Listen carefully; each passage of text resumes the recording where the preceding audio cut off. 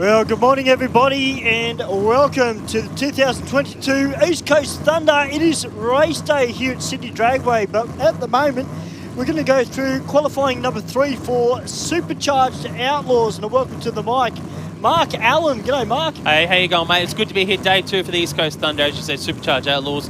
We are picking up on their final qualifying session, and we've got Toby Austin in the funny car and Anthony Bull in the Ford Falcon.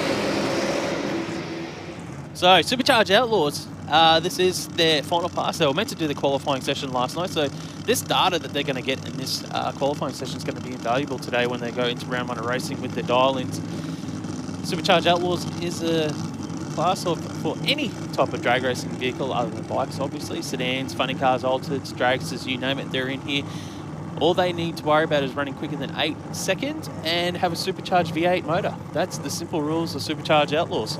And the best part about it too is you've got two very distinct different body styles. Obviously one is a funny car and one is a sedan, but the sedan looks more like a standard Falcon. It's not overly stretched. It still looks like something that's come straight from the Ford factory. It's got that pro street look about it. And Toby Austin, well, he's got the tried and tested funny car, got the Camaro, running a 521 cubed Brad Anderson engine in that car. And Anthony Bull from Chai Automotive.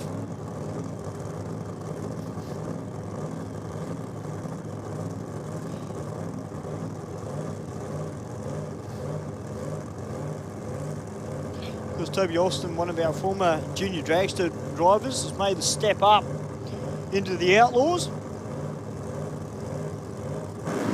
Yeah, so we run a couple of 640s so far this weekend for Toby Austin. Gets out strong with an 0.93 reaction up to a 147 from Bull. Austin goes through consistent 645 at 213 mile an hour. Anthony Bull goes to 734, 187 miles an hour. That's his quickest pass of the weekend for Bull as well. So both these drivers going their quickest passes of the weekend this morning here at Sydney Dragway. I expect the track to be obviously a little bit better than what it was yesterday, because obviously it just naturally gets a little bit quicker.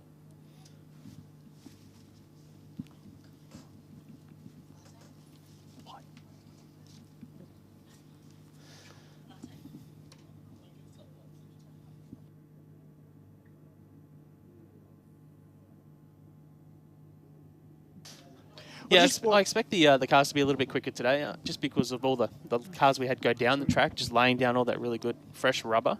Yeah. And obviously we've been prepped this morning by the Sydney Dragway officials team here, so it will be interesting to see how everything plays out today, because the weather is completely different than what it was yesterday. Oh, it certainly was, and I mean, I think too from yesterday, I think they learnt a lot yesterday, particularly about the track. A lot of these drivers, because I have a feeling yesterday, Mark, that, and it was not just Supercharged Outlaws, I think a lot of other categories, there would have been a few people scratching their head last night. I think a lot of them may have underestimated the track. I think I agree with you there, Stu. I think they probably underestimated how good the track actually was. We've seen one of the quickest passes in Pro Stock history when Tyrone Tremay ran that 687, and that Pro Stock is probably the best class for showing the potential of the weather conditions, because they're naturally aspirated engines. So they're dictated, their horsepower is dictated by the weather.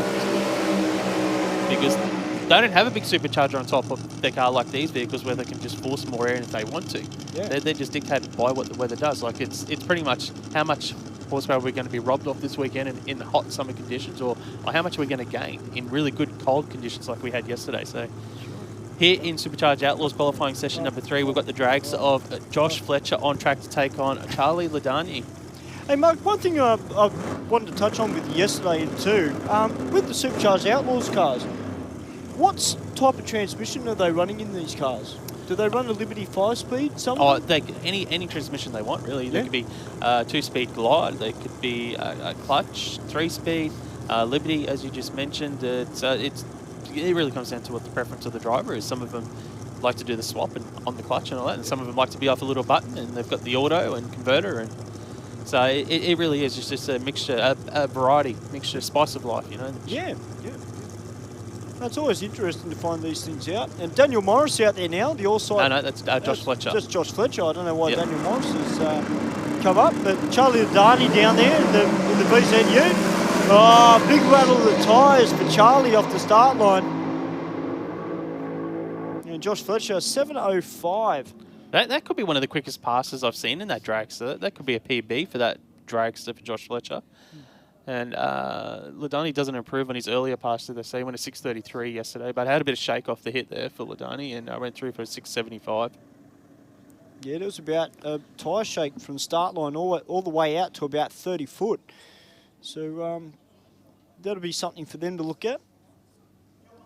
Now, one of my favourite cars in the country is about to come out in Supercharged Outlaws. That's Peter Burns, Speed Gas Industrial Gases, McKinney Altered.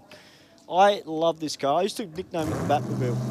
I don't anymore because we've now got another car that looks more like the Batmobile. But he's taking on Sean Leifting from Taree in the Speedflow Products 23 T-Bucket Altered. A car that may go through a bit of a change soon if it gets a new body on it. But look, Peter Burns' car, it's an X-Pro Alcohol Altered.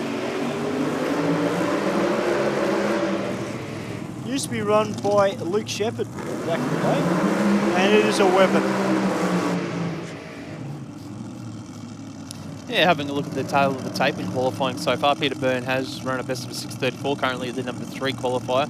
Lifting's not too far behind. He's got a 6:44 best this weekend, and our number 4 qualifier in that Speedflow Products Altered. How tough is the 2 Altereds on the track here? Oh, it's great, isn't it? Where else would you want to be on a Saturday morning? And 2, I guess you could say, kind of different styles of Alters as well. I mean, you've got the more pro-alcohol style of car of Peter Burns, and you've got the more, what I would call more nostalgic looking, and I use that term very loosely, for Sean Leifting. What I do know is that we've got 2 wild pieces of machinery on the start line, Stu. Have you ever thought about driving one, mate? Because you're a modified racer.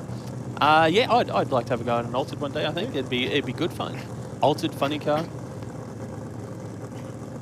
The Altered, the open with the wind in your face. Well, I know Jamie Robinson, who's crewing on one of the Nitro funny cars. He is an Altered man through and through here in Sydney. He runs in Supercharged, generally runs in Supercharged Outlaws or Boosted Outlaws that we have here at our Speed Addict Clothing Company New South Wales State Championship.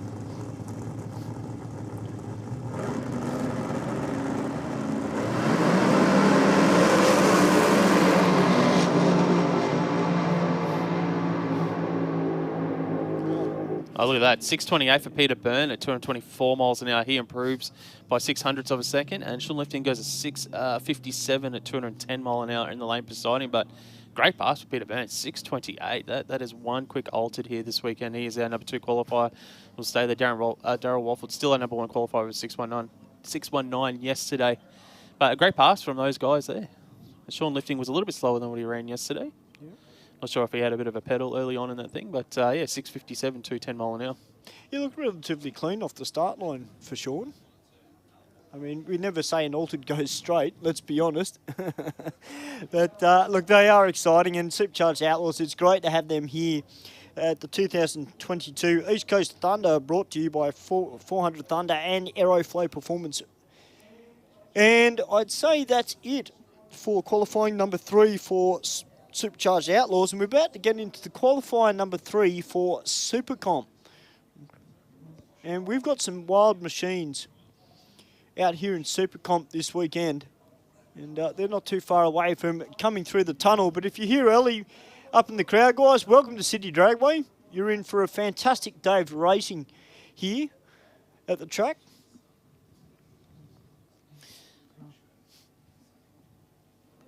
Yeah, we had a decent field in Supercharged Outlaws this weekend as well. There's about 13 or 14 entries, I think I saw so far qualified down the track.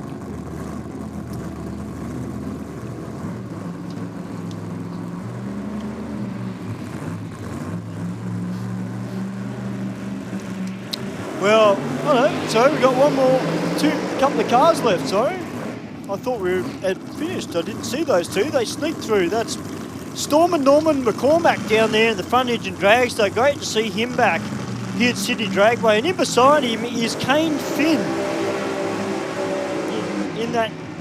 in that beautiful 63 Chev Corvette. Now, Kane had a little bit of a run-in with the sand yesterday. Thankfully, not too much damage for Kane. So it's good to see him back here today. Just doing a quick little mop up of fluid to just where the... Yeah, must be a little bit of fuel. Yeah. They're happy with that. Yeah, Kane Finn, as you mentioned, he did go into the sand. And obviously, the good thing is that the car is fine. Yeah. There's no damage there. Sometimes when they go into the sand, they dig in and it might hurt, like flips of the body. But it was good. The sand did its job. It slowed him down.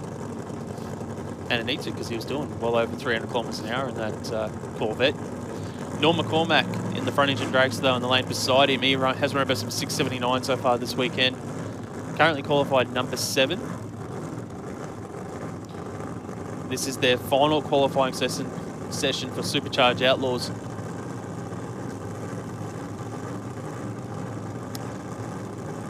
I'm sure Kane Finn has worked out why the parachutes didn't come out early or on time yesterday. And I'd say also that Norm McCormack has learned a lot from yesterday too, because he hasn't driven for a little while.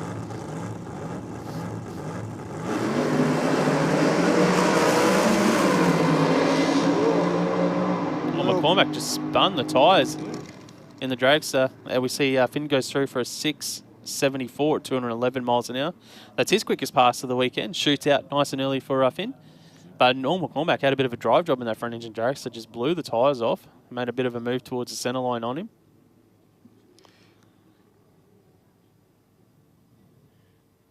Yeah, so Kane Finn sits at number 6 qualifier and Norm stays at number 7. Yeah, we've got 11 cars qualified so far in Supercharged Outlaws, and the top 7 of them all in the 6-second zone. It's a quick field. Yeah. Headed by Darryl Wolford and anchored at the moment by Tim Gruber, who's run a 7.66.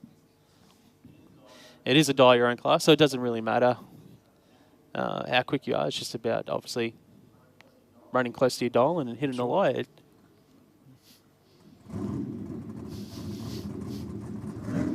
Now we're going to move into Supercomp action. This will be the final qualifying session for Supercomp. And I tell you what, Supercomp has been one of the pick of the brackets this weekend. Some of these cars have been absolutely annihilating their respective records. I've been very impressed, Mark, with Ray Oxley's car. I've been down on the start line for a couple of their sessions yesterday. And, you know, for me, Ray Oxley's car reminded me of a baby Pro Stock car. The B Altered Production Chevrolet Cobalt. And taking on the OG of Pro Street, Stephen Athens, in the Dandy Engines and Ice Ignition Ford Mustang, running double B Altered Production Injected Automatic. Yeah, so the Supercomp class is a style of racing for the guys that want to go as fast as they can every time. They're the nutty professors looking to eke out any sort of performance they can on any given day, track or conditions. So these guys don't have to worry about dial-ins or anything. They're running under a set of specific rules designated for the class that they choose to race in, whether that be restrictions on engines, weight, body, suspension, and that. They've got restrictions in place and they've got to adhere to those rules, and then it's just a matter of manipulating and tweaking the things that they can do to, whether it's to the engine, the heads and carby and the suspension, where they can tweak things and make the cars go a little bit quicker. And obviously, anytime you run under a national record, well, that's awesome, because obviously you're doing your job. You certainly are. And you're one of the quickest cars in the country then in that particular class. So you'll see some of the cars are that we've got half the field at least already under their national records this weekend. So the conditions have been very kind for these vehicles, and these guys are on top of their game. Ray Oxley, running in the B Ultra Production class, has a national record of 7.45. He's currently run a best of 7.70, so he's 0.25 of a second above the national record. Stephen Nathan, so he's one of those guys that's gone under his national record. He ran a 6.80 yesterday to nearly be 4/10 under the national record of a 7.20 in the double B Ultra Production Injected Automatic class.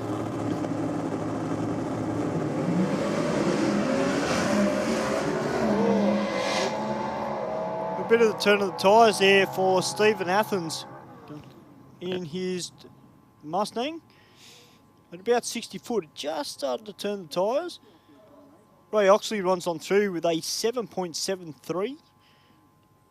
But, Well, Oxley's actually above the speed record. That 181 miles an hour is actually above the record, which is set at 180 mile an hour at the moment. So that's a positive for Oxley.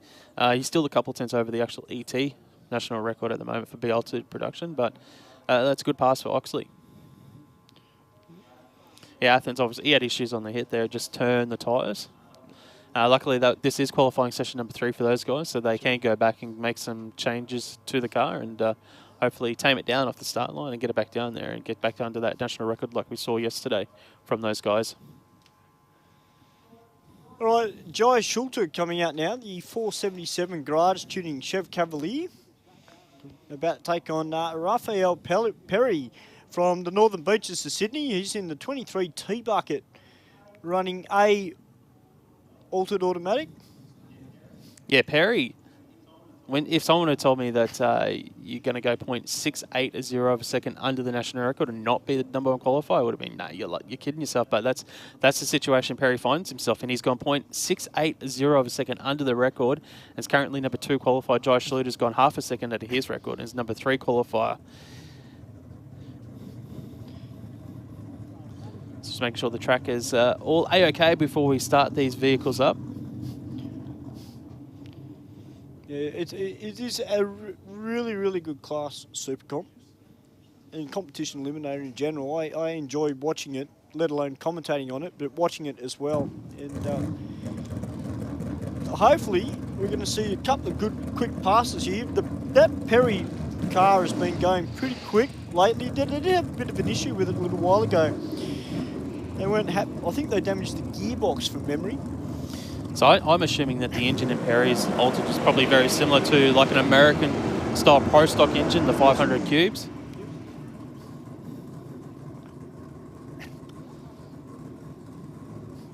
Joe Schulter, he's running a 280 cube small block Chev on board his car.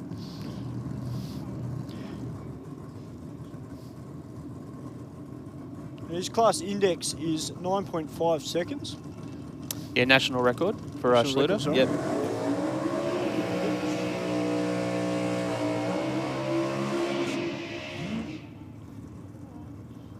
Yeah, short, sharp burnout for Schluter. It'll be the high revving small block Chev on board for Schluter.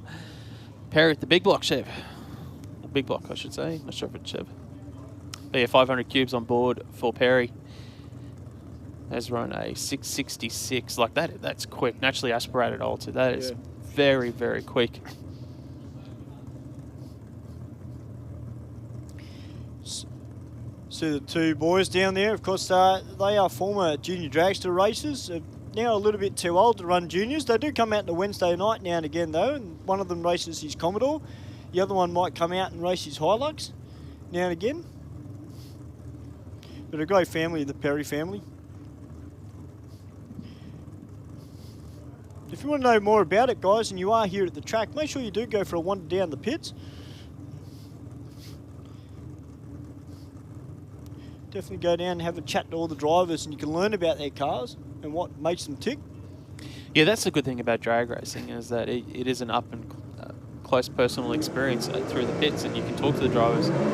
Sometimes even get pictures in the cars, and that, depending on how busy they are.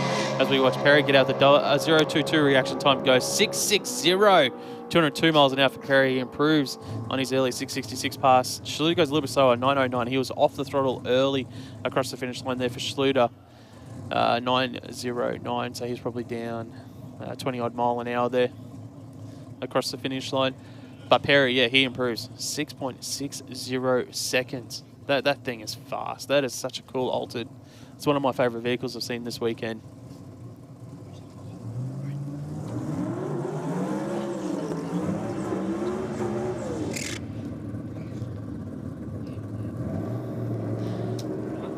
Next up, here in Supercomp Qualifying Session number 3. I think this is the final qualifying session, then everything from this point forward after Supercomp is racing today.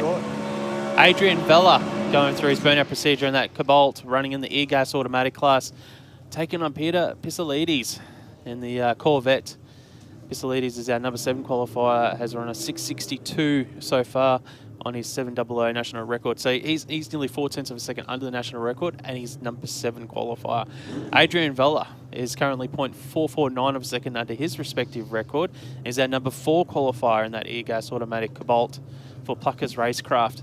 We see Vella starting to move forward here, but how cool is this Corvette of Pisolides? That thing looks just fast, sitting still. It's a wild-looking machine. I've been out here for a couple of test days when Peter's been out here with the car, and yeah, it never ceases to amaze me just how much that car tends to have a mind of its own at times. It likes to move around, has a little bit of attitude about it.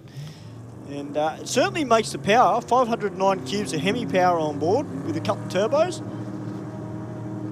But Adrian Vella, one guy to keep an eye on, it likes to get up on the rear wheels. Well, he's taken it down a little bit. But Peter Pisolides, 1.07 to the 60. Oh, how about a 644 at 212 miles an hour? He goes nearly 6/10 of a second under his national record on that pass. Vella goes 8.44. He doesn't improve on his earlier 8.41 at 160 miles an hour. That really consolidates that car. Still about 4/10 of a second under the national record. But Pisolides, he picks up another couple tenths there. He goes nearly 6/10 under the record. A great pass for that team for the guys from Victoria. That was a crazy pass. That looked, I almost say picture perfect going down the aeroflow lane. As looks like Daniel Camilleri coming out now in the Pontiac Firebird. Now he's got a little bit of a different route compared to everybody else. He's got 183 cubes of Nissan power on board, and yes, the car is for sale. And he's taking on Fred Nicastri in the Hours Race Glides and AC Automotive Pontiac GTO. Well, Camilleri is our number 1 qualifier at the moment. It went 0.750 of a second under his record of a 765 in the double D gas automatic class. Fred Nicastri hasn't had a great weekend so far. He's been half a second over his national record. He's had some issues in this Pontiac GTO. Let's see if he can get it sorted here in Q3. He's about to go through the burnout procedure. Obviously, Camilleri's got a bit more of a longer procedure than Nicastri, so Nicastri will be just a short, sharp burnout.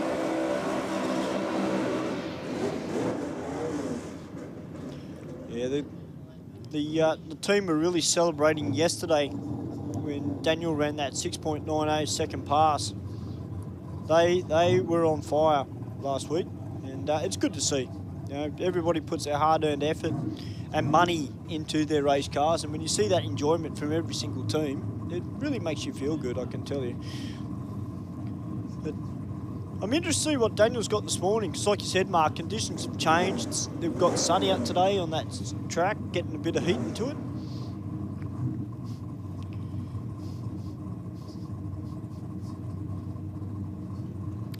We see Camilleri is just outside the pre-stage area now. The crew just doing final checks. I think they'll put him into stage now. Nicastri, let's see if he can get this Pontiac GTO off the start line this time.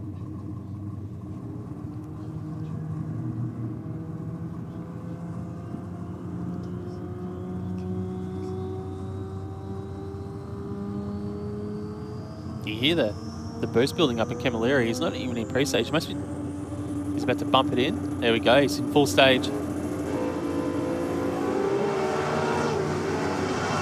101 to the 60 foot. This should be another 6-second pass for Camilleri. It is a 695 at 195 mile an hour. He consolidates that number 1 spot. We see Nicastri picks up nearly a full second, a 901. So he goes 0.4 of a second under his national record as well, Nicastri. So they found big improvements in Nicastri's car, and Camilleri just consolidates a consistent 690 pass. Backs up that yesterday's 690 that he ran as well. Great to see Kit Hunter here this weekend in the Double B Altered Production Injected Automatic VL Calais. And he's taking on John Kuiper in the Fast-Drawn Pertamina sponsored VP Commodore. Now he's only got 290 cubes of Chef power on board. He's running in D-gas.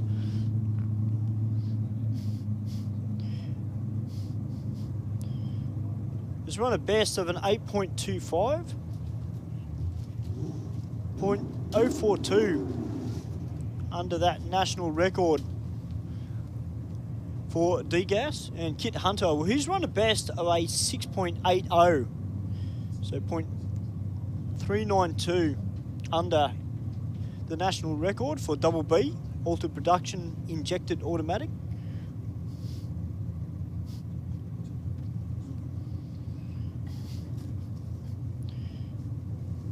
John Kuiper been campaigning in this car for a very, very long time. And yeah, the D-Gas class is a really tough class that Kuiper's running in. Yeah. Real competitive.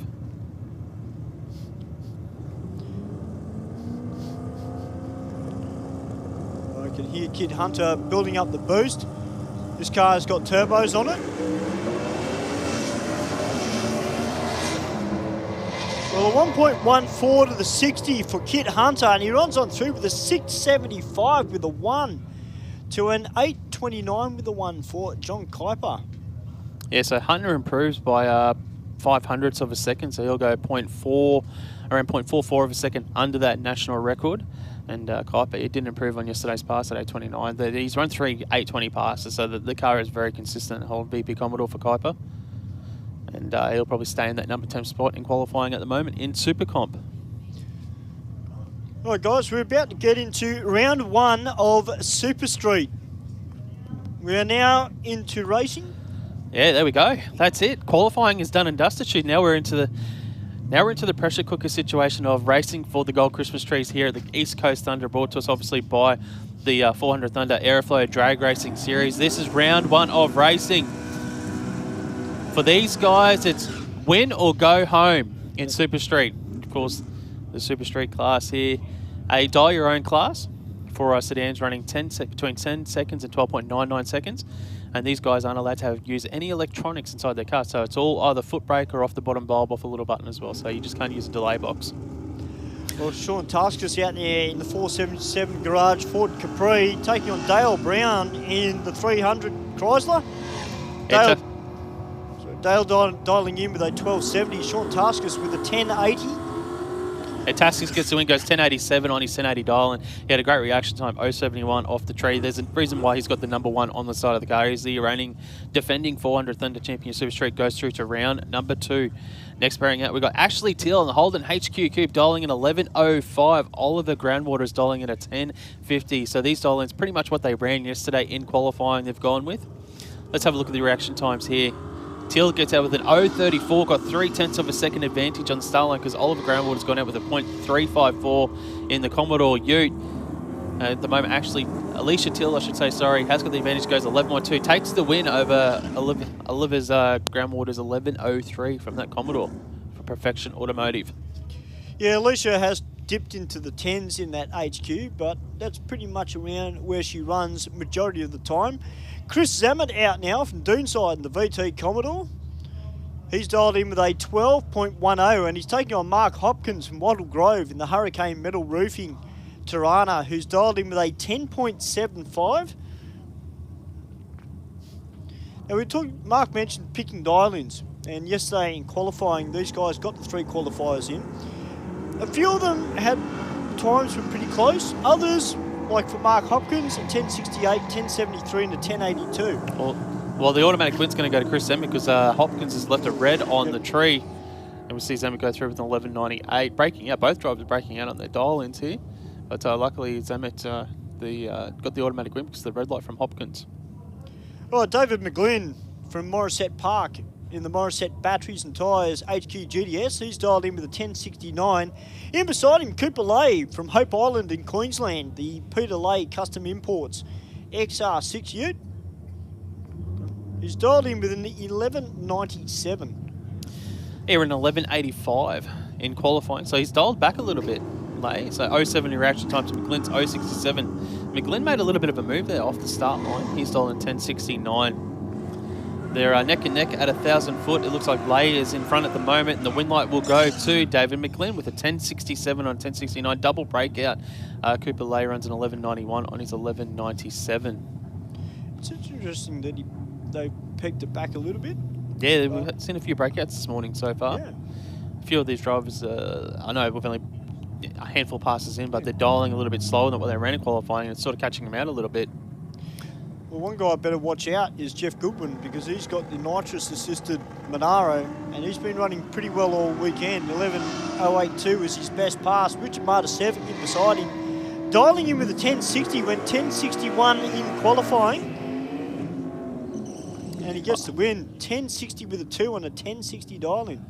That's tight for Matasevic. Yeah, 10.60 with a 2 thousandths of a second over his dial in here in round 1. That's a great pass for those guys. They go through to round 2.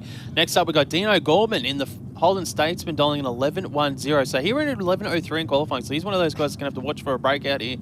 And Sean Smith dialed in a 10.23, which is what he ran in qualifying. So Gorman's dialed back a little bit. Smith has dialed on what he ran. So a 3.07 reaction time for Gorman, a 3.14 for Smith. So nothing between the two drivers reaction time-wise. You got 7 thousandths of a second advantage to Gorman at the moment. Across the finish line, the win light will be on Gorman's lane. Goes 11.12 and 11.10. Smith broke out. He went a 10.14 on his 10.23. His quickest pass of the weekend. Right, Craig Warren coming out, the Sydney Scrap Steel Tirana, and our start line crew just having a quick look on the around the start line of the Rocket Industries lane. Just before we send Josh Fletcher down that lane. He's just raced his Supercharged Outlaw Dragster. Now he's had to race around and jump in the Tirana. He's dialed in with a 10.82, and Craig Warren dialing in with a 10.17.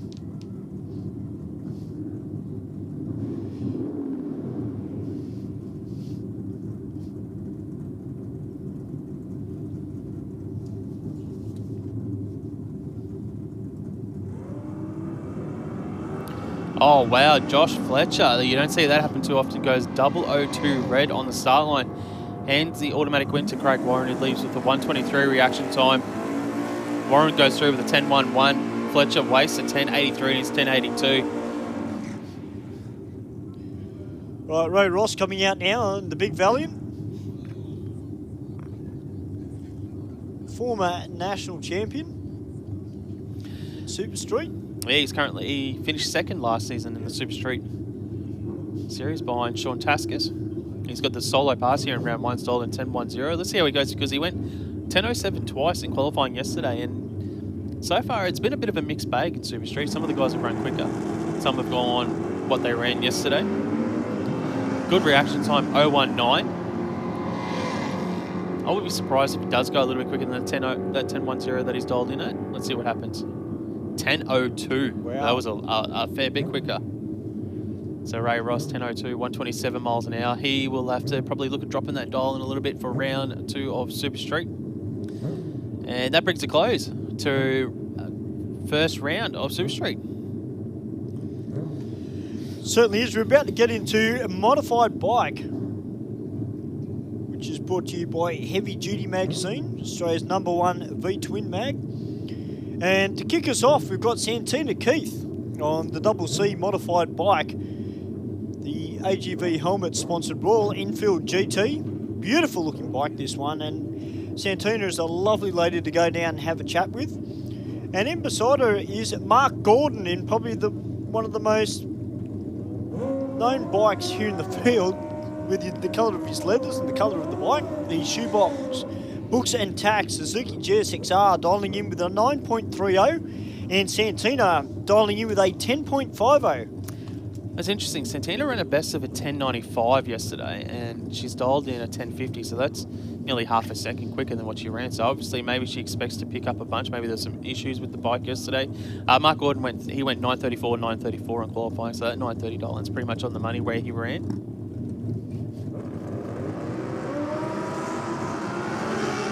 Oh, Gordon's left the dreaded red light on the start line there. And Santina will get the automatic win, 0.44 reaction time. And takes it through for an 11.60 on that 10.50 dial in. Yeah, Mark Gordon, he went 9.29 with a 9, so he left the red light on the start line and broke out by 1,000ths of a second as well. Next up here in modified bike, brought to us by Heavy Duty Magazine, we've got Travis McCleverty for United Speed Shop in the Suzuki GSXR dialing at a 10.06. He'll be taking on Peter Bartlett. Running for Heavy Duty Magazine this weekend, that Suzuki Hayabusa, and Bartlett just waiting on his dial in to show up on the board. Peter Bartlett dialing in with an 8.85. Went 8.88 in qualifying to be our #4 qualifier. And Travis McCleverty dialing in with a 10.06, went 10.05 in qualifying to be number 15 qualifier. Yeah, so Bartlett's just got over a full second wait here on the start line. Just seeing maybe one of the riders isn't happy with the dial-in potentially.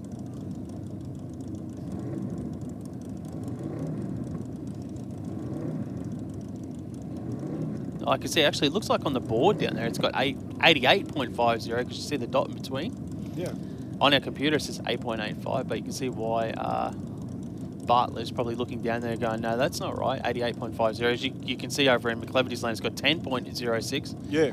And then, yeah, Bartlett's lane's got 88.50. And obviously, this is one of the things that you're trained as a rider or driver from junior dragster through to the top of the sportsman class, is that you got to check those dial-ins to make sure it's right. Because once you accept the green, you've gone, yep, I accept that that's correct, and I'm happy to race under those conditions.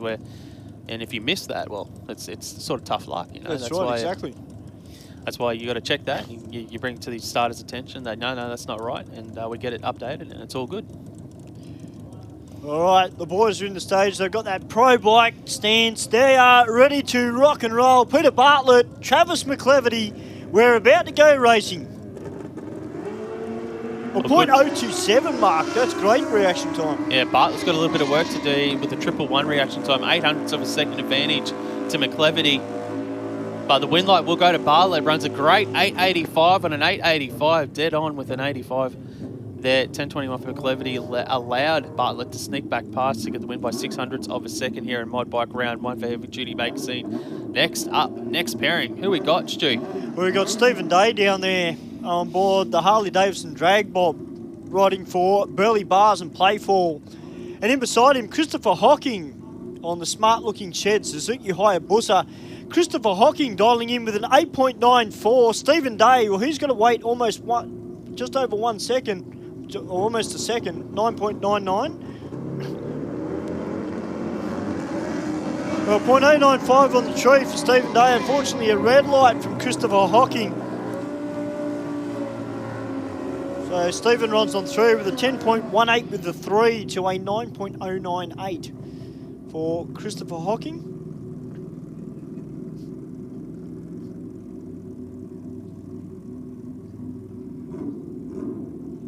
So people starting to feel the pressure a little bit this morning. Lucas Nago on the B modified bike for A&M Stonemations, dialing in with 9.50. And Justin Clemson, well, he's just left a cherry on the tree. Yeah, there's been a lot of riders this morning in round one. They're taking a chop at it. They're leaving nothing on the table, and unfortunately, it's leaving a few of these guys with the red lights on the start line. We've seen Nago go through with a 9.46 on his 950 dial in, and Clemson goes on 11.59 at the back door, but sometimes it happens, you know. If you It just also goes to show, Mark, just how competitive modified bike is. It as is. a class, really, isn't it? It really is, and you know, sometimes it goes your way. And you cut like a killer light, and then other days, you know, when you're talking thousandths and hundredths of a second, sometimes it ends up on the red side of the tree.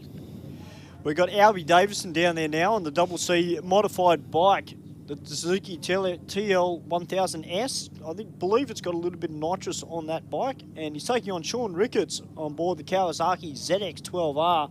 Sean's dialed in with a 9.26. Albie Davison dialing in with a 10.40. No one wants to go in stage. Yeah, we've got a bit of a staging duel here in modified bike. Who is going to go first? Davidson has gone in.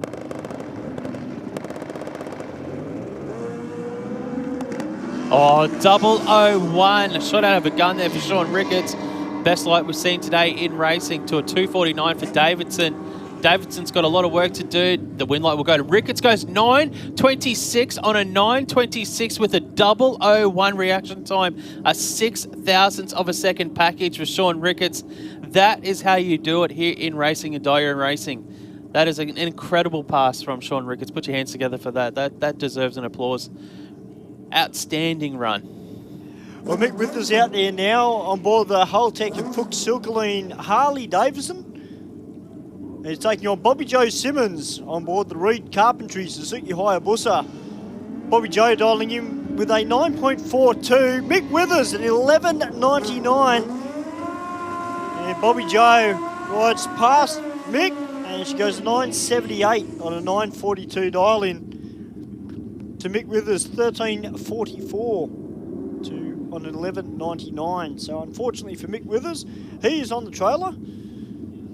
Yeah, I think Mick might have had some issues on that bike because he didn't actually, you've got to dial in quicker than 11.99. So, and he only run high 12s this weekend. So he was always a little bit behind the 8-bolt, I guess you could say, if there were some issues on the bike and having to dial in 11.99 just to obviously to race today. All right, Ben Redmond out there now in the better hire at Ballina Suzuki GSXR. This is an ex-pro stock bike, originally campaigned by Lockie Island. It was sold to the Welsh family. They didn't get around to riding it. They sold it. Now Ben's got it, and he's taking on the lady that, let's be honest, you wouldn't want to verse in racing. Tammy Goldthorpe, 9.13 dial-in. Yeah, well, Tammy's already got 7/10 of a second advantage on the start line. She's already passed Redmond down there, and she should probably convert this to when she does 9.19 at 128 miles an hour. And Redmond goes through with 10.99 on that 10.20 dial. Obviously, Redmond's still just learning the art and craft of racing on the mod bike. Yes. And unfortunately, jagging someone like Tammy Goldthorpe in the first round of racing is a tough deal. It is a very tough deal. Actually, speaking about learning a bike, Robert Simmons is out now on the second of the Reed Carpentry Suzuki Hayabusas. This is a relatively new bike for him. And he's taking on Brian Alvizio from Jimboomba in Queensland, the DeWalt. He's the #1 rider in mod bike, Brian Alvizio, the champion in mod bike. Let's see what he goes here. A 118 reaction time to a 250 from Simmons. So the champ in mod bike has got the advantage at the moment and gets the win. Double breakout, 888 on an 892. Simmons goes a 980 on his 999. So Brian Alvizio will go through to round 2 and keeps the points ticking over. Yeah, that was a good side-by-side drag race right there, and very much a game of cat and mouse at the end. Dale Williams out there now from Cowra on board the Yamaha R1, dialing in with a 9.36. In beside him, Andrew Sellers, the mobile sticker man, on board the Harley-Davidson V-Rod. He's from Echuca in Victoria. He's dialed in with an 11.35. 0.075 on the tree there for Andrew Sellers. Dale Williams has got a little bit of work to do. And Dale Williams gets a win, a 9.37 with a 7 on a 9.36 dial-in. Yeah, massive field here in Heavy Duty Magazine. Modified bike, this is round 1 of racing. Jared Healy on the Suzuki Hayabusa for Rich River Irrigation. These guys travelled up from Victoria, has doled in at an 885. Ron Adams for Ron Cut Builders and Supplies on the Harley-Davidson Destroyers, doled in at 936. So Adams ran a best of a 969 yesterday. Healy has doled a little bit slower than his best of an 879. Well, I'll tell you what, Rod Adams had that bike loaded up on the start line. Hit the wheelie bars quite hard. But Jared Healy gets the win, a 9.24 with a 6 on an 8.85 dial-in to Rod Adams, 9.82 on a 9.36. As we've got Dylan coming out now, the MB Plant Hire and Rabtech Engineering Suzuki Hayabusa from Alton Downs in Queensland, about to take on one of our local racers, Peter Strudwick, on board the HPM Motor Garage at Port Macquarie. Harley-Davidson V-Rod. Peter Strudwick dialing in with a 9.54 and Dylan an 8.60. So it's Dylan Lacey on the Suzuki Hayabusa. He gets out with an 0.57 reaction time, but Strudwick was a little bit better with an 0.54. It will come down to the dial-ins. Which rider has picked the right dial-in this morning? It's going to be Strudwick, who runs a 9.50 and a 9.54. It's a double breakout for both riders. Dylan Lacey goes an 8.55 on his 8.60. Breaks up by a little bit more, which hands the automatic win to Peter Strudwick.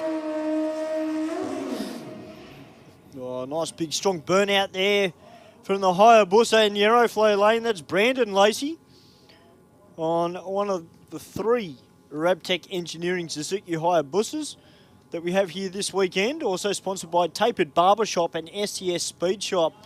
Our number one qualifier with an 8.43 with a 5. He is dialed in with an 8.43.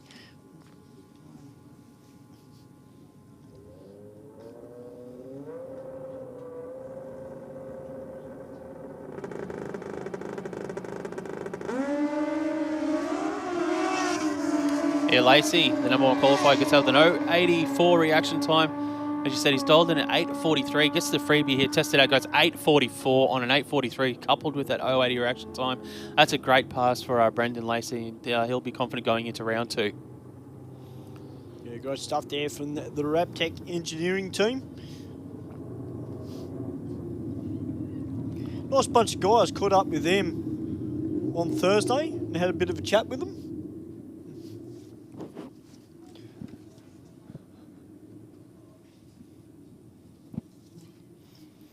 So what are we going into next, mate? Super Sedan going Super by Sedan. my list here. Well, juniors, by the look of it. We've got juniors coming out. There we go, Junior through the tunnel. Dragster. Yeah. Brought to us by Aeroflow this weekend, Junior Dragster. Or have we got another bike down there? Oh no, that's just someone coming through. Anyways, how good has it been so far this morning? Just my quick take of what I've seen so far in the Sportsman racing. Conditions-wise, I think even though it is a completely different day, weather-wise, the vehicles seem to be running very similar to what they ran yesterday, which makes me excited for the pro racing that we have later on for the 400 Thunder Aeroflow Drag Racing Series. And the sun is shining, and hopefully we get a big crowd today because it's starting to build up already. Yeah, I think so. And then later on, guys, of course, we're going to bring out those crazy Top Fuel funny cars back out as well. And if you weren't here yesterday, oh, incredible! 493 from Morris McMillan was just crazy. Yeah, 527 kilometres per hour for Morris McMillan. Just an outstanding pass. That's the fastest funny car pass we've ever seen, I think, in Australia as well. So incredible performances, and it's the first time in over 30 years since we've had a championship race for Top Fuel funny car. The first time, obviously, in the 400 Thunder Series as well. So there was a little bit of history online there because Morris McMillan gets the first ever Top Qualifiers award in Top Fuel funny car as well. So he picks up that little bit of history. No one else can ever say they were the first. That's it. Morris is the one. And someone's going to be the first ever winner and take home the first ever 400 Thunder Gold Christmas Tree Top Fuel funny car later on as well. And it's going to be either Morris McMillan, Brandon Gosbell, Justin Walsh, Anthony Begley, or Chris Stefanovic later on. So those 5 guys will be battling it out here in the Aeroflow 400 Thunder Drag Racing Series here at the East Coast Thunder. But we've got plenty of racing coming forward. We've got the Sportsman guys up first this morning. They are into their eliminations. It is basically you win, you get to continue racing. You lose, you're on the trailer and back out here supporting your mates or watching up in the grandstand. It's that's it for those guys. Yeah, due to Dragster yesterday, the qualifying was quite exciting. A lot of these kids were putting in some very, very good passes, and particularly at the top end, a lot of them in the 8.0s. And you got to remember, guys, these kids, they run a single cylinder motor. They run on methanol, and they leave off the foot brake. So, as I said yesterday in commentary, when they come out of Junior Dragster and say they get into a street car, well, they're already used to leaving off a foot brake. So once they work out what their street car can do, they bring it out here to Aeroflow Race for real. And never know, they could win themselves some money. Well, the thing with junior drag racing is that as a kid, it teaches you so many fundamentals like mechanical knowledge, engineering knowledge, data acquisition as well. You know, you're constantly looking at numbers, so it's good for your maths. If you're a kid trying to sell it to your parents, like, Mum and Dad, look at this stuff. You know, it's numbers, it's engineering, it's mechanical. I've got to get my hands dirty. You know, and I promise to keep my grades up because that's a good way to make sure your kid keeps their grades up. If you don't get, a B+ average or something, you're not racing junior this weekend. Yeah. And on the start line, we've got Jaden Curry, as you said, dialing in 810 in the Aeroflow lane. Daniela Axiak dialing at a 792. We can see Jaden's already into pre-stage.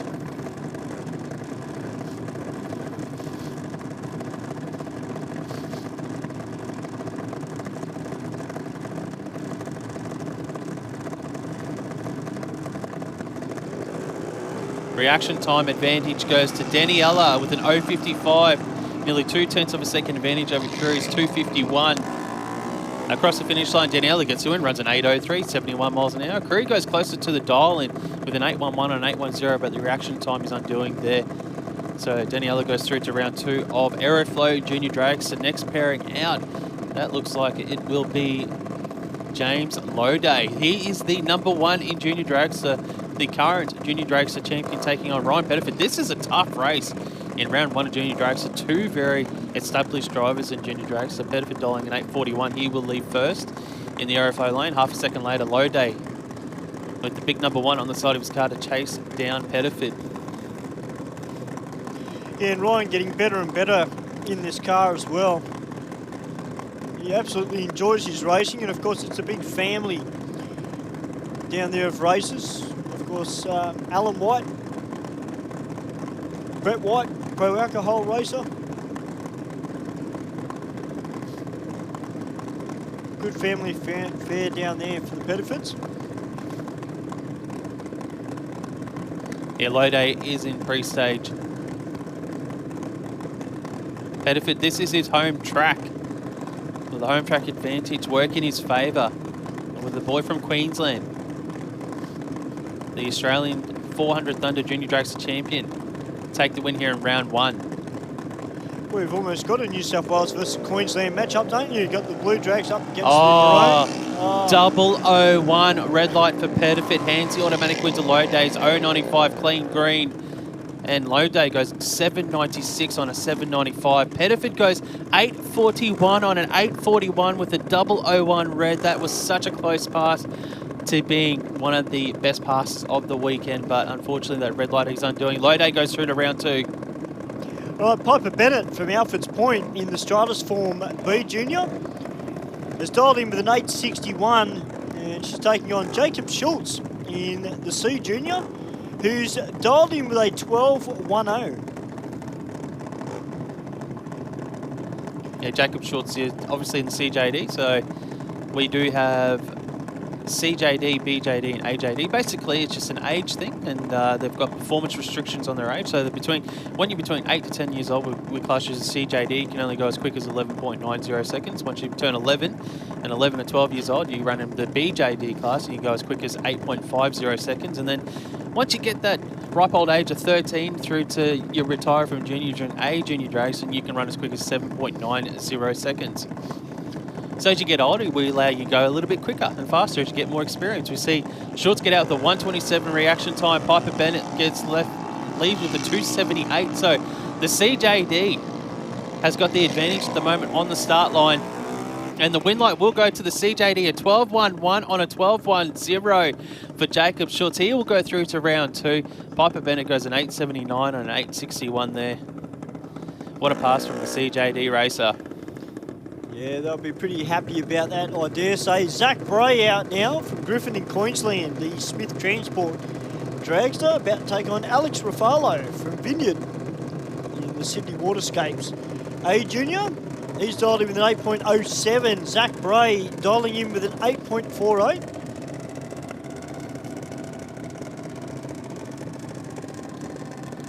Yeah, Zach Bray ran a best of an 8.50 yesterday, so he's dialing a tiny little bit quicker than what he ran. And Ruffalo has dialed in pretty much exactly what he ran yesterday, an 8.07.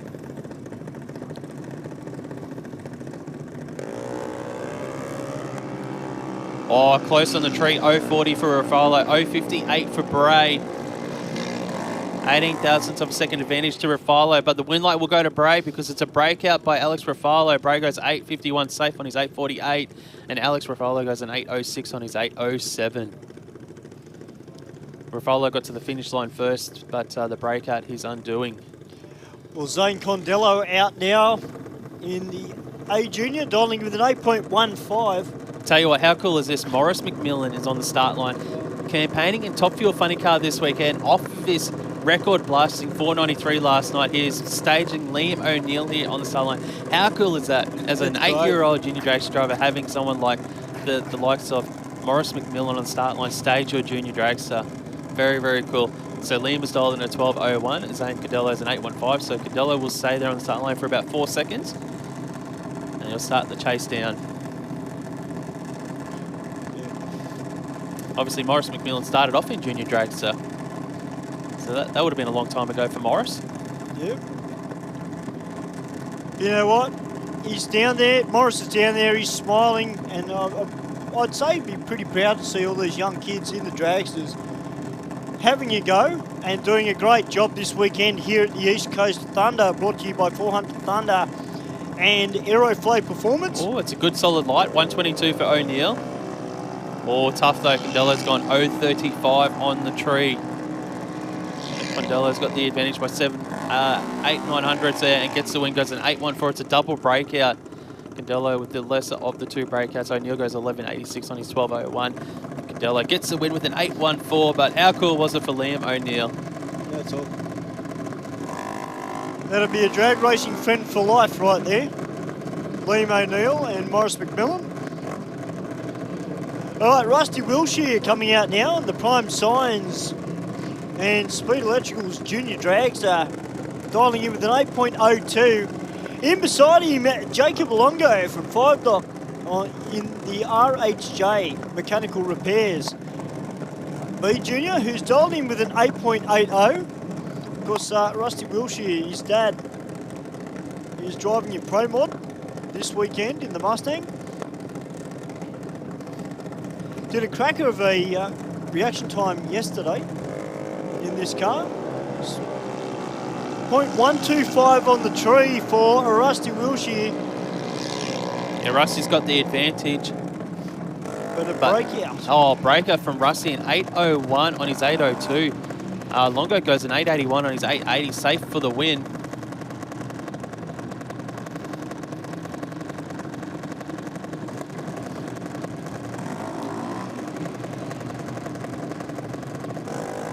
All right, Lyric Cardam out there now, the Speed Pro and RK Carpentry sponsored dragster. She's dialed in with an 8.07. In beside her is Elias Marta in the A Civil. A-Class Junior, he's dialed in with an 8.10. It's going to be a tight race between both these races. We'll see Robert out a little bit later in his big green Falcon. He's also got a Pro Mod in the build as well, I've been told. Hopefully we might get to see that next year.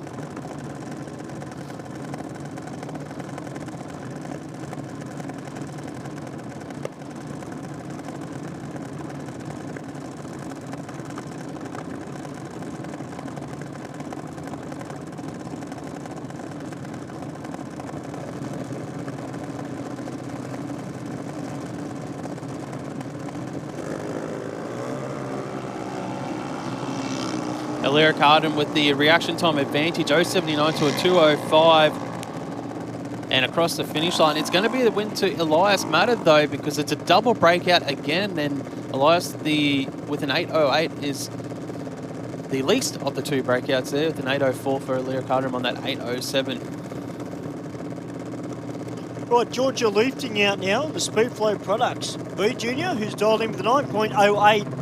Zach Ruffalo down there in the Sydney Waterscapes. A-Class Junior, a very tough racer in our New South Wales State Championship Series. He's currently sitting at number 13 qualifier, and he was dialed in with an 8.05. He went 8.06 in qualifying.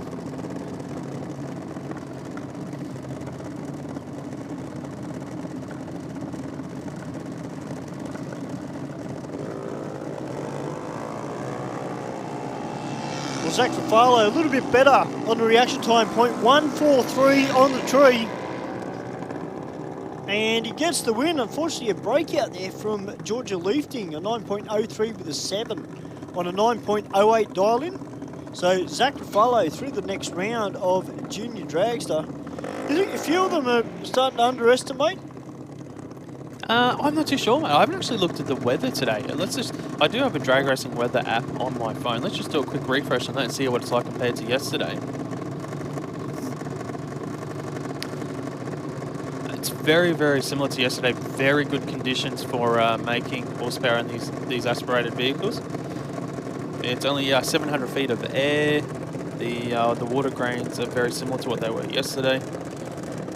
30 inches of barometric pressure, so those are all good numbers when you're talking atmospheric conditions for the aspirated vehicles. That's why we saw the likes of the guys in Pro Stock yesterday run those big numbers.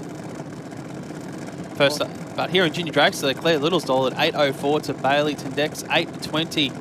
So Bailey will leave first in the A Silver Junior Dragster, gets over the 114 reaction time. Little goes 0.77. Dial-ins wise, Little's 8.04.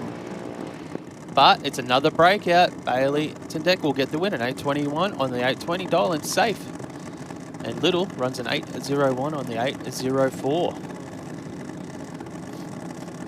Right, Nixon Canuli out now. Our number 10 qualifier in the Olympus Lotus Dragster.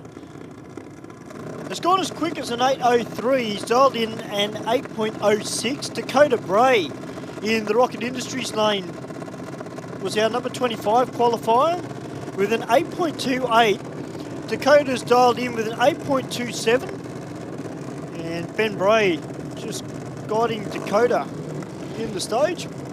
And John Canuli down there, who we'll see out a little bit later in Pro Alcohol. Yeah, it's a bit of second and third generation races here on the start line. You got the Canuli family, you got the Bray family.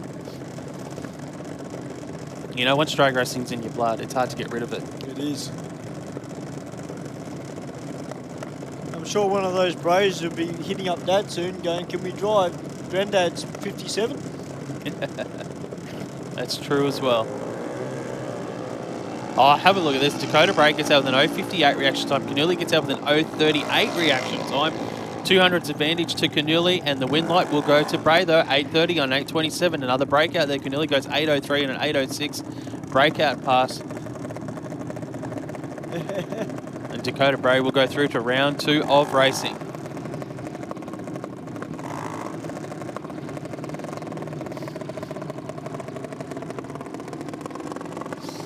All right, Ricky Lee Dransfield from Burpengary, Eastern Queensland in the All-Stars Earth Moving A Junior. Dialing in with a 7.94. And Charlotte Leifting from Taree in the Speedflow Products Dragster, dialing in with an 8.20. So a little bit of an increase in performance for these juniors.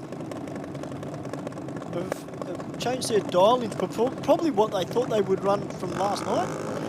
Going to be a good race. 0.118 on the tree from Ricky Lee Dransfield and 0.169 from Charlotte Leifting. They're pushing each other over the finishing line, and a breakout, unfortunately, for Ricky Lee Dransfield, a 7.91 with a 6 on a 7.94 dial-in. So Charlotte Leifting through to the next round, went 8.21 with a 1 and an 8.20 dial-in.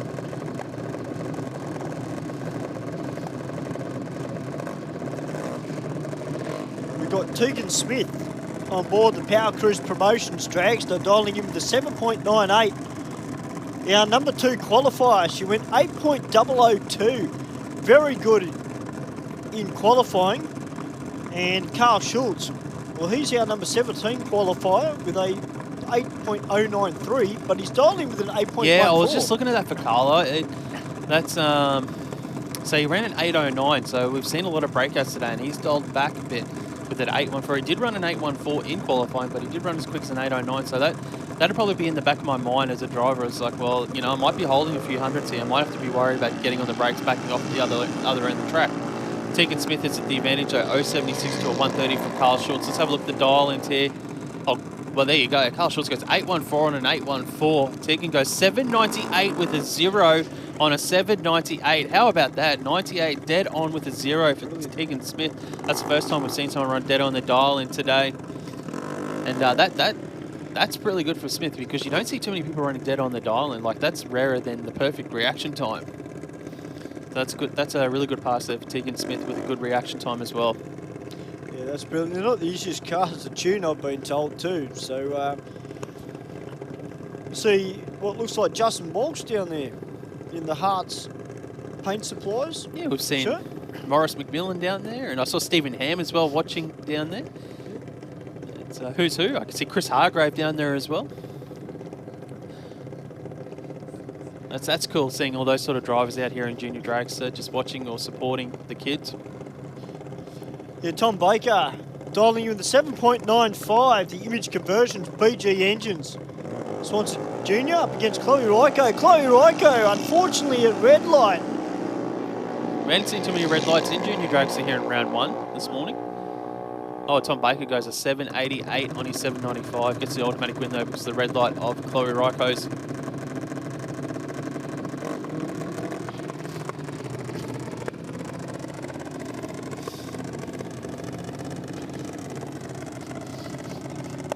Massive field in Aeroflow Junior Dragster this morning.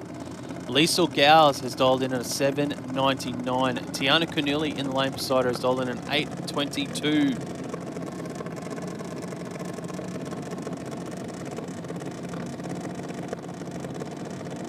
All right, Liesl Gowes down here in the SCG Racing Parts Dragster.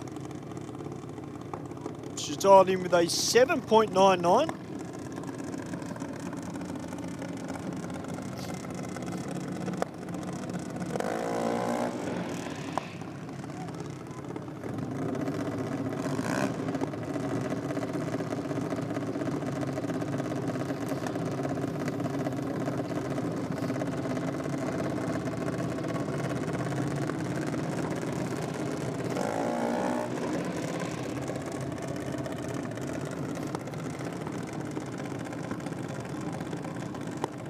See Kirsten Canuli down there, of course, former pro stock racer in her own right.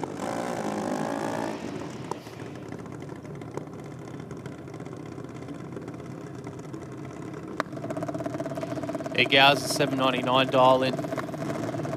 Heading towards the pre-stage area now. Tiana Canuli will leave first, 0.3 of a second, or 0.2 of a second later. Gowes will do the chasing in the SCG Racing Parts Junior Dragster. Olympus Lotus on the side of Tiana Corneli's Junior Dragster this weekend.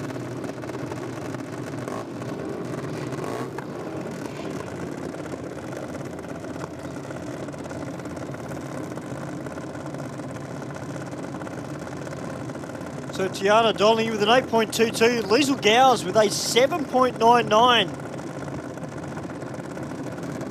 She's looking to go at least a tenth of a second quicker today.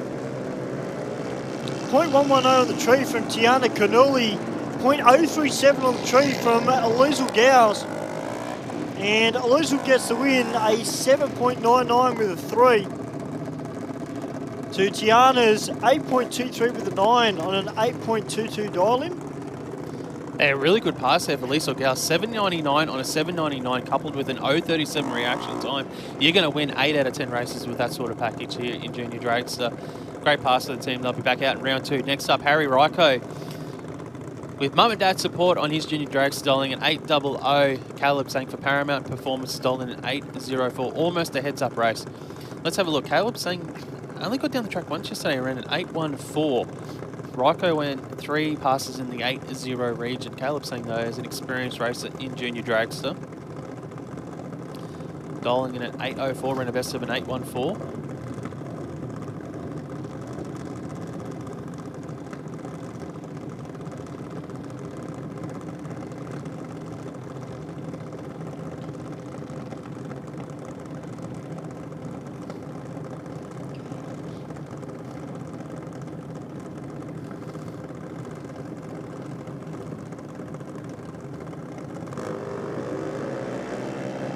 Oh, 014 for Ryko, 048 for Caleb, saying 300s between the two drivers. The win light will go to Ryko, an 801 on his 800. Saying goes 809 on the 804, but what a run from Ryko. 014 reaction time, goes 10,000 over his dial, and it's a 24,000 package there. Great pass for the guys. They go to the next round of Aeroflow Junior Dragster. Right, Jake McNamara coming out now, our number 1 qualifier. He went 8.001 in qualifying. He's dialed in with an 8.02. And he's on the solo.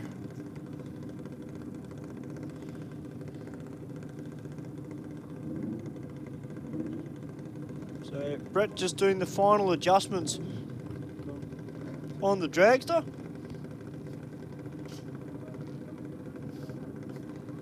We look forward to seeing what Jake has got for us. Is he going to test that dial in? Probably yes. So as Mark said, conditions out here today are very, very good. They are really good. Well, .087 on the tree. Nice and straight down the aeroflare lane. And Ron's on through with an 8.02 with an 8 on an 8.02 dial-in. Yeah, McNamara are a good pass there. Some of these junior drivers are smashing the dial-ins this morning. They've really nailed it in these ever-changing conditions that we had from yesterday. All right, better get into some exhibition racing now. We've got junior drag bike. And it's great to see these guys down here. The little 125s and the 300s, similar to junior dragster. They run them over the 8th mile. And obviously, the younger kids have to ride the 125s, and the older kids are able to run the 300s.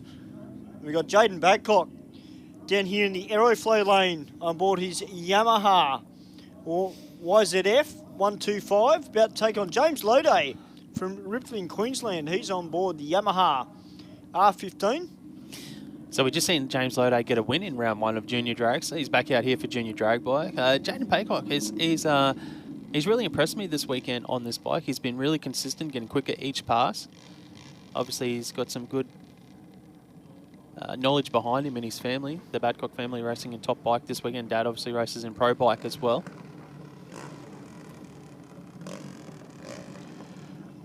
It's his first event in junior drag bike.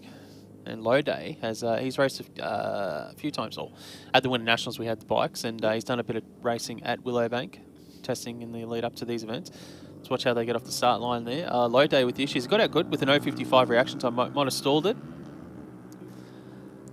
Jaden Badcock has gone as quick as 11.002 over the 8th mile and goes in 11.36 at 57 miles an hour. And James Loday goes a 21. Unfortunately, as Mark said, he stalled it, but a 60.19 miles per hour.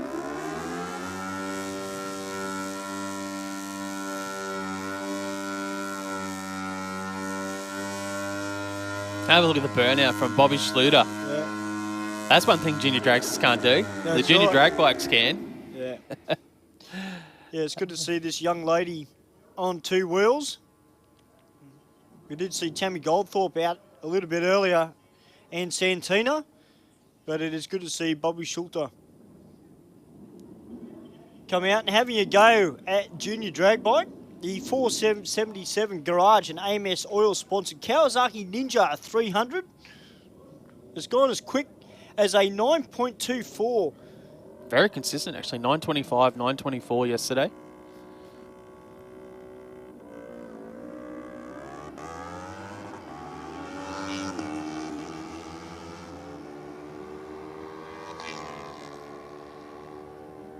Goes 9.17 with a 6 at 74 miles an hour for Bobby Schulter. Put your hands together, Sydney Dragway, junior drag bike.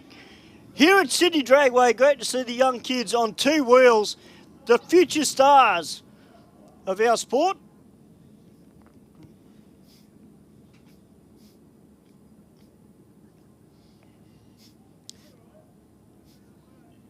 Yeah, just an exhibition bracket at the moment, the junior drag bike class. Bobby Schluter there going through in that Ninja, the Kawasaki, 917.74 miles an hour. And I expect it to take off as well, just like the junior dragster did. You know, junior dragster started back in the mid-90s, and it started off with, 7 entries at the first Winter Nationals that junior dragster ran in. And look at it now. That's huge numbers. I hope junior drag bike takes off. I think they're fantastic. It's a great initiative by 400 Thunder to get behind it. Well, we are about to start what looks like round 1 of Super Sedan, I believe.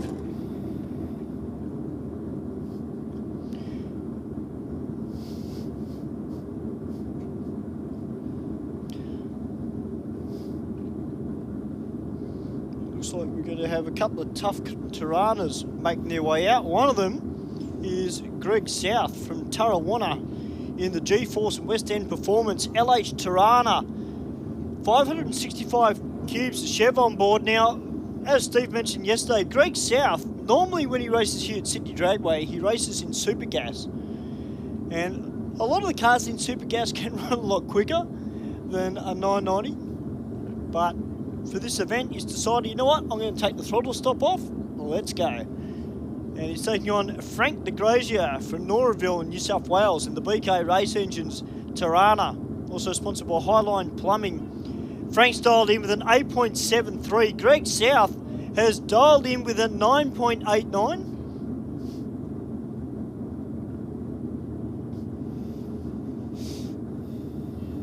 Yeah, Super Sedan brought to us by Perfection Automotive this weekend. This will be round one of racing. If you want to advance to the next round, you must win. It's as simple as that. If you're new to the sport of drag racing, this is a die your own class, so all the drivers will nominate their own time. The basic rules in Super Sedan is you dial in quicker than 10 seconds, get to the finish line first, and don't go quicker than the time that you nominate.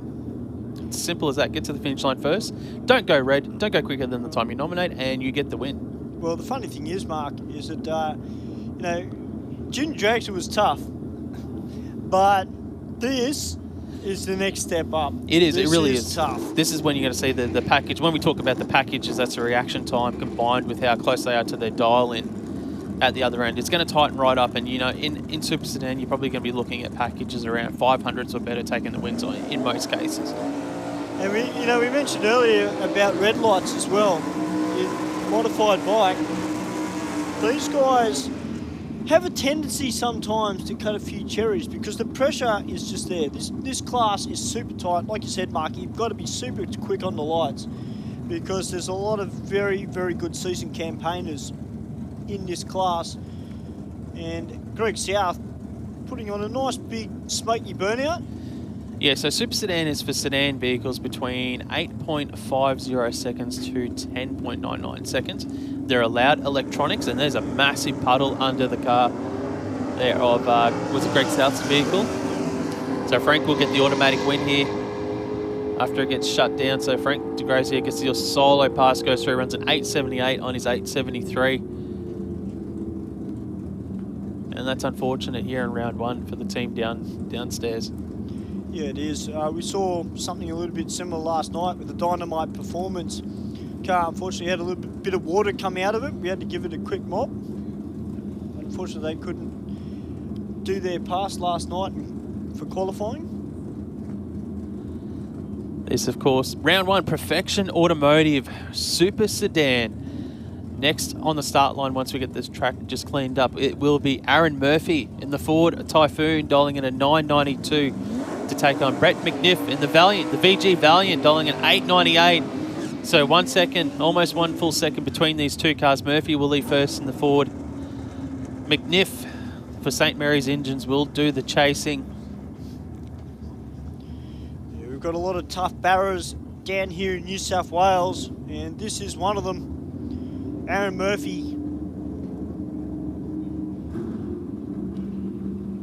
But he's got a bit of a race on him because he's taking on the wily veteran Brett McNiff in the St. Mary's Engines Valiant VG.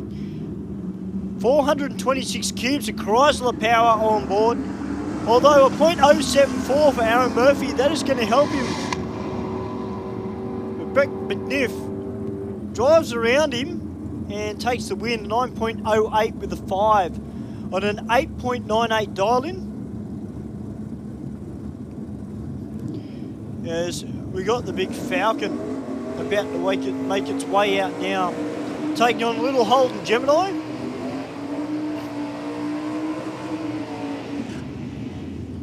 That's Jaden Mellon from Granville, the JRE Engines and JTS Towing Gemini. 308 Holden motor in the front of it. He's about to take on Peter Zakenis from Yaguna, the BK Race Engines XY Falcon. 468 cubes of Windsor power on board for Peter. Dialing in with an 8.67. Jaden dialing in with a 9.37. Yeah, 0.6 of a second head start for Jaden in the Gemini. Gets out with a 187 reaction time. Peter at 283.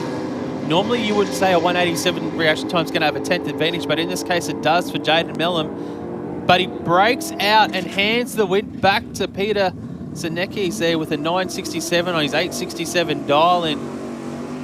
Jaden Mellum, he took the finish line by over a full second, but broke out by 600ths to hand the automatic win back to Peter. I don't think he was using the rear vision mirror just to see, well, roughly where Peter was. Not in this scenario. And sometimes it happens. It does. All right, Robert Moore from Nambucca heads in the big Chevy Nova. About to take on Lou Palumbo. Does it look like Moore is staged on a bit of an angle to you? Yes, he is. Yep. And just sort of pointing towards the centre line at the moment. Robert Moore, he's dollar 972, will leave first. And Palumbo dolling in a 907, that Holden HX, the one-tonner. Running a little bit of nitrous as well for Lou Palumbo. And Moore has just left before the tree has been activated. Not sure what happened there. Palumbo will get the automatic win.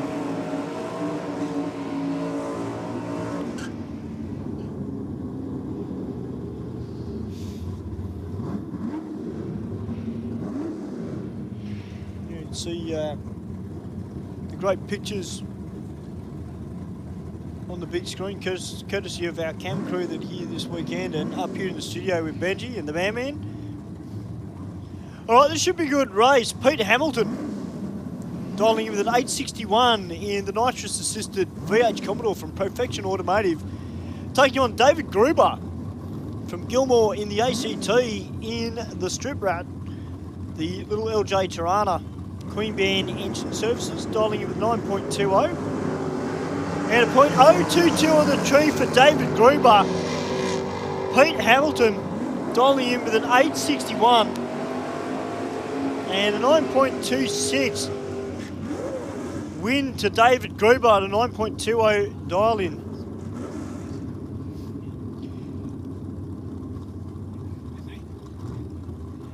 We've got Carl Chevy Taylor out now.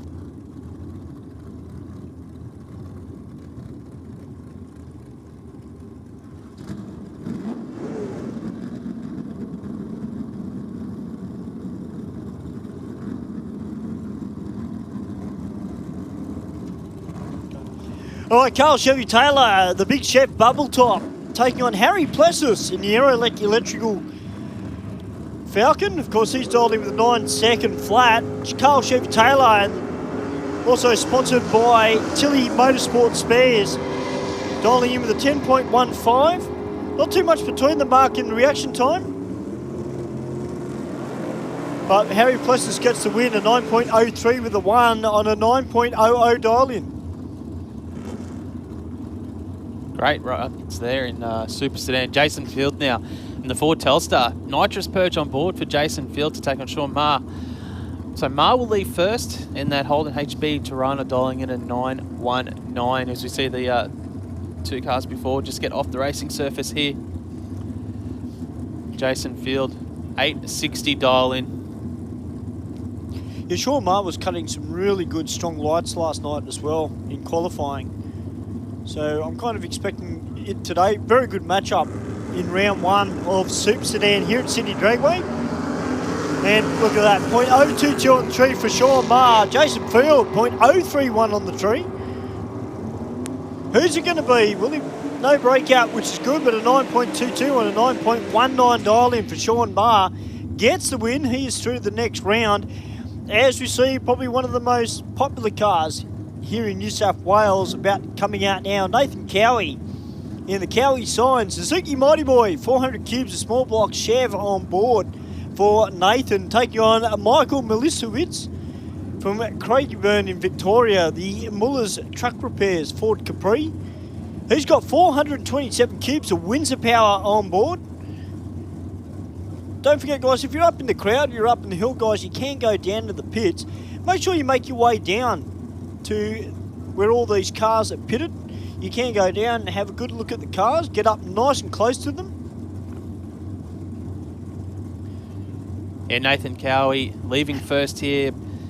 Then 0.6 of a second later, Milicevic will chase him down with that 870 dial, and reaction time 0.67 for KAYO, but Milicevic with a 479. That's uncharacteristic for Michael. And the win light will go to Nathan Cowie at 9.43 and his 9.30. Milicevic wastes closer than 8.71 on the 870 dial, but that reaction time for Michael, his undoing there. Next out here in a Super Sedan, brought to us by Perfection Automotive. We will see Kerry Stewart in the Austin A40 dialing in at 10.02 and Robert Cardham dialing in at an 8.88. So just over a second head start for Kerry Stewart. She ran a best of a 9.96 in qualifying yesterday. Cardham ran a best of an 8.90. So Cardham's dialed in a little bit faster than what he ran in qualifying, where Stewart's dialed in a little bit slower than the quickest ET yesterday. Stewart has got the advantage on the start line ahead at the moment, but breaks out with a 10.00 on the 10.02. Cardham goes 8.89 safe on the 8.88 for the win.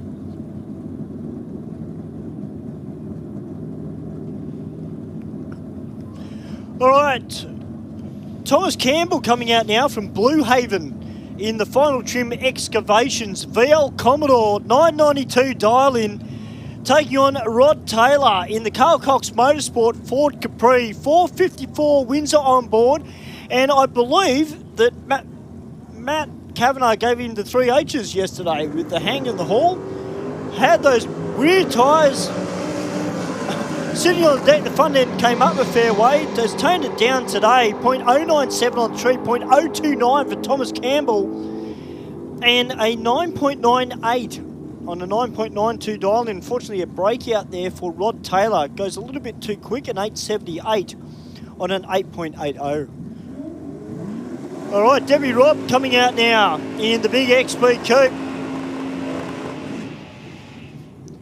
The Multi-Quip tyres and high-tech sponsored car. She's got 528 cubes on board.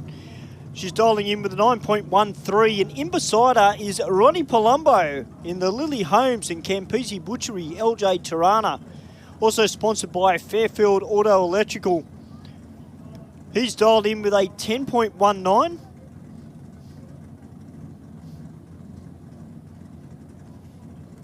Yeah, so Palumbo will leave the start line first. Just over a second later, we'll see the big Ford start the chase here in Perfection Automotive Super Sedan. Large field this weekend. 0.23 reaction time for Palumbo. 1.95 for Debbie Robb. Debbie with a bit of work to do here to make up the difference in reaction times. We've seen a lot of breakouts this morning. It doesn't happen this time because Palumbo goes 10.29 safe on his 10.19. Debbie was a little bit closer to the dial with a 9.15 on her 9.13, but again, the reaction time, it's vitally important. You don't want to leave anything on the start line. Yeah, absolutely critical, isn't it, Mark? Pat Furiolo out there now in the Austral Steel Holden HQ 1-tonner with the party platform on the back of it. It's got a 350 Chev in it, is dialed in with a 10.10.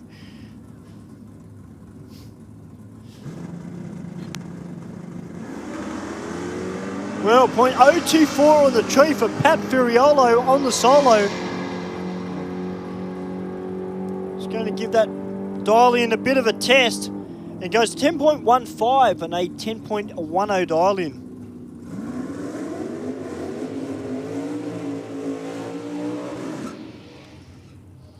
Right, Nathan Watt out now from Charmhaven, the Grants Performance VL Commodore.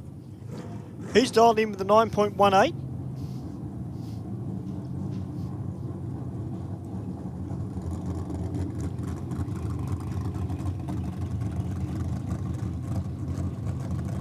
So we've got a couple solo passes here at the end of Super Sedan, so maybe there might have been a couple breakages after the seeding was done.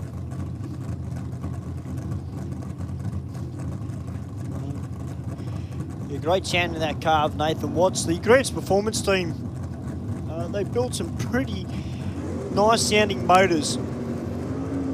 See what he's got for us, Nathan. 0.017 on the tree. 1.31 in the 60 for Nathan Watt. And it goes to 9.21 with a 1 on a 9.18 dial-in.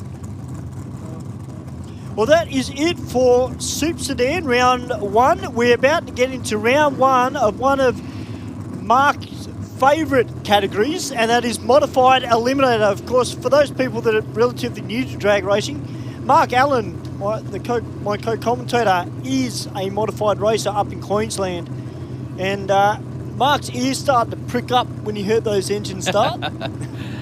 That they did, Modified Eliminator. You know what? Anytime I come down to Sydney to work for 400 Thunder and the commentary side of things, I'm all good. I'm all really good. Don't really care that I'm not racing, and then Modified comes out. It's like, why didn't I just bring the Dragster down each and every time? On the start line, Adriana McCaskill, though, our number 3 qualifiers dialed in a 7.06, just going through the burnout procedure. And then she'll be facing Stephanie Heisman in the altered, dialing in at a 7.98. So, Modified Eliminator, this is a class for open vehicles, similar to what we just saw in Super Sedan, but you won't see any sedans in this class. So it'll be dragsters, altered, hot rods, roadsters, funny cars, if you want to run a funny car in here. And but it's based on the same rules as what we've seen so far in the Sportsman racing. It is a die-your-own class, so these drivers will nominate a time, which you see on the scoreboards here at Sydney Dragway. So we can see in Adriana's lane down at the rocket sign, you can see a 7.06, that's her dial-in, and the Aeroflow slide, a 7.98 for Stephanie. So the red altered will leave first, and then 0.92 of a second later will see Adriana start the chase. And it's first to the finish line. Don't go quicker than your dial-in, and you win. It's simple. Modified's one of those classes where you probably want your package to be under 400s. You know, you want to be close to the dial, and you want to cut a good light, and you'll win more races than you lose if you can get those packages down under 400ths of a second. It's definitely a great class, I think, in my personal opinion. If you're a kid, you're coming out of junior dragster, to jump into a modified car as a category, because the racing's tough. Classic example, Adriana McCaskill, former junior dragster driver, made a good career in that. Obviously got a little bit too old for the class, has stepped up to this dragster, which has got 598 cubes of big block Chev on board, and is doing a super job. Stephanie Heisman's though, 0.018 on the tree, and Adriana, well, she goes to 7.07 on a 7.06, but Stephanie Heisman gets the win, and 8 flat on a 7.98 dial-in. Yeah, Stephanie Heisman goes 018 on the tree and runs an 800 on a 708. So that's what we call a 38 thousandths package there, when you combine how fast she was off the dial with the reaction time. That's good. So that's under the 400s I was talking about, and gets the win. All right, Anthony Rochella out now in the 37 Chev Coupe. He's got 584 cubes of Chev power on board. This is one beautiful looking car. It really is. When I saw it a while ago, I've always been impressed with this car. And in beside him, Rocco Romano, who races here fairly regularly here at Sydney Dragway as part of the Speed Addict Clothing Company New South Wales State Championship Series. The Nix Mini Skips and High Tech Oils Bolton Dragster. He's got 598 cubes of big block Chev behind his head. And he's dialed in with a 7.12. Anthony Rochella has dialed in with an 8.03.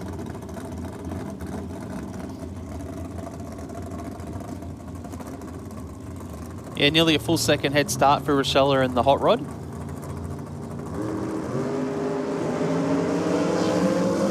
Reaction time advantage goes to Rocco Romano, though, 0.20 to a 1.02. 800s advantage for the Dragster, and gets the win, goes 7.16 on the 7.12. A breakout for Rochella, trying to stay in front, and 8.01 on the 8.03. So Romano will go through to round 2 of Modified Eliminator here at the East Coast Thunder. Still in the hunt for that 400 Thunder Gold Christmas tree here this weekend.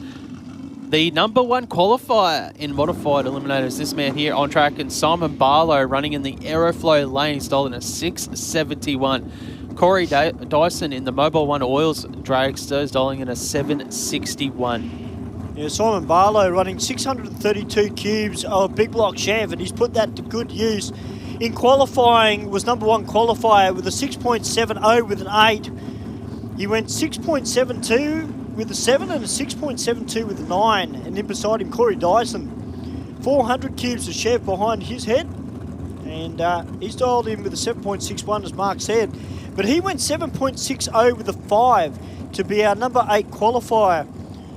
And he went 7.62 and 7.74 as well in qualifying. So Simon Barlow, probably a little bit more consistent than Corey, but hey, it's racing. It's not qualifying. It's all about that reaction time, getting that start line advantage.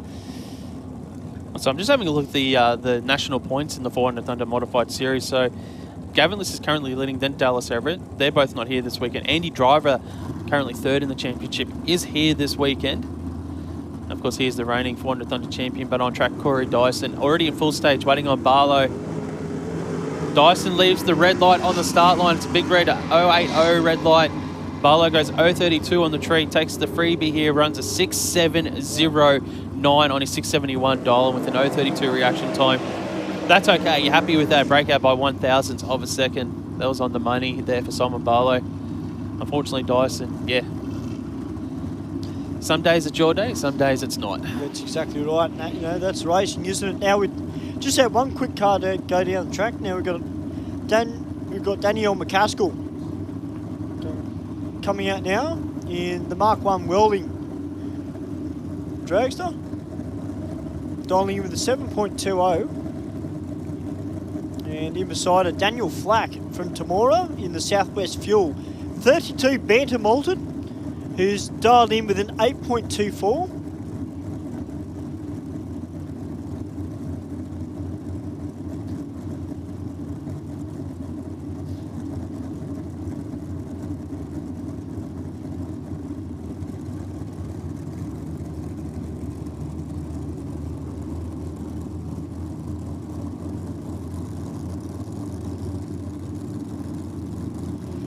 Car of Daniel Flack's owned by Mick Stower.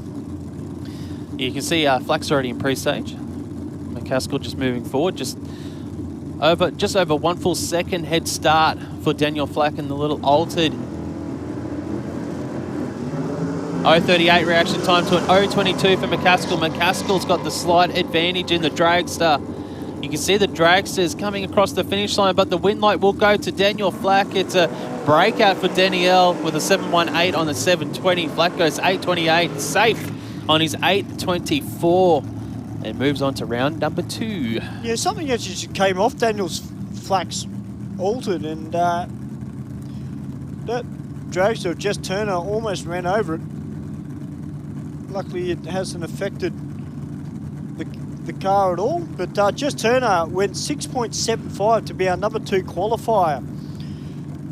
She's dialed in with a 6.72. This is a nitrous-assisted Dragster, and she's taking on Jason Vanderlyn from Sanford Valley in Queensland. So Vanderlyn is he's in the points. He's currently number 5 in the championship. This is a really good race in round 1 of modified. Jess is a very good racer in her own right. Has got wins in modified. Vanderlyn's got a lot of wins in modified as well. I wouldn't be surprised if we see both drivers here get very low 0 reaction times. They're both going to run on their dial-in. This could be one of those races that the finish line could be in the 1,000ths of a second win margin.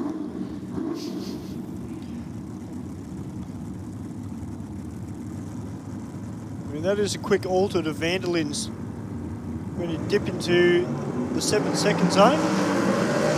0.027 on the tree. Here comes Jess Turner doing the chasing, and Vanderlyn gets the win, a 7.67 with a 7 on a 7.66 dial-in.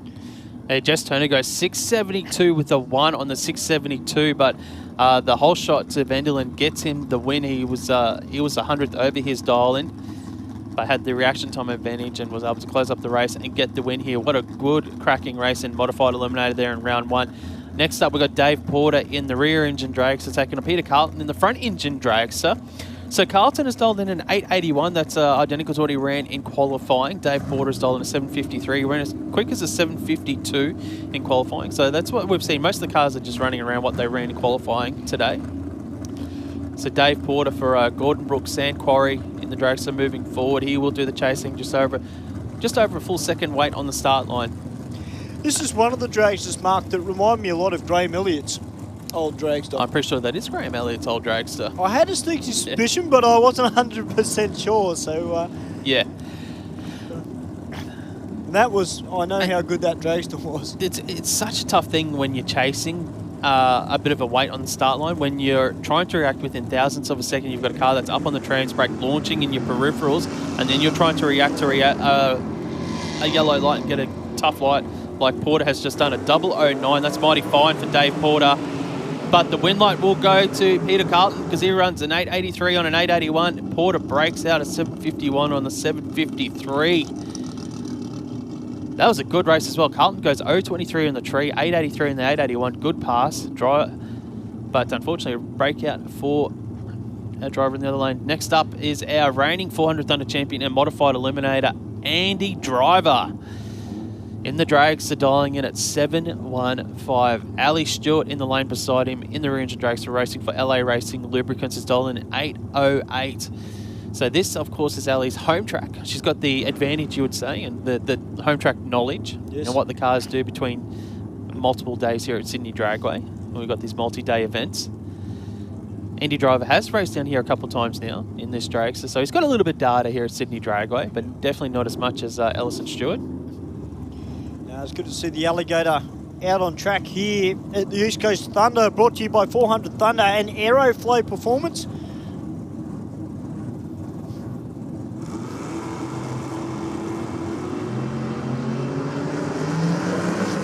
Well, .037 on the tree from Andy Driver, .041 on the tree from Alison Stewart. And, well, a breakout, unfortunately, for Alison Stewart. So a 7.16 with a 1 gets the win on the 7.15 dial-in for Andy Driver. Yeah, Ali goes 807 on the 808 dial and breaks out. There was only 4 thousandths of a second between the two drivers on the start line, reaction time-wise. Ali got to the finish line first, but unfortunately, yeah, breaking out, handing the win back to Andy Driver. All right, that looks like that's it for round one of Modified Eliminator. We're about to get into Top Sportsman, and wow, what a matchup to kick us off, Mark. We've got Jeff Sargent in the nitrous-assisted Chevy Camaro, 522 cubes on board for Jeff, and doing it for the 2Js in the imports, Gary Halpin in the Penrite and Haltech Datsun 1200 Coupe. I bet there's a lot of Dado fans up there getting the fist ready to cheer Gary on. I know I was yesterday because I'm big into the imports. I love my import racing, sport compact style of racing. And Gary Halpin is the only, I guess you could say, alternate engine here this weekend. Yeah, well Sargent's not, he's got a bit of nitrous on board, so it's not a conformist sort of big block 2-speed glide, you know, that we see in the likes of the majority of the sportsman category. So he does have a bit of nitrous there. Yeah. Dialing in at 799. Halpin 700 dial in. That's a big jump from what he ran in qualifying. He went 770 at 176 miles an hour. Like, to me, that tells me that's pretty much on the money. When you look at the speed in the ET, that doesn't scream at me that you'd be running around that low 700 region, but obviously he knows something that we don't know in the commentary box. That's right. I spoke to Jeff Sargent yesterday, and he actually said to me, he goes, every time there's a race meeting here, Stu, we want to be here at Sydney Dragway. Gary Halpin coming back at Jeff Sargent. Coming at him and gets the win. Wow. How about that? Gary Halpin, 7.25. Made a move over in the braking area a little bit as well, Halpin. Yeah. But he gets the win, 725 on the 700. The Sargent ran a little bit off the dial in. Yeah, just a little bit. So the 2J has taken one V8 Sculpt. We'll see if he can take another Sculpt in round two of Top Sportsman. Daniel Morris out now from Fernvale. Oh, this is a race in round one of Top Sportsman. I just saw the name. These guys are very, very good mates outside of racing, and they have a bit of banter on social media between each other because Daniel Morris has got the small block, Isherwood's got the big block.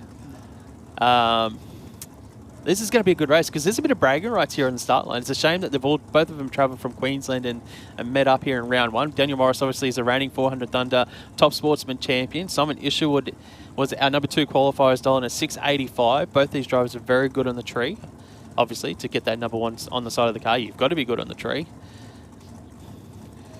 Yeah, I saw Daniel's name and I saw Simon, and then I saw the grin on your face, and I'm like, yeah, I know what this means. All right, Daniel Morris just bringing the Pontiac Grand Prix into stage. 0.033 on the tree. Simon Isherwood has got a big chase ahead of him. And Daniel gets the win, a 7.98 with a 4 on a 7.98 dial-in. Unfortunately, Simon Isherwood goes a little bit too quick, a 6.84 with a 4 and a 6.85 dial-in. As we've got a battle of the Utes.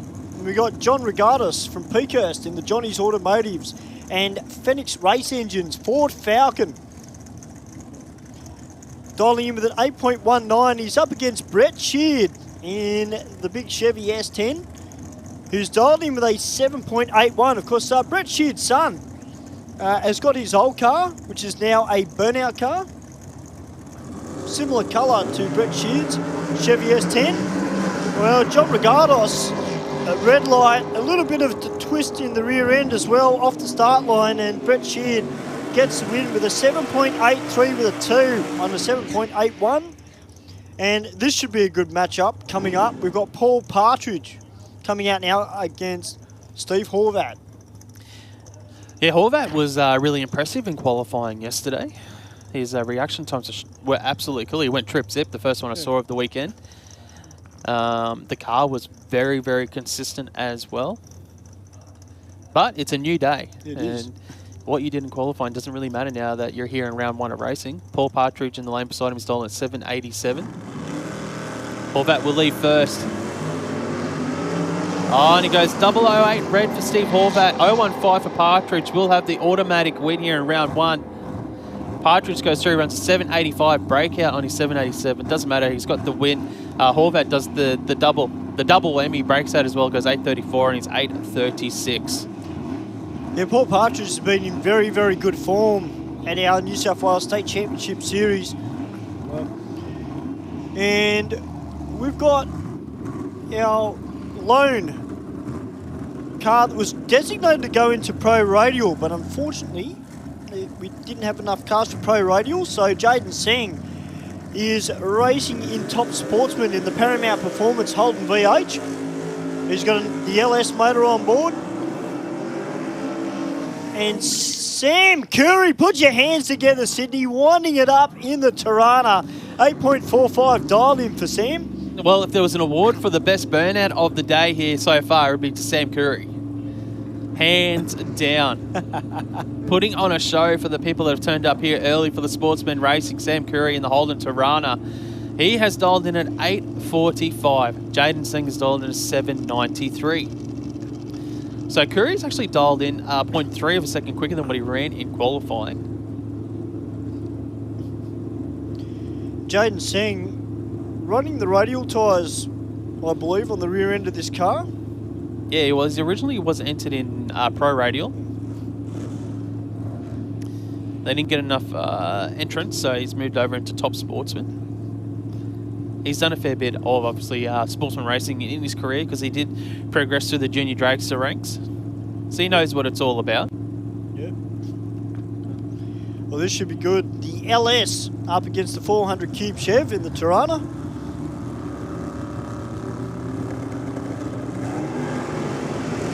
Oh, red light from Jaden Singh. Had a big crack at the light, 0.004 red. So Sam Curry gets the automatic win. He is through to the next round, 8.447 on an 8.45 dial-in for Sam Curry. As we've got the big 57 Chevy from South Australia about to come out now.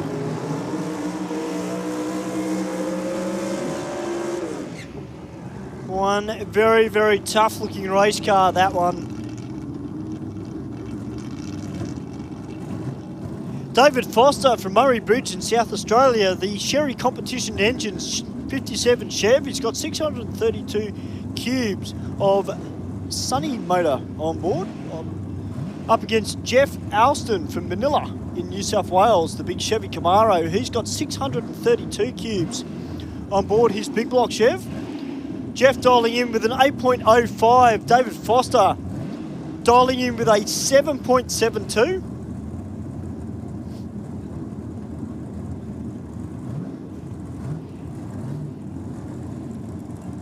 David Foster was our number 6 qualifier yesterday with a 7.74. Jeff Alston was our number 18 qualifier with an 8.115. Jeff just bringing the Camaro into stage. David Foster, well, he's off the line with a .090. Jeff Alston, .065 on the tree. And a breakout, unfortunately, for Jeff Alston. So the win to David Foster, a 7.82 with a 4 on a 7.72 dial-in. As we've got a battle of the A-Civil Tiranas. George Mata down there in the Aeroflow lane in his Holden Tirana, about to take on Salem Mata in his Tirana. Both of them have dialed in with a 7.90 dial-in. This is heads up, top sportsman, 2 tough Tiranas.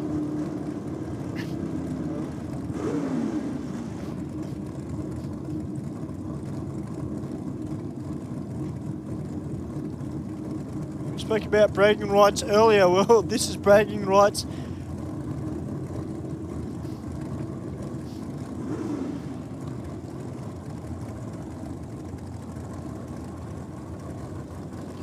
By George Mata, bringing the yellow Tirana up into stage. Salem Mata about to bring the silver Tirana up.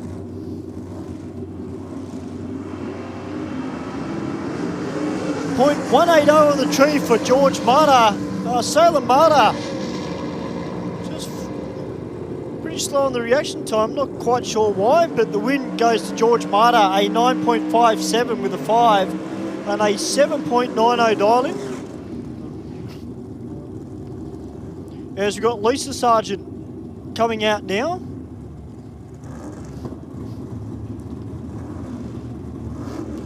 In her Chevy Nova, who's dialed in with an 8.49 second pass. And Anthony Wyatt from Pine Mountain in Queensland in the Holden Calibra, dialing in with a 7.80.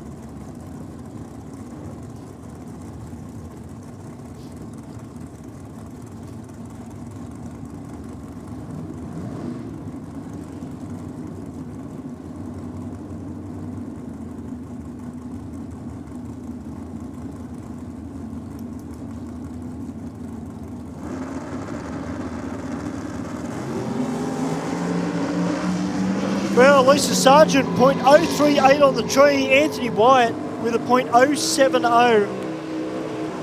And the win goes to Lisa Sargent, 8.52 on an 8.49 dial-in.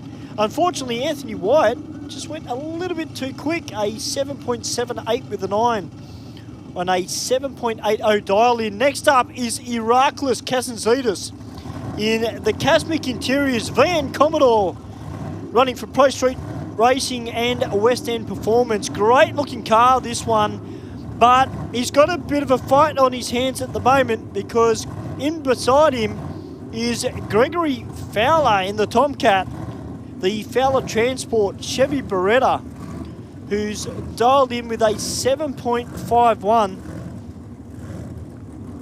Iraklis does do plenty of racing here at City Dragway in our top sportsman category here at the Speed Addict Clothing Company New South Wales State Championship Series.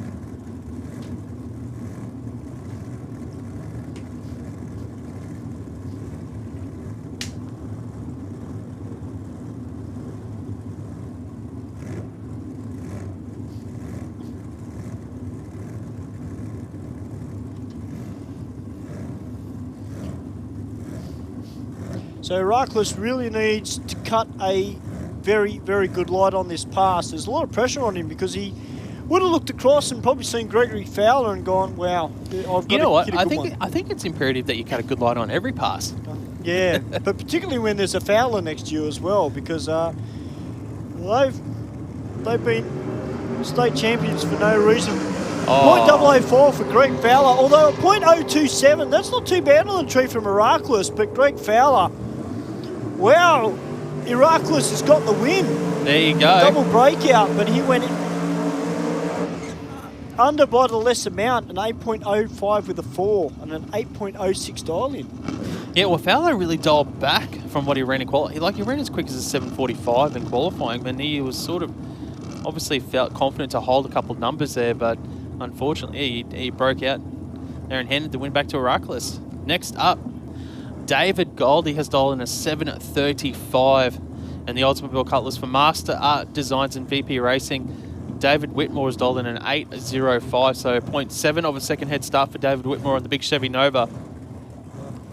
Yeah, the Chevy Nova has changed a bit since Brett Balfour, who originally used to campaign this car. It was naturally aspirated before, and then he sold it. David Whitmore bought it, took the motor out of the VL Commodore, and put it into the big 66 Chevy Nova. And that big supercharger hanging out of the bonnet. 8.05 dial in for David Whitmore, David Goldie in the trusty Oldsmobile Cutlass. 7.35 dial in. Well, not too much between them, only 4 thousandths of a second. Who's got the win? David Whitmore, an 8.06 with a 1 on an 8.05 dial in. Yeah, Goldie ran a little bit off the dial there, 7:40 on that 7:35. And the Whitmore gets the win, 8.06 on an 8.05. Next up, we have got Neo Morocco dialing in 8.33, taking on Thomas Leake in the Pontiac Grand Am for Pegs Auto Trim, dialing at a 7.80. So Tom Leake, he ran a best of a 7.82 in qualifying, he's dialed 7.80.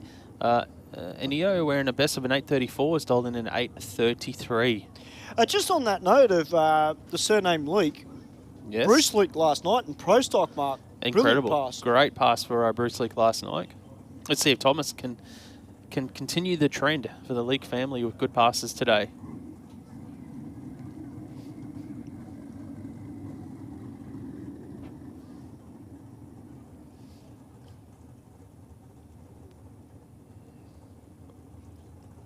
Right, so we've got a battle of the Pontiacs. The Firebird up against the Grand Am. Thomas is in the pre-stage, just waiting for Ennio just to inch forward into pre-stage.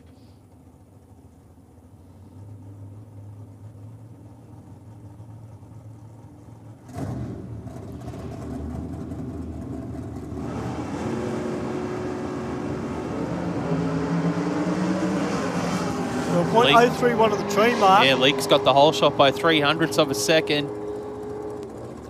Winlight will go to Leake, a 7.91 on his 7.80. You could hear the whomping at the finish line.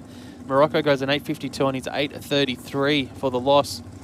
But Thomas Leake gets the win. That was a good drive job. You could hear the pedaling to close it up across the finish line. Yeah, Ennio had a little bit of a move to the left too off the start line, which may have affected his ET only very slightly. But next up, we've got our #1 qualifier, the fastest car in Top Sportsman and one of the fastest cars in the country in Top Sportsman. That's Steve Fowler in the Pontiac GTO. 765 cubes of naturally aspirated goodness in the front of that car. I tell you what, I'm just having a look at the numbers that Fowler ran yesterday in qualifying. 3 passes within 17 thousandths of a second. That is incredible. That's really good. Like, when you've got a car that's repeating performance after performance, especially when it's a car that's quick with horsepower like this, and then you can be sometimes susceptible to the track conditions, you know, maybe turn the tyres or get a bit of shake, but that is still like 17 thousandths of a second. You've got to be happy with that. He's dialing right bang in the middle, 683 of what he ran yesterday. I would expect him to be within 10th hour that either side of the number there, that 683 on this pass. It would be a good chance for him to test that dial in and see what the big Pontiac GTO has got. Welcome to all our spectators that are here at Sydney Dragway watching the Sportsman racing. We're having a good morning so far. It's been tough racing through the rounds. And after Top Sportsman, I can see our Supercharged Outlaws are about to come out for their round 1. Well, Steve Fowler, 0.023 on the tree. But testing that dial in goes a 682 with a 7 on a 683. Yeah, good pass for the guys. It was a red light, though. It was 023 red, so you might have to adjust the delay box for next round. But it's a consistent car. That is one consistent beast. He's going to be tough to beat this weekend, Stephen Fowler. You certainly will. Don't forget, guys, if you're up in the crowd or up on the hill, don't forget you can go down to the pits, guys, and get up and close with most of the cars that are down there. Make sure you don't go for a walk down to the Sportsman area. I know a lot of the junior dragster drivers would probably appreciate you coming down and having a look at their cars, as well as our Super Street and Super Sedan competitors as well. They're a great bunch of guys, and if you're lucky, they might even let a kid sit in the car as well.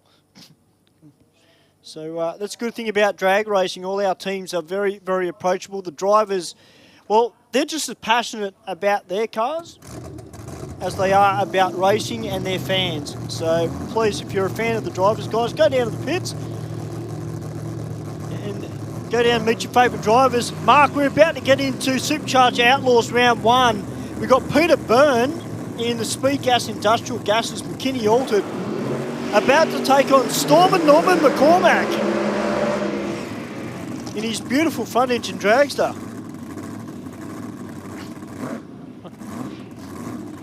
Peter Byrne ran a 6:28 earlier this morning, so these guys have had a bit of a rush qualifier and then back out here for round one.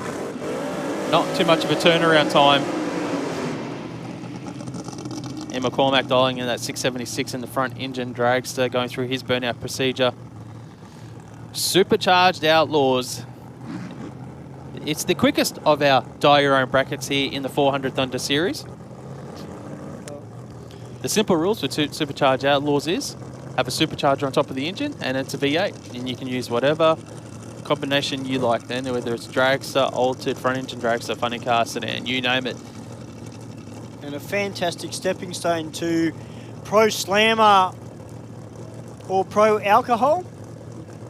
I know that Shane Phillips, who is Gary Phillips' son, he races in Supercharged Outlaws up in Queensland. That he does, and that thing, that is a weapon. Yeah. 550s. Yeah. It's 550 dialing. Like, it's just, it's mind-boggling when you think, and he is a good driver. Like, he's always cutting very good reaction times, and definitely one tough to beat. But unfortunately, he doesn't campaign that dragster when he starts running the funny car, so he just runs the local events up at Willowbank Raceway. But it's something that you wish everyone could see. It's just a 550 dial-in car. It's just incredible. But on track, though, Peter Byrne. He's in pre-stage already. Dial at 628 for Speed Gas Industrial Gas is taking on the Mr. Filter West End Performance front engine dragster of Norm McCormack. Both cars in pre-stage. Half a second difference between the two dial-ins. The dragster will leave first. Oh, and it's a red light for Peter Byrne. He's left before the tree is activated. And the automatic win will go to Norm McCormack. Runs a 675 on the 676. I'm not sure what happened to Byrne there because his lights hadn't even come down yet. And he had hit the throttle. Yeah, very strange.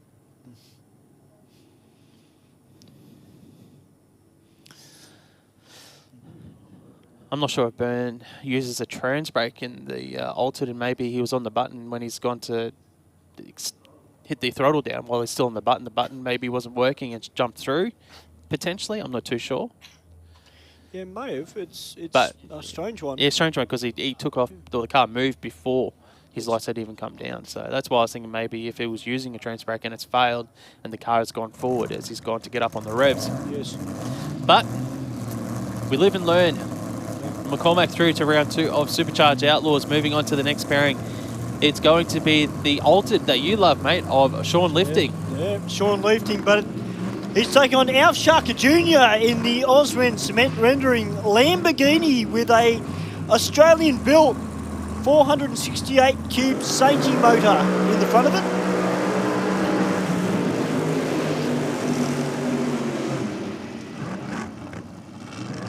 Alf Sharker, he's dialed in with a 7.09, went 7.09 with a 7 in qualifying to be our number 9 qualifier. Sean Lifting, well, he's dialed in with a 6.56. He was our number 4 qualifier with a 6.44. 210 miles an hour for Sean Lifting in this altered. And I can say that I've actually been lucky enough to have a sit in this Lamborghini. Have you? Yeah. You actually fit in it because it doesn't look like there's much room. Well, yes and no. Because you're a small guy. If you're saying yes and no about fitting in it, there's not a hope in hell that I could fit in it. Well, I got in it, but I couldn't see over the dashboard because that dashboard actually comes up, because Alf's a tall guy as well. Yeah. So, yeah, I couldn't see out the dashboard. But the other thing is, too, the vision out of the car. What vision? There's not much vision I was at gonna all. say, what vision? There's not much out of it at all. But from what Alf tells me, it's actually pretty easy to drive. So I'll take his word for it. He goes rounds. He always finds himself at the pointy end and wins a lot of races. So let's see what happens here. Alf Sharka, $709 on the Lamborghini. It'll leave first. The Speedflow products altered, though, to do the chasing. Sean Lifting.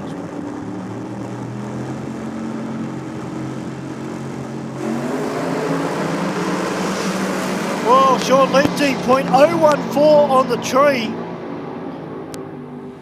And a breakout, though, for Sean Lifting, a 6.558 on a 6.56 dial-in.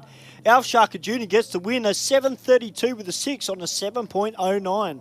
Oh, Lifting. He did everything right. Cut a good reaction time. 0.14, had the whole shot. He rolled off the throttle to wash off some ET because he was ahead, but broke out by 2 thousandths of a second. Sean Lifting. It's a bit of a heartbreaker for the team there. Certainly is. All right. We've got Toby Austin about to come out now in the Pit Crew Auto Parts Chevy Camaro. He's got 521 cubes of Brad Anderson engine on board.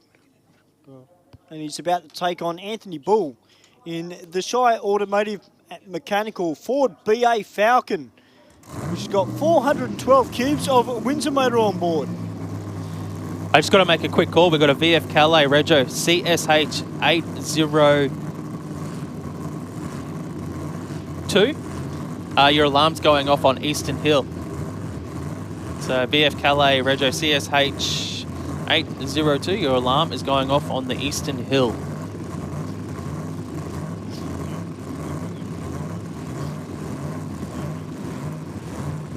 All right, that classic Supercharged Outlaw Rumble.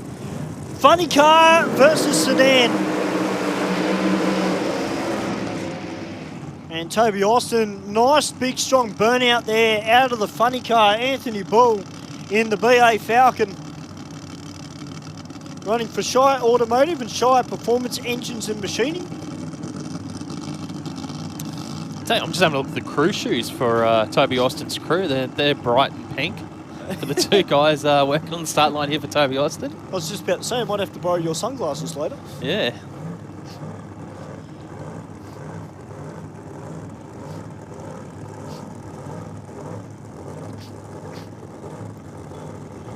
So Anthony Bull has dialed in a 7.33. So just under a second head start, we'll see the Ford BA Falcon take off, and then the funny car will do the chasing. Now, Austin was consistent yesterday in his funny car. He went 6.49, 6.46, 6.45. Bull, on the other hand, not as consistent. He had an 8.83 and a 7.34 in qualifying. Mark, just looking at that engine that Toby's running, would you say that's more of a detuned style of pro alcohol motor that's in that car, being 521 cubes? I'm not too sure, mate. To be honest, yeah, I'm not sure if it's running a PSI, or if it's a roots blower, or what in Austin's car. But it's fast. It is that fast. I know. That I can tell you.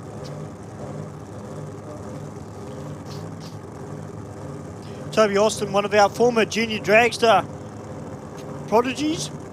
He's made the move up in Supercharged Outlaw and the big Chevy Camaro, but Anthony Bull, .125 on the tree, .122 from Toby Austin. It's going to be close at the finishing line, and Toby Austin gets the win, a 6.47 with a 7 on a 6.45 dial in. Anthony Bull just pulling the chutes just before the finishing line, goes 7.41 on a 7.33 dial in. Yeah, that was a good race between the two cars there. It was only 3 thousandths of a second separating them on the reaction times, and the consistency of the funny car shone through again. Another 640 pass for those guys. Toby Austin, the ex-junior drag racer, mate, moving on to round 2 in Supercharged Outlaws.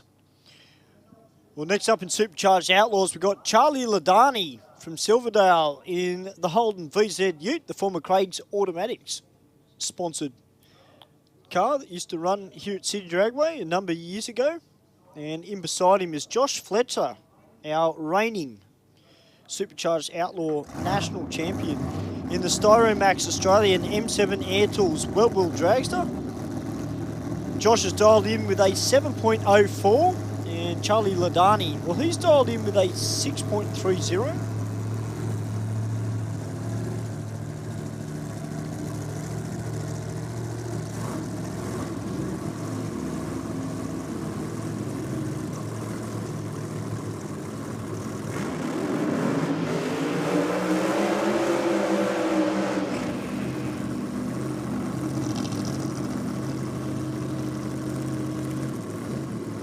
So a bit of a different burnout procedure between both these cars.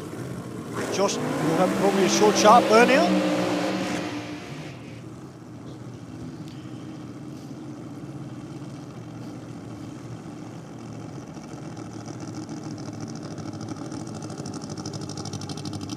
Now, speaking to his father, Bill, the other day, they're not too far away from getting their new dragster ready, so Bill will be able to come back out and race. It's good to see him here at Sydney Dragway today. Had a big accident up at Willowbank.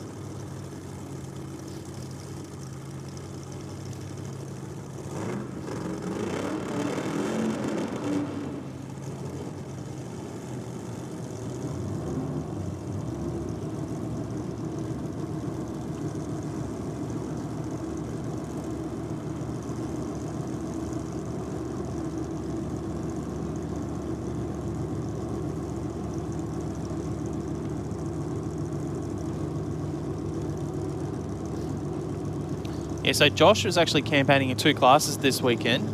He had round 1 of Super Street this morning, but went red on the tree. Let's see if he can get the Dragster through round 1. He is the reigning 400 Thunder champion and Outlaws. Gets out with a 102 reaction time. He's got half a second advantage on the tree because of 6.72 from Charlie. Fletcher shoots out 7.11 on the 7.04, takes the win. We'll see the champ advance through to round 2 of Supercharged Outlaws.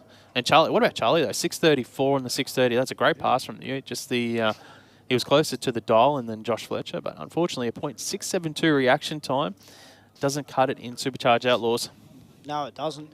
All right, Tim Gruber from Queanbeyan East in the Queanbeyan Engine Services TC Cortina about to take on Kane Finn from Element in Victoria, the Repco at Colac and JC Race Stuff, 63 Chev Corvette. He's got 496 cubes of TFX motor on board the Corvette. Had a little trip into the sand yesterday, but it is one wild 63 Chev Corvette. And I've always said that these split window Corvettes always look great with a blower hanging out of the bonnet. It's not the only Chev Corvette that we have here this weekend. There is another one that is racing as well.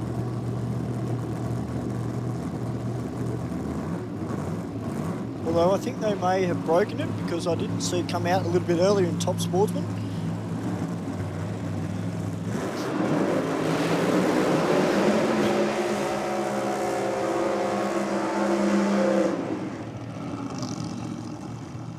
Well, that burnout had a little bit of a curve on it, and it's actually out of the groove, Mark, the way that he's done the burnout. Now, just keep an eye on Tim Gruber's Cortina, ladies and gentlemen, when he launches it, because this car has got attitude in capital letters. So Kane Finn, round 1 of Supercharged Outlaws. We spoke about him earlier this morning. Had a bit of a trip into the sand yesterday. And this guy had a bit of like a fuel leak in that qualifier this morning on track, and looks all right. The guys are just having a look around the front of the Corvette. He's been given the shutdown signal here. So obviously it's leaking something out of the car here. It's not safe to proceed with the pass for Kane Finn, so it's going to hand the automatic win to Tim Gruber, who's dialed in at a 7.59.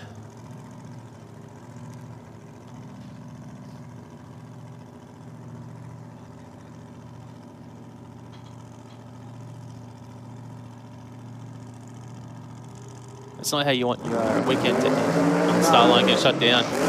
Oh, Gruber makes a big move towards the centre line. Wheels were up in the air. It was turning the tyres. Had a bit of a pop down there just after half track as well. Rolls through for an 962 at 105 miles an hour.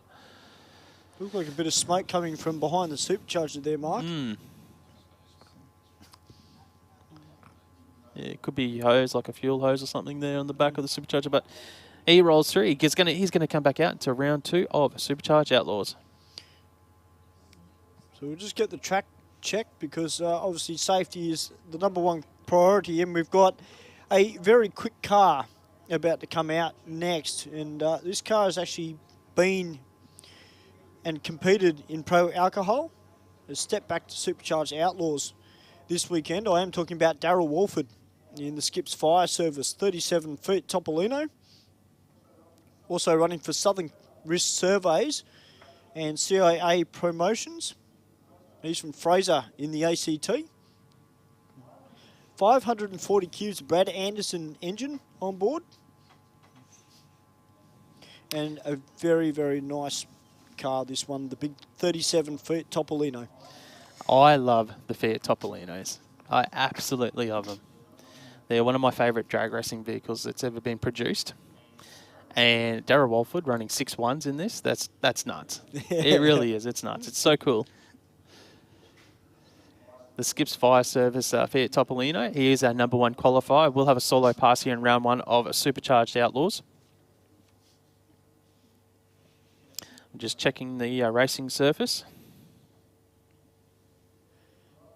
All right, the fire up signal has been given. And we better get Darryl Walford out for the last pass for Supercharged Outlaws. He was our #1 qualifier with a 6.19 at 231 miles an hour. He's dialed in with a 6.25, so good chance for him to test that dial in. I'm surprised, Mark, that he's kind of taken it back that far. Yeah, well, we don't know what he's done with the car. The Supercharged guys, they sometimes do change little settings in the like the jets or whatever in the fuel settings, depending on the weather conditions and that. But yeah, we don't know. Like a 625, you're right. It is a little bit back from what he ran in qualifying. It is a solo pass, so he might be thinking of pulling the chutes early. We don't know. And just, he's like, oh, let's see if we can pull the chutes and run what we think the car would hit with the chutes early. We don't know. It's a lot of variables for us to speculate on up here in the commentary box as to why a team does what they do and why they're dialing in or what they are. And well, he went 6.19, but he also went 6.50 with an 8. So maybe that might have something to do with it. He's gone for that halfway point between the two qualifying times. But with the sun out here at Sydney Dragway, all the cars are looking fantastic. And we'll see what Darryl Walford's got for us.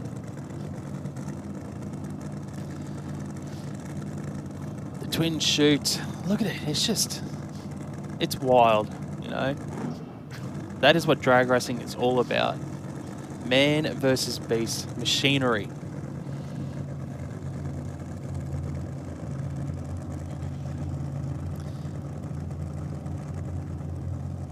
Yeah, I like the fact that he's gone away from the funny car and gone more into a nostalgic style of vehicle. Because we've seen them in the US, a lot of the Fiat Topolinos that have got nitro motors in them.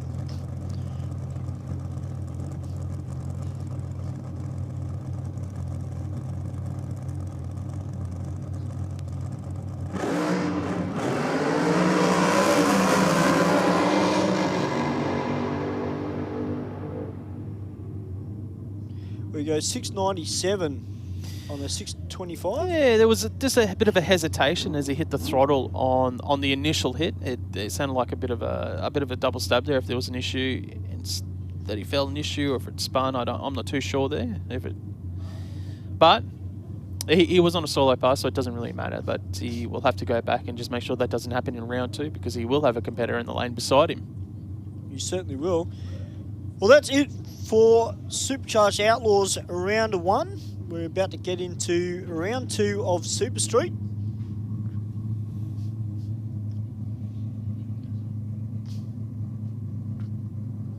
We're not too far away, ladies and gentlemen, from our professional classes.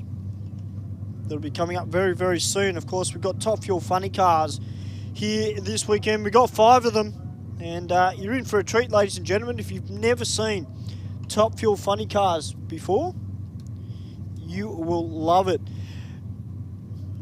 Just an announcement, if you are the owner of a blue VF Calais, the rego is CSH80R, that's CSH80R on the Eastern Hill, your alarm is going off. So you might want to go up and check your car to make sure that it is okay.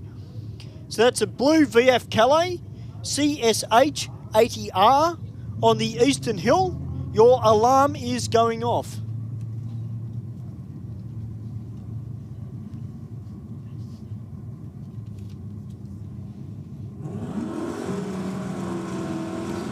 All right, Alicia Teal coming out now in her HQ.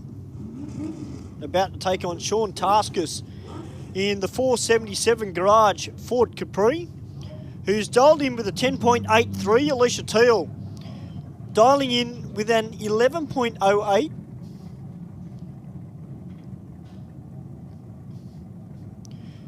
Street-driven car, this one of Alicia Teal's. Takes it out drag challenge on the odd occasion, and Alicia gets the win.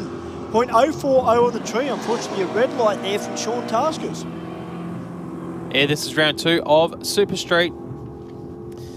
Until we'll take it through with an 11.09 on that 11.08 as well. Good reaction time and on the dial in, so it would have been tough to beat no matter what. Next pairing out here in Super Street, we have got on the line. Just waiting for the computer to reset.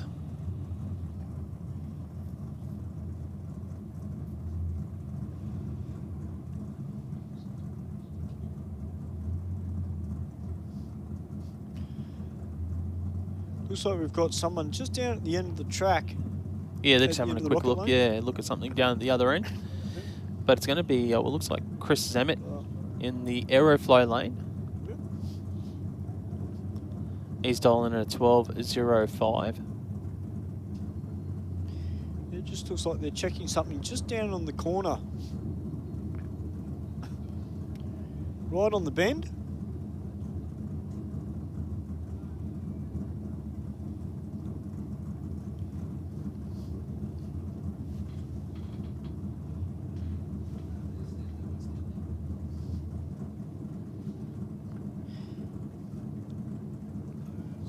So we've got Chris Zammit and Dino Gorman just sitting on the start line patiently. Great to have Dino Gorman down here in Sydney from Bakers Creek in Queensland in the Flisher Trade Agency's Holden Statesman. He's got 496 cubes of big block Chev on board. Taking on one of our local racers, Chris Zammit, in the VT Commodore with 350 Chev on board.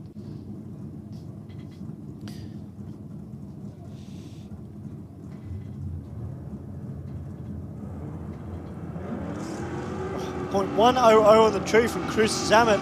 A little screech of the tyres off the start line from Dino Gorman.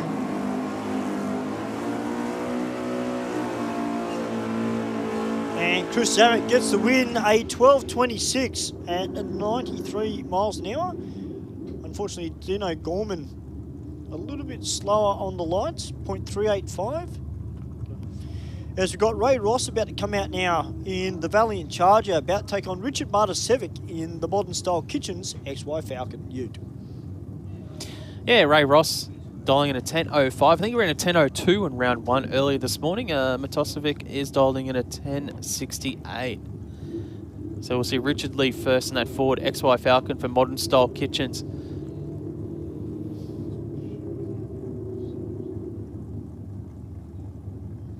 Of course, Richard's brother, David, who generally races... They're seeing something on the track here. Unless the dial-in's not right. Right, he's been told to go to stage. Richard's brother, David, has got his Cortina back together. Of course, a little while ago, he had a big, massive blow-up here at Sydney Dragway. And took him a little while to get his engine piece back together, but he's got it, and it's tough, real tough. Brings out on Wednesday nights. Ray Ross getting it up on the rear wheels, Mark. He's gone out with a 1:35 reaction time. Richard's actually got the advantage with an 0.58. And the win light will go to Richard with a 10.75 on that 10.68. Ross goes 10.10 on a 10.05. So Ross was actually closer to the dial-in, but again, it's that reaction time that we talk about. A 135 to an 058 from Richard, and Richard gets the win. Well, this is another battle of good mates here at Sydney Dragway. That's Craig Warren in the Sydney Scrap Steel, LJ Tirana, about to take on his good mate, David McGlynn, in the Morissette Batteries and Tyres, HQ GDS Monaro. Well, drag races are just like all one big family anyway, really. Well, Everyone helps out everyone in the pits. I had a good conversation with Craig last night, just before I left. He was relatively happy with the way the Tirana was performing, but David McGlynn, .022 on the tree. Craig coming back at him, but David McGlynn gets the win, a 10.75 with a 2 on a 10.66 dial-in.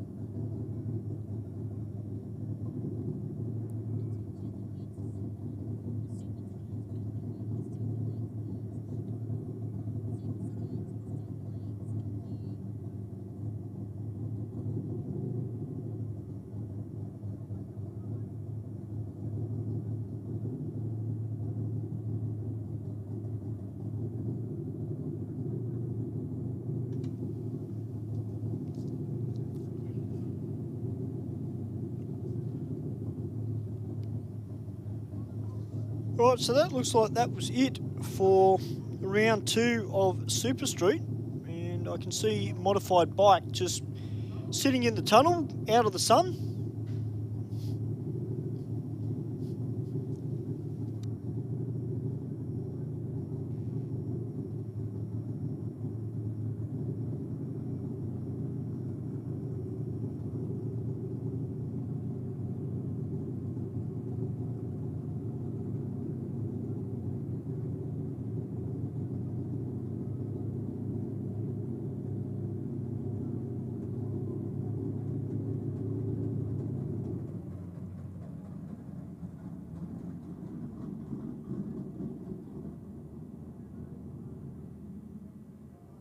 Well, we've just got this little hold up in proceedings, guys. Don't forget, if you are here at the track, guys, make your way down into the pits. Make sure you grab yourself a copy of what I call the Bible, the Aeroflow Performance Products parts catalogue.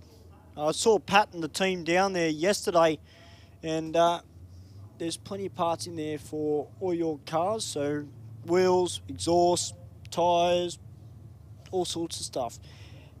All the good stuff, Mark. I'm not allowed to look at those catalogues. Why not? Just not allowed to.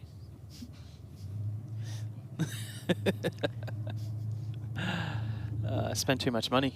That's why. So make sure you go down and check out Aeroflow Performance just down at the bottom of the stairs just as you enter into the pits. And we've also got a lot of merchandise up on the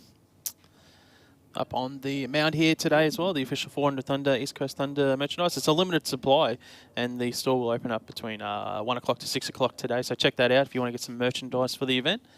It is just up here, up on the spectator side here. I guess today as well, we spoke about Top Fuel Funny Car, Mark. Yep. Pro Slammer last night, PB from the Michelle Davies. Yeah, Michelle Davis, the great PB of 5.75 last night. I think the Pro Slammer guys really put on a show. We saw Paul Cornelia was the #1 qualifier at that 5.65. That was a PB for Paul in that car. So they were really impressive, the Pro Slammer teams. A bunch of them in the low 5.70s as well. So racing later on for Pro Slammer is going to be tight and fast. But I think we're about to move into now round 2 of Modified Bike. And I can see the big #1 down there, Brian Alvizio, the Joker, is affectionately known as, dialing an 891, taking on Lucas Nigo. for A&M Stonemasons on the Suzuki GSXR. So Lucas will leave first. He's going to dial in at 9:45. Brian Avizio, the 400 Thunder champion, has dialed in at 8:91. I think the last 12, 18 months for Brian Avizio has just been spectacular. The amount of events that he's won locally up at Willowbank Raceway, the travelling he's done on this bike, his riding has been just top shelf the whole time. And he gets out with a 1:28 reaction time this time, has a slight advantage over 1:42 from Lucas. It looks like Avizio is already ahead and gets it when runs a 9:02, rolling off the throttle at 140 miles an hour. Lucas goes at 9:59 at 9:40 on that 9:45 dial in. So Brian Avizio through to round number 3. All right, Bobby Joe Simmons on the Reed Carpentry Suzuki Hayabusa, about to take on Stephen Day on the Burley Bars. Drag Bob. Stephen dialing in with a 10.15. Bobby Joe with a 9.42. The classic Harley versus Jap bike race. Yeah, Day was a little bit deep. He had the top light flickering on and off there. The wind light will go to Day. Runs 10.20 on that 10.15. Bobby Joe goes at 9.68 on the 9.42. A little bit off the dial in there. Bobby Joe did have the whole shot, but ran off the dial in by a couple tenths. All right, Santina Keith coming out now in the Rocket Lane on board her Royal Enfield GT. 965 cc's. It is a sensational looking bike, it really is. But she's got a tough race ahead of her, because in beside her is Jared Healy from Echuca in Victoria, the Rich River Irrigation Suzuki Hayabusa. He's dialed in with an 8.80. Santina dialed in with a 10.50, 0.110 on the tree. Jared Healy a 0.237. Santina looks like got issues.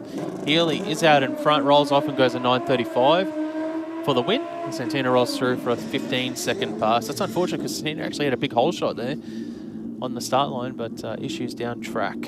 Sounded like someone was struggling to get into gear. Yeah, might have missed a gear or something. Yeah. Next up, Dale Williams on the Yamaha R1 taking on Peter Bartlett on the Suzuki Hayabusa for Heavy Duty Magazine. Of course, this is Heavy Duty Magazine modified bike Eliminator. Dale Williams will leave first, dialing in at 9.35 seconds. Peter Bartlett's dialing in at 8.83 seconds. Yeah, the R1 up against the Boozer.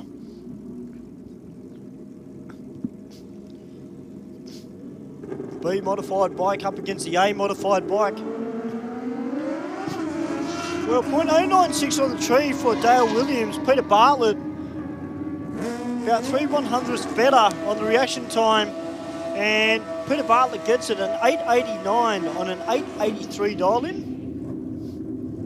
To Dale Williams 9.41 with a 2 on a 9.35 dial in. All right, Tammy Goldthorpe, Mark, on the Powerhouse Dyno Tuning Suzuki GSXR, out in the Rocket Lane, 9.11 dial in, taking on Brandon Lacey on board one of the Rabtech Engineering Suzuki Hayabusas with an 8.43 dial in.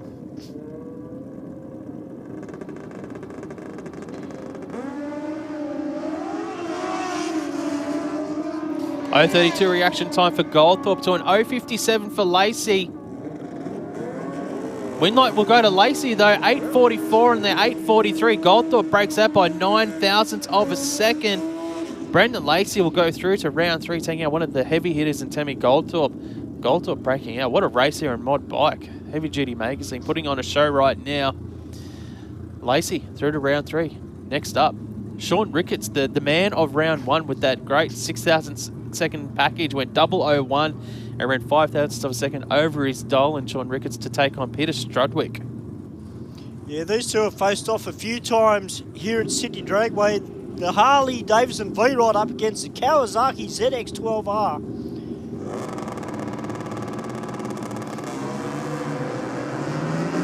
.099 on the tree, but a little bit messy off the start line for Peter Strudwick, Mark. And it looks like Ricketts might be already in front. And across the finish line he is. He gets the win, goes 9.41 on the 9.24. He was able to roll off the throttle. Strudwick had some issues. He went out towards the wall there and went through for a 10.04 on that 9.54 dial in.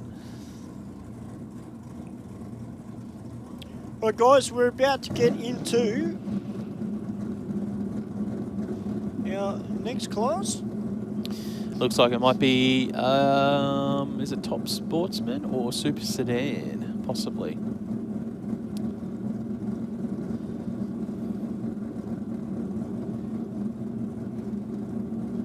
Possibly Super Sedan. Yes, it is. Nathan Watt in the Grants Performance VL Commodore.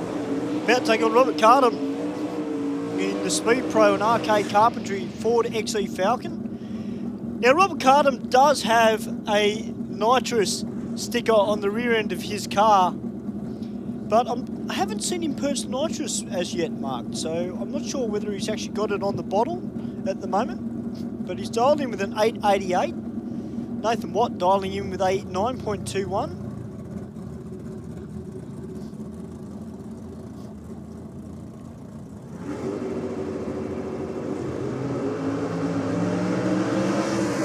Oh, 1-1 to a 002 Wow. for Cardham. This is a drag race. Winlight, Cardham, 896 on the 888. Breakout for Watt, 915 on a 921. Great drag race, that one. You notice that the packages are starting to tighten up as we get further into the rounds of racing. The reaction times are getting better. They're getting closer. They're hitting the dial-ins as well. You know, that becomes tougher and tougher each round that you progress in any of these sportsman categories. One thing I have noticed too, Mark, is that a lot of them are getting a little bit more settled off the line as well. So a little bit more rubber going down on that start line. As Frank DeGrosio picks up the front wheels in the Tirana. Ronnie Palumbo just out in front and gets the win, a 10.31 on a 10.21 dial-in. But look at Frank DeGrosio, 8.76 with a 0 on an 8.76 dial-in. Unfortunately, the only thing that let him down That's the was second one we've time. seen today of the dead on with a 0. Wow. And I said earlier that that's rarer than the perfect lights, but we haven't had any perfect lights today, and we've seen 2 perfect passes with the dead on with the 0 for the dial-ins. Next up, we've got Harry Plessos to take on Peter Sanikis. So Peter's dialing in an 867. He'll to be doing the chasing, or Harry will dial in a 900, and that Ford Falcon, the GT Falcon.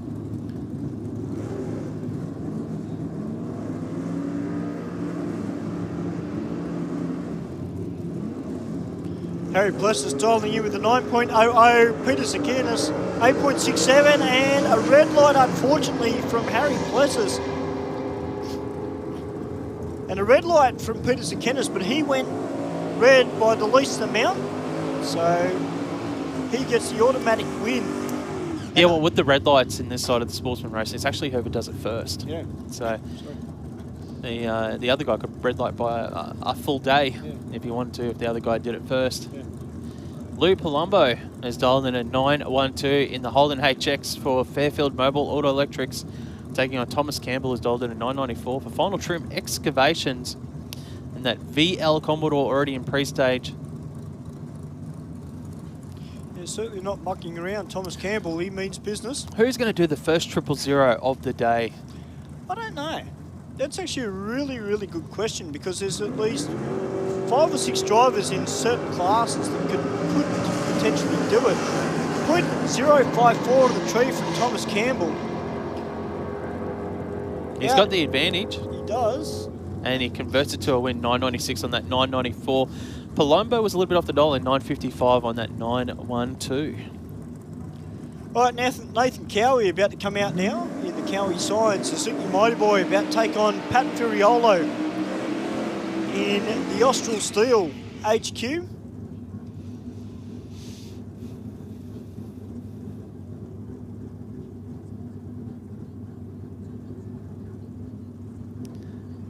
Yeah, Nathan Cowie, 930 dialing. And Pat Furiolo, 1015. What do you think's the advantage here, mate? Do you think being chased or chasing? Which do you think? Is there an advantage to one or the other? For me, I think probably being chased, it'd probably be a little bit better. I'll expand on it for you in a short. Let's have a look at this race, and I'll expand on what I think for you. An 0:30 reaction time for Pat Furiolo, 3.96 for Nathan Cowie. Ferriolo's got the advantage and gets the win, goes 10.20 on a 10.15, a 9.21 breakout for Nathan Cowie in that 9.30. So I think there's advantages and disadvantages to both. So I think there's an advantage with leaving first is that sometimes you can be a little bit more consistent on your button or reaction times because you consistently, it's the same as when you're qualifying. You go on stage, bang, bang, the lights come on. Yes. In racing, if you're leaving first, bang, bang, lights come on. Yeah. So I think there's an advantage there that your routine stays very similar where if you're chasing someone, qualifying, you go bang, bang, stage, light comes on, then suddenly in racing, you've got to hot sit on the button and wait. Yeah. And the other car launches. So I think there's an advantage to that car leaving first. But on the flip side is if you're chasing, you can control the race. So you're watching that guy. So you can see what's happening in the lane beside you. So you can sort of control that finish line side of things. So I think there is an advantage and disadvantage both ways, depending on how you look at it. Yes. Yep. And there's also the chance that if you're chasing the other guy, goes red first as well. So there's an advantage there. But I don't know. It's always a good debate. It is. On that side of things. As we see Sean Maher here on the solo pass in Super Sedan, finished off this session in round number 2. Oh, we got one more pairing actually, sorry. And he goes through, runs a 9.19 on that 9.20, gets a solo pass here at the moment for St. Mary's Race Engines. We'll see him in round 3 of Super Sedan. We've got another pairing here. Yeah, we've got the Strip Rat coming out now. David Gruber, the Queen Bee Engine Services and Specialised Towing, LJ Tirana. Dialing in with a 9.22.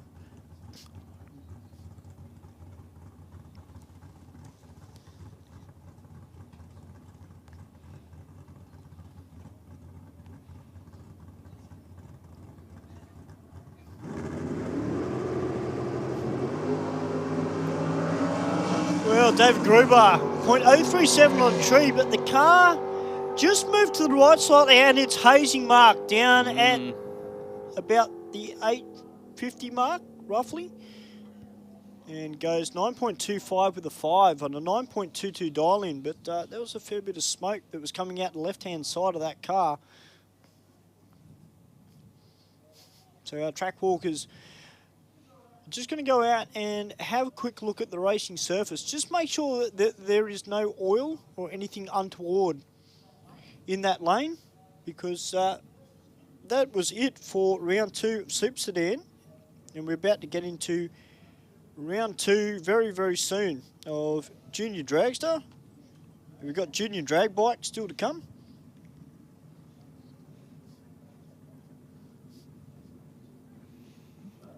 We've got plenty of racing, mate, to come forward here this weekend.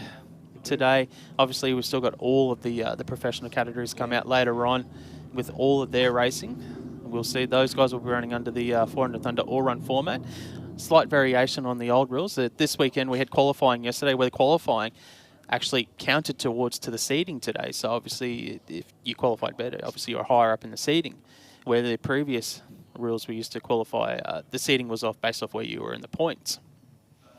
So it put a little bit more emphasis on qualifying yesterday. So if you weren't here yesterday, you missed out on a good qualifying show where there was a bit of a battle for the teams trying to get that top spot in all of the professional categories. So we do have that to look forward to later on here at the East Coast Thunder for the 400 Thunder Aeroflow Drag Racing Series. We're in the middle of our Sportsman qualifying and not too far from getting back underway with some more action. Whether you're building a street machine or a race car, Aeroflow Performance has a solution for you.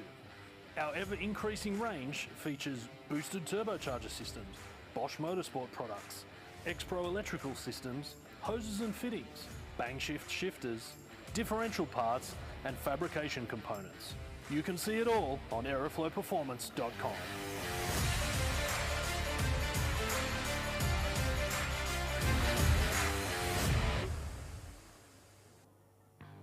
My life is hot rods, designing them, building them, and racing them. If you're into rods or customs, you'll know what I mean. It's all about passion, purity, and soul. Customs and hot rods like the SoCal Roadster is what we do. And insurance for cars like ours is what Shannon's do. Rods, customs, and even your daily drive. Call Shannon's on 134646. Shannon's, insurance for motoring enthusiasts. Like us.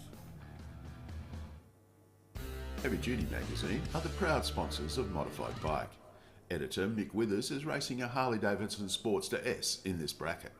Heavy Duty is Australia's #1 Harley-Davidson magazine, with road tests on new Harleys, wild customs and much more. Take a walk down to the bike pits and check out the Heavy Duty stand.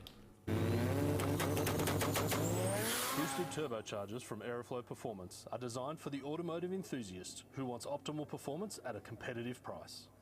We have a range of turbochargers in both ceramic ball bearing and 360-degree journal bearing options to suit your power goals from 200 up to 3,000 horsepower. To help turbocharge your vehicle, Aeroflow Performance also have a large range of turbocharger accessories, from steam pipe turbo manifolds, external wastegates, intake and exhaust solutions. You can have your car boosted in no time. For a full listing, check out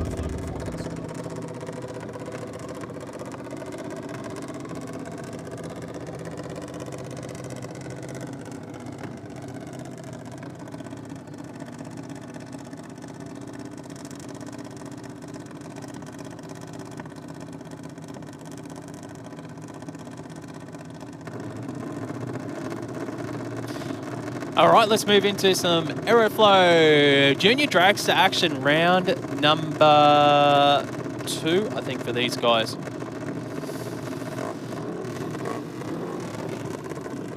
James Loday, the champ in Junior Dragster, taking on Harry Ryko. His name is etched in the history books as being one of the 400 Thunder Junior Dragster champions. To win a championship, you need to be good over 12 months of a season. You need to be consistently good. You need to go rounds. And he was that driver last season, James Loday, dialing in at 795. Harry Ryko's dialing in at 798. Supported by Mum and Dad and Autobahn at Albion Park. James Loday for Westside Collision Centre, his Junior Dragster. Also campaigning in Junior Drag Bike this weekend, the exhibition class, the newest 400 Thunder category. Hopefully we can see that changed over to a championship eliminator later on as we get more competitors coming forward on the bikes. But at the moment, Junior Dragster, it is the future stars of our sport, where some of our professional drivers started in Junior Dragster. It is a stepping stone. If you want to get involved into motorsports, Junior Dragster is one of the best sports to get involved with. Both the juniors in pre-stage here.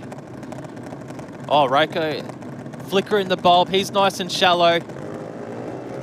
Reaction time advantage. Loday, the champ, 067 to a 155. Dialing is a 795. Wind light goes to Ryko, though. It's a breakout for Loday. He goes 9,000ths of a second too quick. Ryko goes 798 with a 0 on a 798. What a pass from Harry Ryko to take out the champ here in round 2 of Junior Dragster, brought to us by Aeroflow. Here at the East Coast Thunder, next up, Zane Cadello from Barrack Heights here in New South Wales, dialing in at 813 to take on Zach Ruffalo. Ruffalo over in the Rocket Industries lane. He's dialed in at an 805. It should be a good race. Zach Ruffalo, very tough in the Speed Addict Clothing Company New South Wales State Championship Series here at Sydney Dragway.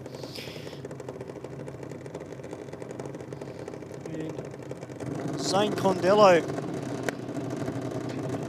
has been very, very good out on track. It's good to see the Junior Dragsters putting on a show here at Sydney Dragway as part of the East Coast Thunder, brought to you by 400 Thunder and Aeroflow Performance Products. Well, .049 on the tree for Zane Condello, who's got the start line advantage. Zach Ruffalo is coming back and has got the win. Unfortunately, a breakout for Zane Condello by 0.003 of a second. So Zach Ruffalo, 8.08 on an 8.05 dial-in. That was a very, very tough race.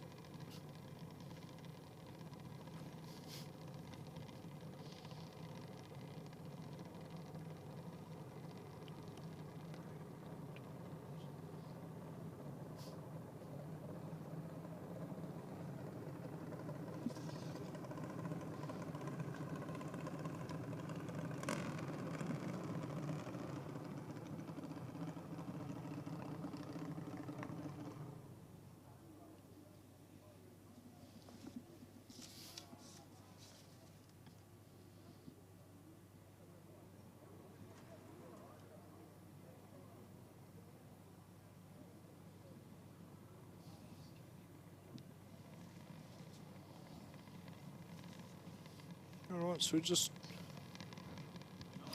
You know what? I'm just going to make it a bit cool. We've got the pit party happening at 1 o'clock down in the pits, the Aeroflow pit party.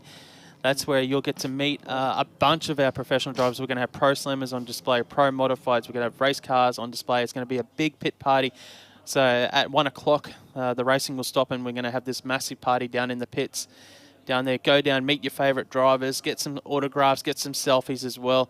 The pit party is going to go off. You know, it'll be something fun to experience and get up and close and personal with some of our teams. That'll be at 1 o'clock when racing stops for that break, and get down there to the pit party.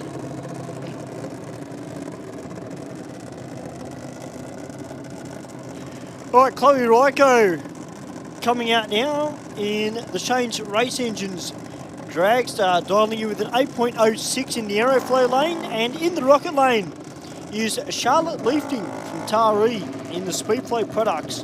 A Junior, also sponsored by Imprint Industries and McGrath Meats, dialing in with an 8.20.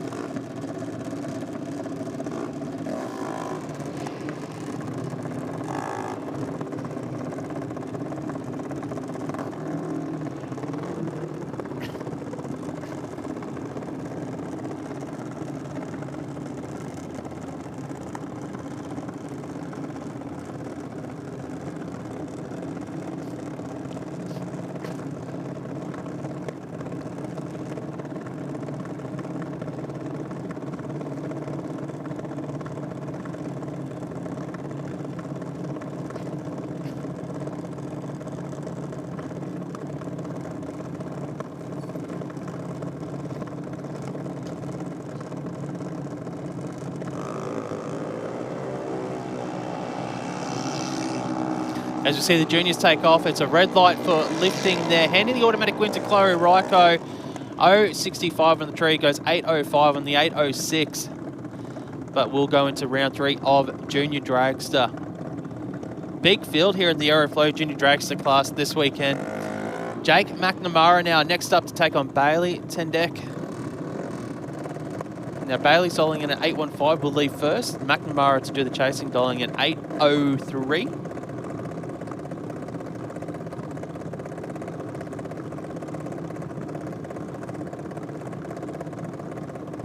Let's see what young Jake has got for us. And Bailey's Tandek, one of the A-Civil sponsored junior dragsters.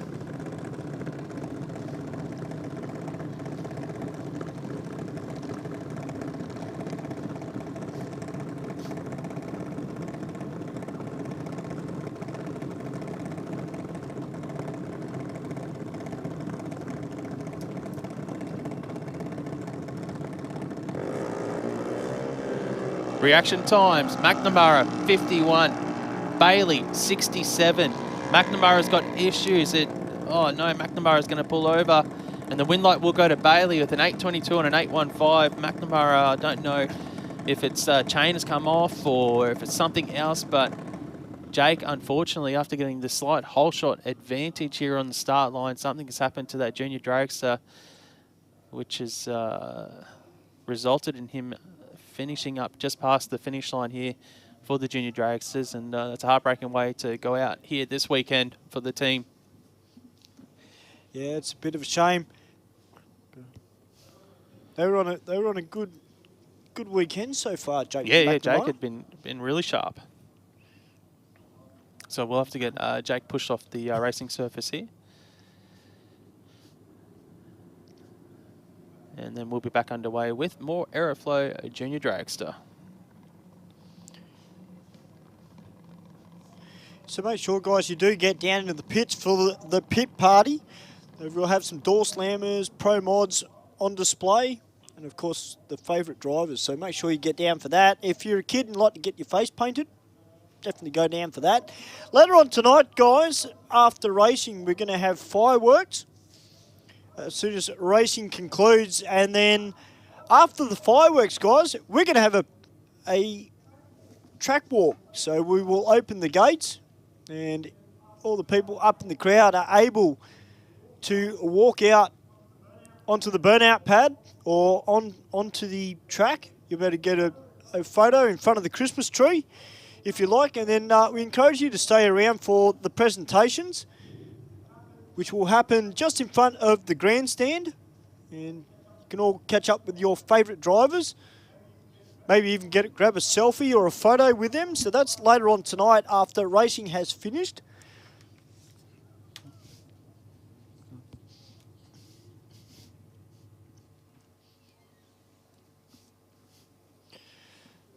So we've got the quad all hooked up. And we'll get young Jake off the racing surface. And then we'll be back to Junior Dragster very, very soon. We've got Dakota Bray waiting patiently down here in the Smith Transport HPS and Century Batteries sponsored Junior, about to take on Tegan Smith, one of our local racers here at Sydney Dragway. The Power Cruise Promotions, Jet Flow Plumbing, Speedy Diffs, Lucas Oil and Tony Smash, and J&M Auto Repairs. Sponsored A Junior.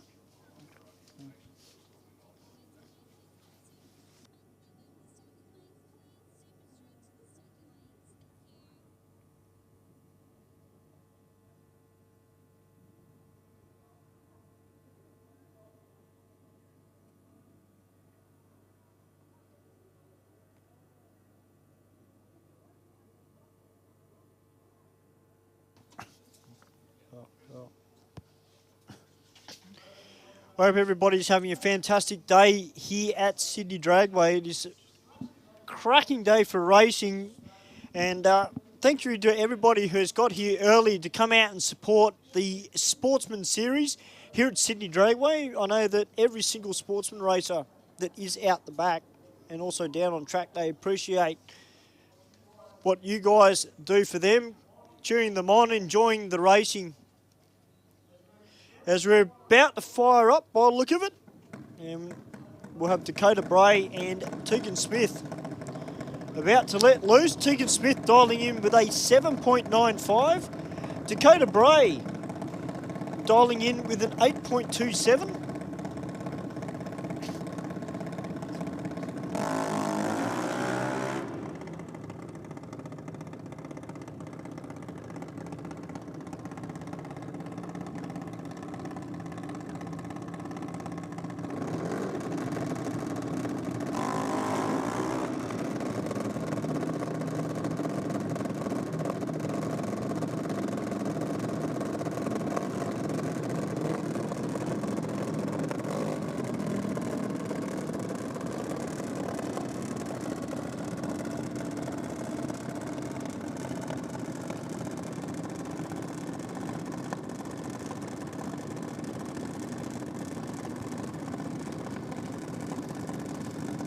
If you love your sportsman racing, ladies and gentlemen, enjoying these kids, the future stars of our sport, as well as a lot of the other drivers that are here today in the 400 Thunder Sportsman Series, make sure you do come out to a Speed Addict Clothing Company New South Wales State Championship Series as we welcome Matty Kavanagh to the mic. G'day, Matt. Great to be here, Stu, and a glorious day here at Sydney Dragway for the East Coast Thunder, all thanks to Aeroflow and the 400 Thunder Drag Racing Series. And Junior Drags is the future of the sport. Dakota Bray there, a red light, unfortunately breaks out as well, so going to give that one away to Tegan Smith that time. All right, Jacob Longo, the RHJ Mechanical Repairs B Junior, dialing in with an 8.78, and Jacob Schultz, a C-Class Junior, dialing in with a 12.09. Now, even though Jacob has dialed in with a 12.09 and Jacob Longo has dialed in with an 8.78, once again, it does come down to reaction time. And I know for a fact that the young kids that drive the C-Class Juniors, they love to beat the older kids. Oh, why wouldn't you? Why wouldn't you just like to come in, the more experienced kid, beat the more experienced driver, I suppose, out there? Nothing wrong with that, just showing a little bit of sportsmanship there. Yeah. Wait for him to come in here. Jacob Longo is already in full state. We're underway though with Jacob Schultz, gets away with a 0.15 reaction time. That's an absolute curler there. very, very fast off the line. C Junior, it's a lot slower, but they're going to be very close at the end. Double break at that time, but the win will go to Jacob Longo in the Aeroflow lane, an 8.75 with a 2 and an 8.78 dial-in, compared to Jacob Schultz, who did a 12.055 and a 12.09 dial-in. Well, you know what?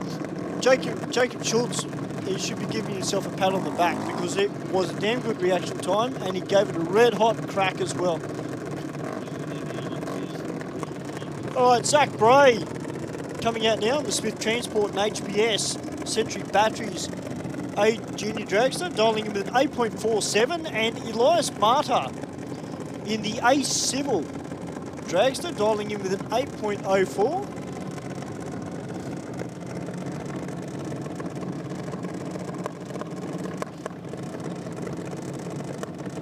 Zach Bray in the Aeroflow lane, just rolling in, waiting to come into full stage now. Nice, 0.93 reaction, up to 0.74 from Elias Matter. The Rocket Lane's got a bit of an advantage there, a couple of tenths of a second. At the end of the line, Elias Matter will get the win there with an 8.12 and an 8.04 dial-in. Zach Bray will break out, runs 8.44, that time an 8.47 dial-in. Yeah, it's tough racing in Junior Dragster, as it is with all our 400 Thunder Sportsman classes that we have here this weekend here at the East Coast Thunder. As we've got Daniela Axiak from London coming out in her A Junior. Now she's dialed in with a 7.92. And in beside her, Liesl Gowers from Thornlands in Queensland, the SCG Racing Parts A Junior, who's dialed in with a 7.99. So able to drop down to those 790s when it comes to competition here in Junior Dragster. yeah, they All the way down for the A Juniors. Obviously, you've seen the categories there. We keep calling them B Juniors, A Juniors, C Juniors even. It's where they start as C Junior. They're not allowed to go as fast. Cap themselves to about 12.5 seconds for a C Junior. Then we bring them down to 8.5 for a B and down to a 7.90 for an A Junior. Full stage gals there. Actually acting deep stage and a red light there. So the issue when you go a little bit too deep sometimes, you go up the normal light where you want to react from. Gals breaks out that time and will get the win still though after that red light with a 7.97 with an 8 on a 7.99 dial in 80 miles an hour. Daniela Axiak, unfortunately that red light, 8.12 that time on a 7.92 dial in. All right, we're into our exhibition of Junior Drag Bike.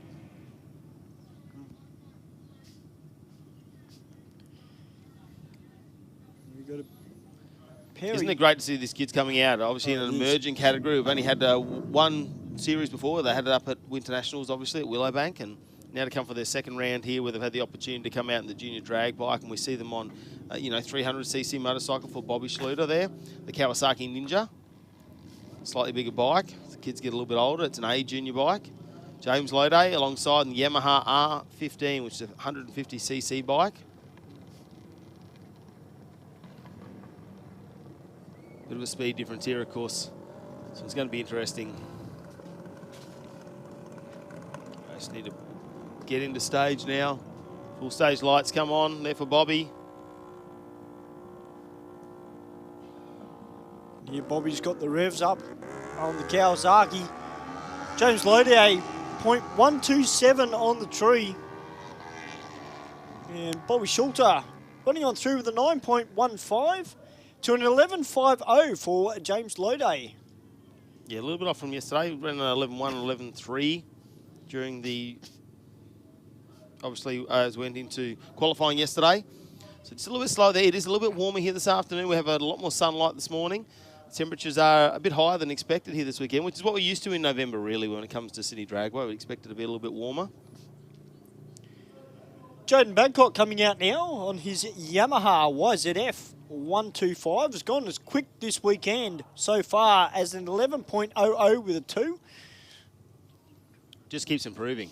Oh, he does. Will there be a 10-second pass? Still on a Yamaha YZF-R 125. It's a 125cc motorbike for Jaden Badcock. Well, Good to see his dad, Andrew Badcock, down there as well. I was speaking to his dad yesterday, and he was saying that Jaden asked if he could put just a little bit of nitro in his bike. And I turned around to Jaden and I said, you just watch those guys across from you, Chris Matheson. Just make sure that he doesn't corrupt you. Possibly. 11.00 again, this time with an 8, 62 miles an hour. Might be finding the limits of that poor little 125. I don't know how much faster that's going to go down that 8th mile run there, the 200 metres here for the junior drag bikes.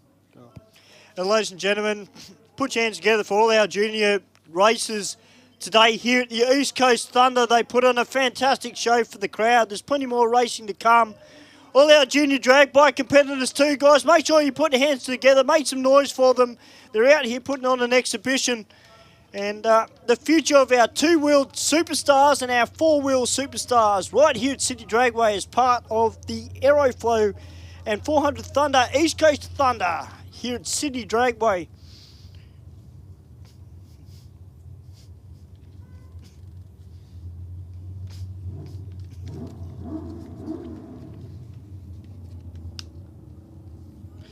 We're about to get into Super Street, round 3 of 5. We've had some tough racing in Super Street already, Matty. Gotta love Super Street, don't you? Yeah, you can really relate to the cars. You see them driving around. Hot it up just a little bit. We've seen, what I like about this category now, we're seeing a lot more late model cars starting to make their way in. And much easier to make horsepower out of the late model turbo cars and things like that. Supercharged cars, but still we've got a whole heap of old school muscle. We certainly do. And speaking about old school muscle, we've got David McGlynn about to come out in the Morissette batteries and tyres, HQ GDS Monaro, about to take on Alicia Teal in her HQ. Now, David McGlynn sometimes runs a little bit of nitrous on this car. And then Alicia Teal has got the 383 Chev in her HQ. A couple of very straight HQs there. They put them together, you get yourself a little bit of a retirement fund for these. Bit of a retirement fund for these couple of HQs if you can keep them, I reckon, for another few years. Well, of course, Alicia Teal, her car is street driven. She drives it here to the track, races it, sticks the street tyres back on, drives home. The car's been a drag challenge here down in south as well. Puts a trailer on the back, locks it up, goes for a drive. Why not? That's what you like, especially when you're dining in 11.09s. Have an 11-second street car. I know when you look in the magazines and stuff, we see a lot of 9 and 8-second cars nowadays, but they don't drive around as often as you think and get to do the kilometres that they'll do, like this car here for Alicia Teal. Dave McGlynn, though, that's an awesome looking HQ there. I do like the orange GT stripes on it. Well, thanks to Morissette Batteries and Tyres and Fowler's Family Racing.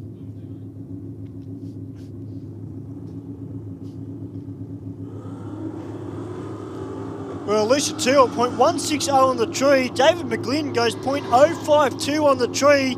They're pretty much neck and neck at half track. This is going to be a very tough race. Who's got it? David McGlynn, unfortunately, a breakout from Alicia Teal. She goes 11.05 with an 8 on an 11.09 dial-in. David McGlynn goes 10.73 with a 6.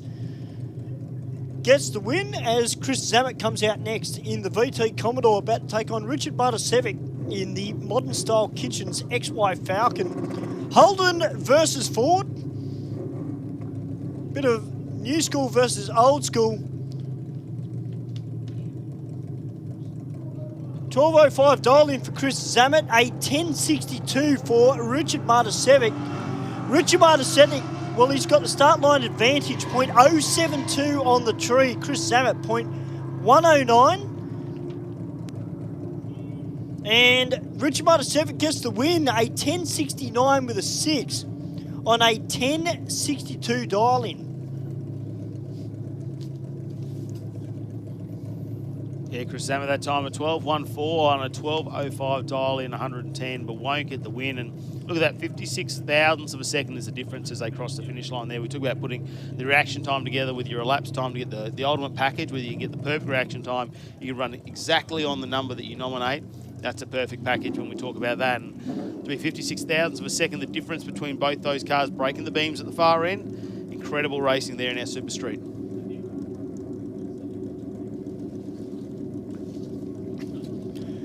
All right, Jared Hooley coming out now. We are now into Heavy Duty Magazine Modified Bike, Australia's #1 V-twin magazine, Heavy Duty. Mick has finally come up and given us a copy.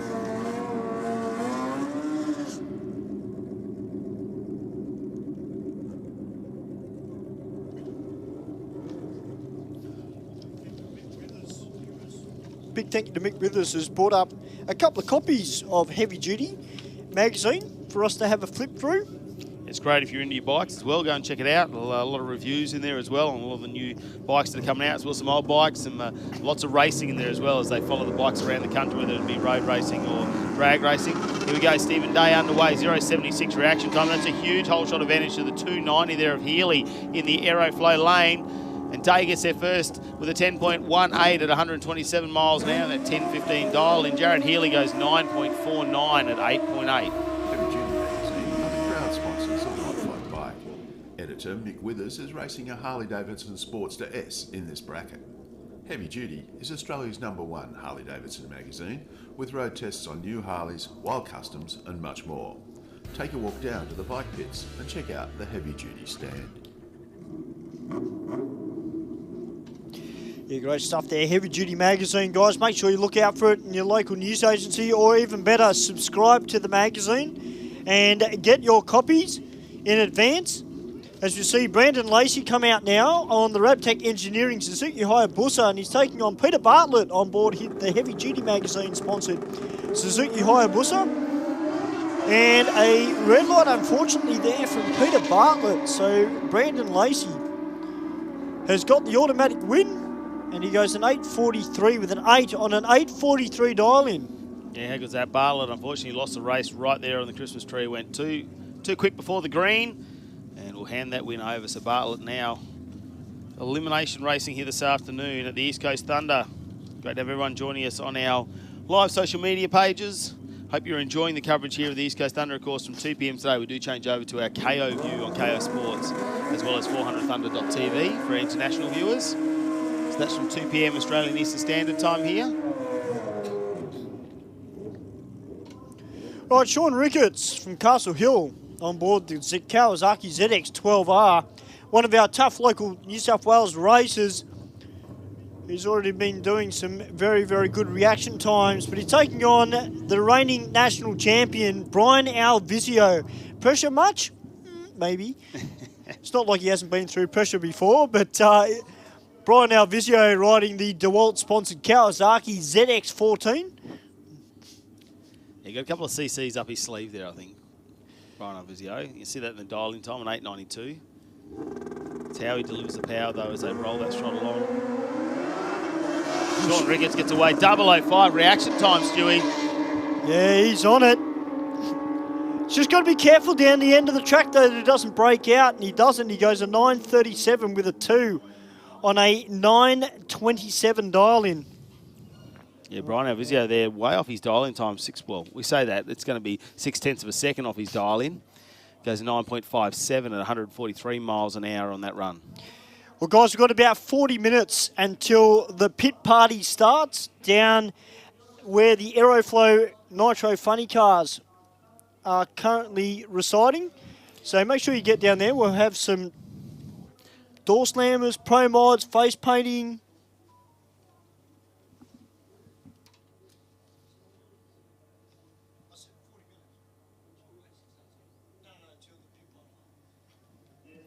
Yeah, it's going to be a huge pit party to head down there, and of course you can check it out down where all the funny cars are parked down in the pits, all thanks to Aeroflow. It's going to be a huge pit party down there from 1 p.m. this afternoon. We've got face painting for the kids, we've got the bubble machines, we've got everything happening down there. It's going to be absolutely fantastic. Get all your signatures from the drivers as well if you want to go and check that out, because we go live on KO from 2 p.m, so we're back into race. We've got an hour down there to party in the pits. Do you reckon I'd be allowed to take Benji down and paint a rotor symbol on his forehead? We'll take anything. You know? As long as it's Benji, we'll let you do anything to him. Yeah. Yeah. good to see you. We've got plenty going on here at the East Coast Thunder. It is gorgeous daylight here today. Make sure you get down here early. If you are listening to us on the live stream, you've already got your tickets online. Make sure you get down nice and early because the car parks are filling up. Then you end up in the overflow car park. You got to do a bit more walking. But if you get your tickets online, get down here today, you can come straight in the gate. And, of course, we've already got a crowd hanging out. Don't forget, if you are here live at the venue, you can go down to the pits anytime you like and wander around. Be careful, obviously. There are some cars moving around, but everyone's got a lot of respect down there. But go and check out them working on the cars now because they are getting them prepared for the first round of pro categories coming your way after 2 p.m. this afternoon. And, of course, we are going to light things up straight away after our opening ceremony with the Top Fuel funny cars as well, who had a ripper show last night. And we saw that first 4-second passing competition there, a 4.933 from Morris McMillan. Will we see some more? Justin Walsh is getting mighty comfy in that car now, and he's pitted right next door. And Brandon Goswell went down and had a chat with him. He threw the belt off in that final run, so he thinks that possibly, judging by the incremental times, that could have been on a 490 pass as well. That's awesome. I just noticed with Brandon too yesterday that he's got Leonard as a party and Alex Borg helping the crew on that car. And I caught up with Alex yesterday and he said, yeah, well, us bike guys, we all stick together. Because Brandon Goswell, ladies and gentlemen, used to race a bike. And now he's swapped the 4 wheels, driving a nitro funny car. Yeah, I'll take my hat off to him for doing what he's doing at the moment because, you know, we're talking about a lot in drag racing, particularly in Top Fuel, where we usually say, you know, like you've got to be a certain kind of crazy to drive one of those. But I'll tell you what, those guys that drive those nitro funny cars, I think you've got to be even crazier to drive one of them than a fuel car. Oh, mate, you're an adrenaline junkie is what you are. You're an adrenaline junkie. I'll tell you what, let's grab some words from our fantastic sponsors here for the East Coast Thunder. We'll be back with you with all the action very shortly. Turbochargers from Aeroflow Performance are designed for the automotive enthusiast who wants optimal performance at a competitive price. We have a range of turbochargers in both ceramic ball bearing and 360-degree journal bearing options to suit your power goals from 200 up to 3,000 horsepower. To help turbocharge your vehicle, Aeroflow Performance also have a large range of turbocharger accessories. From steam pipe turbo manifolds, external wastegates and intake and exhaust solutions, you can have your car boosted in no time. For a full listing, check out aeroflowperformance.com.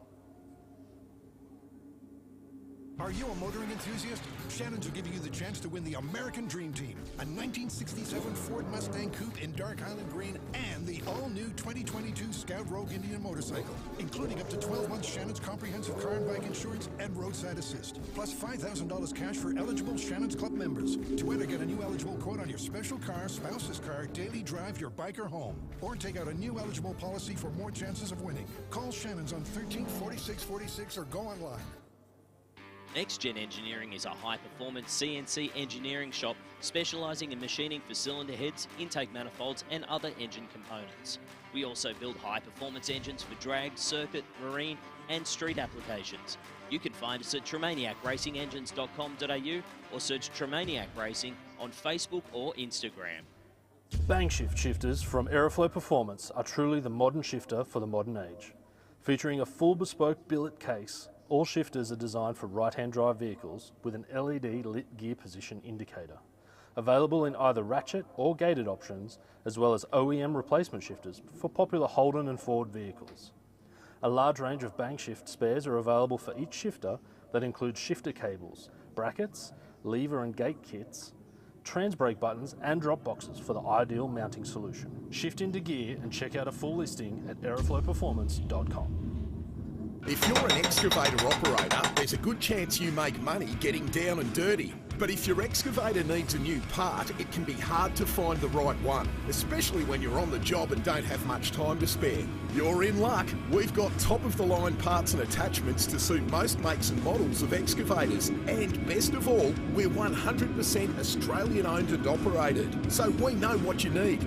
If you want to save money on high-quality parts and attachments for your excavators, call RDW Excavator Parts Team today. And we're back into it. Stu. We are, mate. We're into round 3 of Super Sedan, Mark. Super Sedan, we're getting down to the nitty-gritty already for these Sportsman races. And we've still got 3 complete rounds of the Aeroflow 400 Thunder Drag Racing Series for the professional category still to come yet today.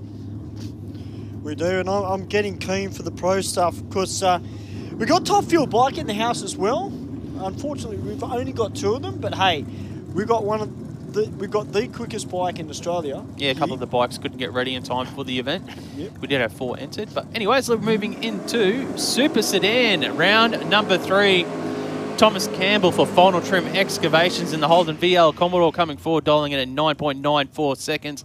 Taking on Pat Friolio in the Austral Steel Holden HQ. He's dialing in at 10.16. The Ute will leave first.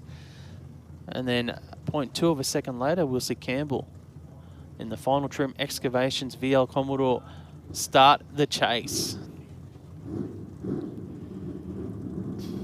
All right, Pat Friolo, the Austral Steel HQ Holden, 350 Chev on board for him.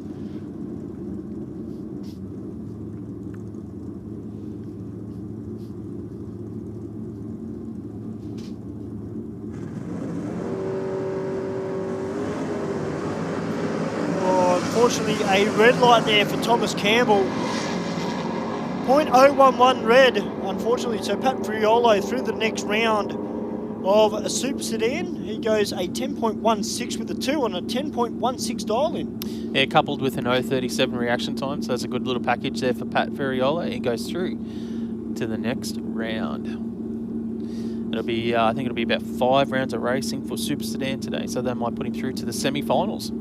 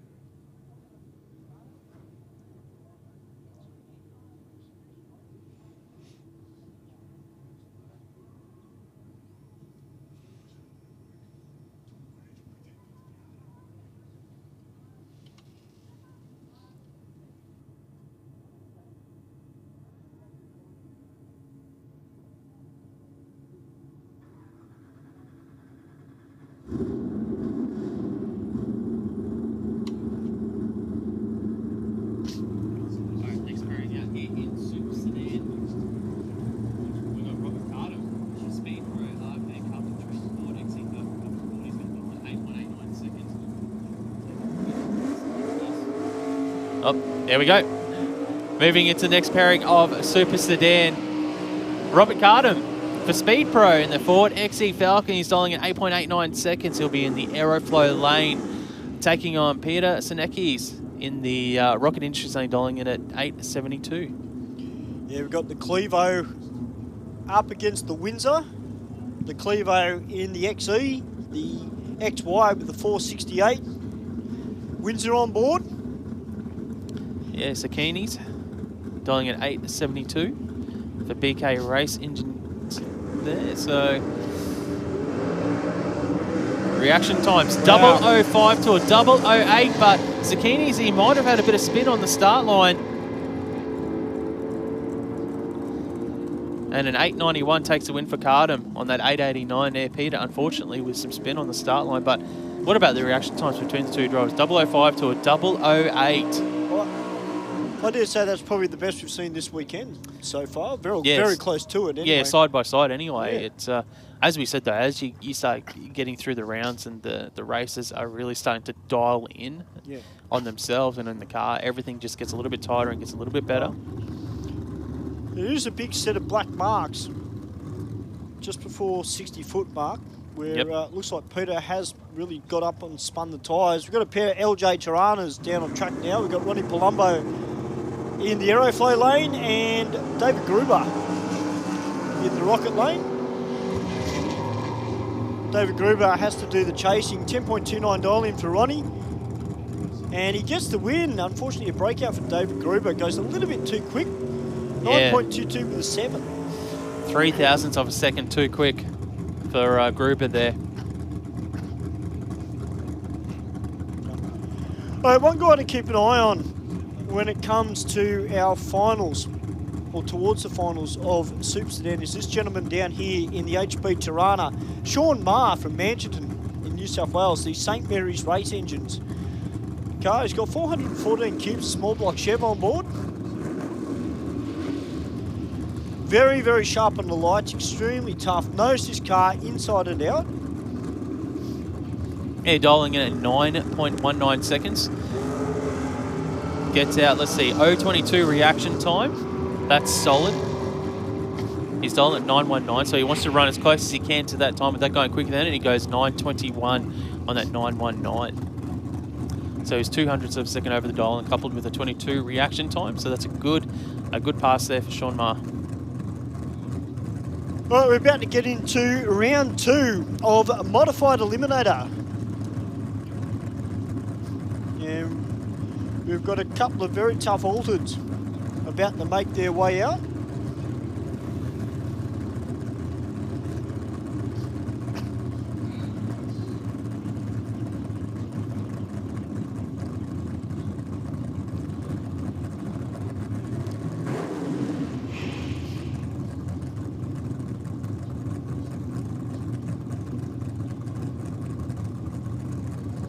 Right, Steffi Heisman's from Spring Hill in New South Wales, the Great Western Auto Wreckers and Auto One at Orange sponsored altered. She's dialed in with a 7.98.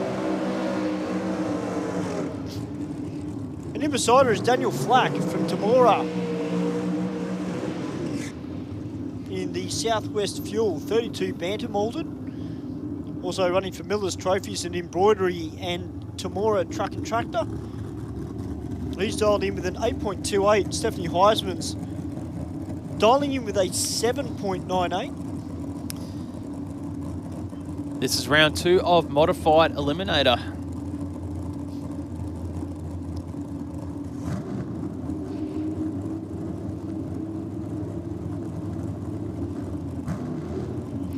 Now, when you talk about consistent race cars, Modified is up in that upper echelon of consistent cars. They're designed, everything about modified cars are usually designed about repeating performance. You know, the way the engines are set up and the cars themselves, it's just all about being as consistent as possible. Doing everything the same way, Mark? Exactly, mate. You want to keep when you talk about the driving side of things, you want to keep your routine as consistent as possible. So if you're consistent as a driver, the way you do your burnout, the way you stage the car, it then reflects on the passes as well. As we watch both drivers leave the start line, 0.46 for Flack, 0.27 for Heisman. Heisman's got 200ths advantage and converts it to a winner, 7.99 on that 7.98. Flack goes an 8.31 on the 8.28, 300ths of a second win margin there for Stephanie. And we'll go through to round 3 of Modified Eliminator, through to the quarterfinals.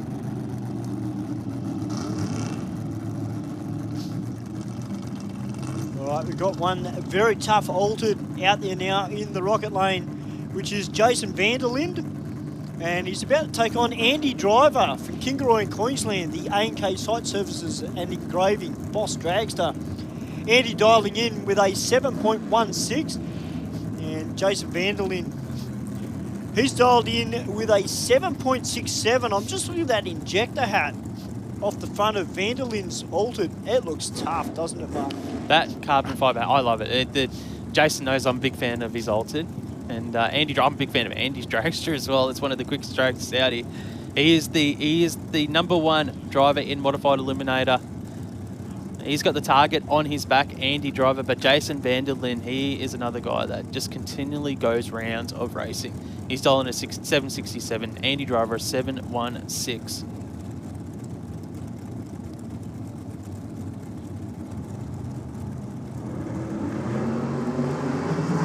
0.19 for Vanderlyn, but the champ has gone 0.11 on the tree. The champ's got 0.08 of a second advantage. Winlight goes to the champ, 7.18 on a 7.16. Vanderlyn goes 7.69 on a 7.67. That pass from Jason Vanderlyn probably wins 9 out of 10 passes in Modified today, but not this pass against Andy Driver, who gets the win by 0.006 of a second across the finish line. Vanderlyn was closer to the dial-in, but Driver with the slight hole shot advantage gets the win. Yeah, that was a good drag race, that one. Peter Carlton coming out now in the front engine dragster from Bowerville. It sounds like someone might have lost power. There's Romano lost power. Yep. In the dragster. Yeah. So Carlton stolen an 881. There we go. Romano's got it fired back up. Sometimes when you do a Bennett in these sort of vehicles, is you get a lot of fuel thrown down through the carby, and it can flood the car and quit on you at the end of the burnout. So you hear a lot of the drivers that do a burnout, they'll do a bit of a quick stab of the throttle to sort of try and clear it a little bit.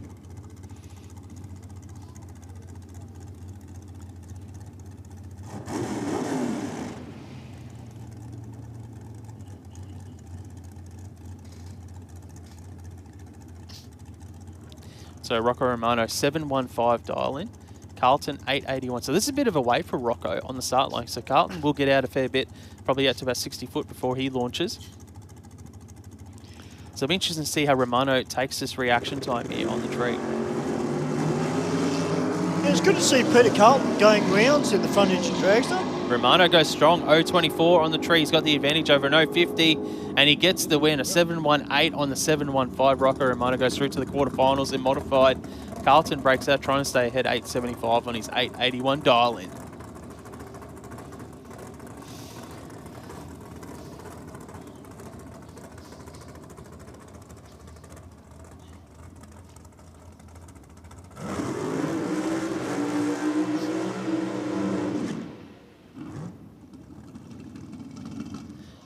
Simon Barlow, a #1 qualifier, has dialed in at 6.71 seconds.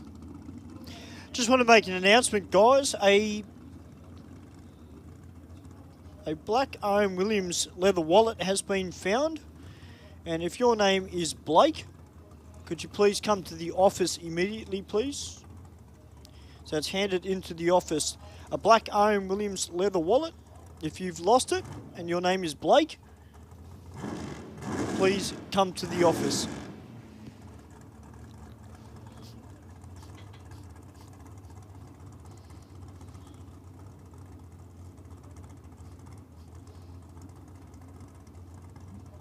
The office is located on level 1 here in the tower.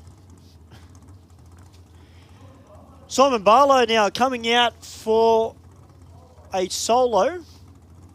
Has dialed in with a 671. Has gone as fast as a 670 with an 8 in the 632 cubed dragster of his. 014 on the tree. I reckon he'll run a 71 here. Oh, he goes 72, 672 on that 671. 014 on the tree. 17, so that's a 31 package there for Simon Barlow, 0.031 of a second. Off a perfect pass. Great run. I thought you were going to get that then. I was just watching it. I'm thinking, I think Mark's got this. Yeah, because I think he went 670 this morning. So yeah. I thought, you know what, 71. Yeah. No, it was good. It was a good pass for Simon Barlow. All our 400 Thunder Sportsman classes doing a fantastic job this morning here at the East Coast Thunder. We're about to get into Top Sportsman. And wow, what a matchup this is. Our first pair for round 2 of 5 Top Sportsmen. We've got Sam Curry coming out in the K-Tech Holden Tirana. About to take on Gary Halpin in the Datsun 1200 Coupe with the 2J on board. Running for Penrite, Haltech, Castle Hill Performance, Plasma Man and Coding King.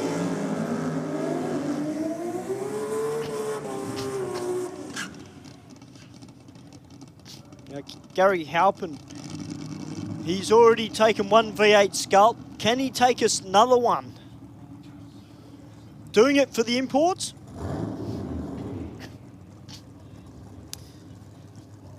Top Sportsman, the quickest of our sedan brackets here this weekend in the dial your own categories. You have to dial in quicker than 8.50 seconds. You can run all the electronics that you want.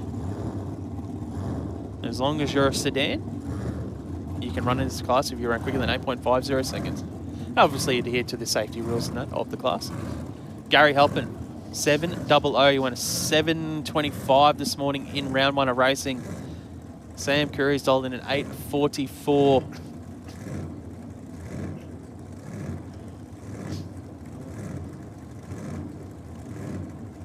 This is a bit of a wild race, isn't it, really, between these two?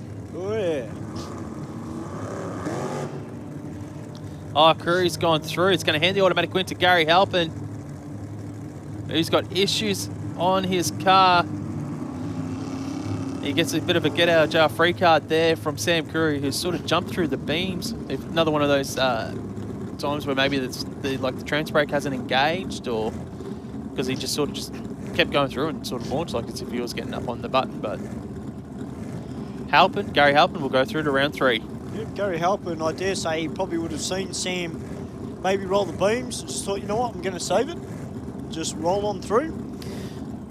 Of course, this is round number 2 of Speed Addict Clothing Company Top Sportsman. We started out with over 20 entries in Top Sportsman this weekend. Now we're down to round 2. All right, David Whitmore, the big blown Chevy Nova.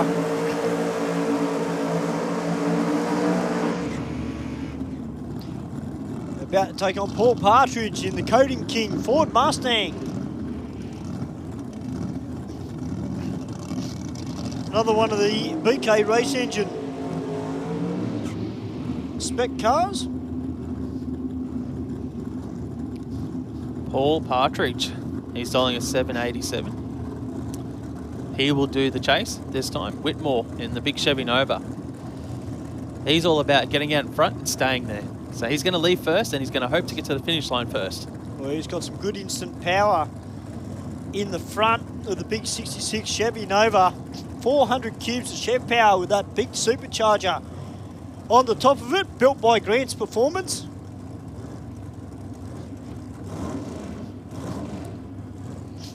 And of course Pardo, who does some great driving here at City Dragway most of the time. Oh, red light from David Whitmore. Well, he had to cut a good light against Paul Partridge, and Paul Partridge goes on through. He actually broke out, but he still gets the win because David Whitmore broke out. Sorry, did a red light first, so a 7.86 on a 7.87 dial-in. As Lisa Sargent comes out now in the Sargent's Roofing Chevy Nova. About to take on Iraklis Kazantzidis in the Casmic Interiors and Pro Street Racing and West End Performance. Sponsored VN Commodore.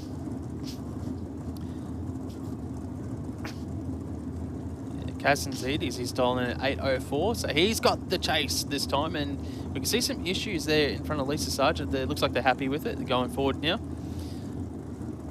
Dialing at 849.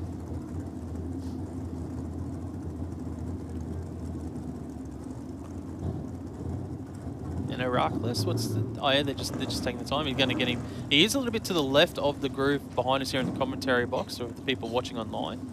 He'll be moving towards, a bit more towards the centre there. His crew guy just letting him know, yeah, move over a little bit.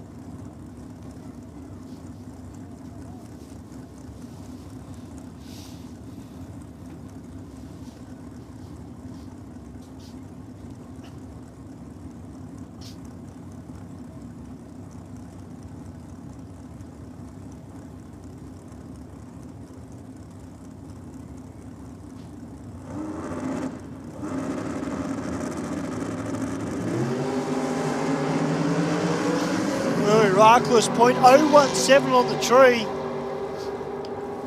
Not too much between them at the moment. Who's got the win? Iraklis got it, an 8.07 with the 9 on an 8.04 dial-in. Lisa Sargent an 8.52 with the 1 on an 8.49 dial-in. So Iraklis Kazantzidis progresses through to another round in the top sportsman category. It looks like Daniel Morris down there, all the way up from Queensland, competing this weekend at the East Coast Thunder, brought to us by Speed Addict Clothing Company here in Top Sportsman. And he'll be taking on Thomas Leake here in round number 2. Morris will leave first. He ran a 7.99 in round 1. He's stuck with his 7.98 dial-in. Leake has dialed in a 7.83. Leake had a really solid pass first round. Morris's was really good as well.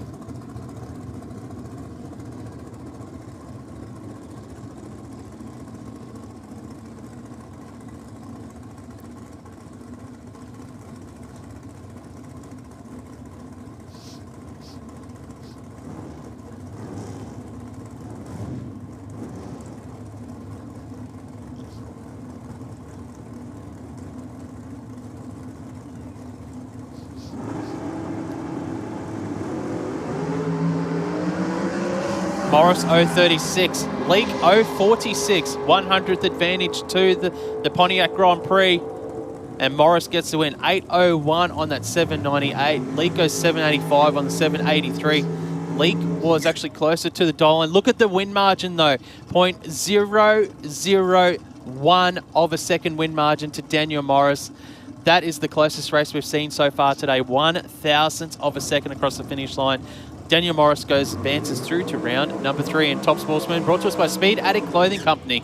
Well, Thomas Luke actually had the shoots out right on the finishing line too, Mark, so he might have lifted just a little bit. If he has lifted, he may have just cost himself the race, because there was only 1/1000th of a second across the finish line there. Next out in Top Sportsman, Steve Fowler, number 1 qualifier, stalled in at 682. He had lane choice. He's taken the Rocket Industry side of the racetrack that Selenia was in round number 1 as well. Brett Shard in the S10, the Chevy S10 pickup, stalled in at 781. So almost 1 full second head start for Brett Shard. And then Steve Fowler in this huge cubed Pontiac GTO, 765 cubes on board to do the chase. But Fowler will be used to the chase these days because he's always the number 1 qualifier, so he knows what to expect. You know, the patience that you need and to not let go of the button early so you don't go red. Let's see what happens, and the red light will be this happening to Brett Shard this time around with an 013 red too soon. Fowler goes 029 on the green side of the tree and takes it through for a 683 on the 682. Steve Fowler getting it done. He definitely got it done, but even Brett Sheard, 7.80 with an O on a 7.81 dial in. Yeah, he was just a little bit wrong on both sides of the end of the racetrack.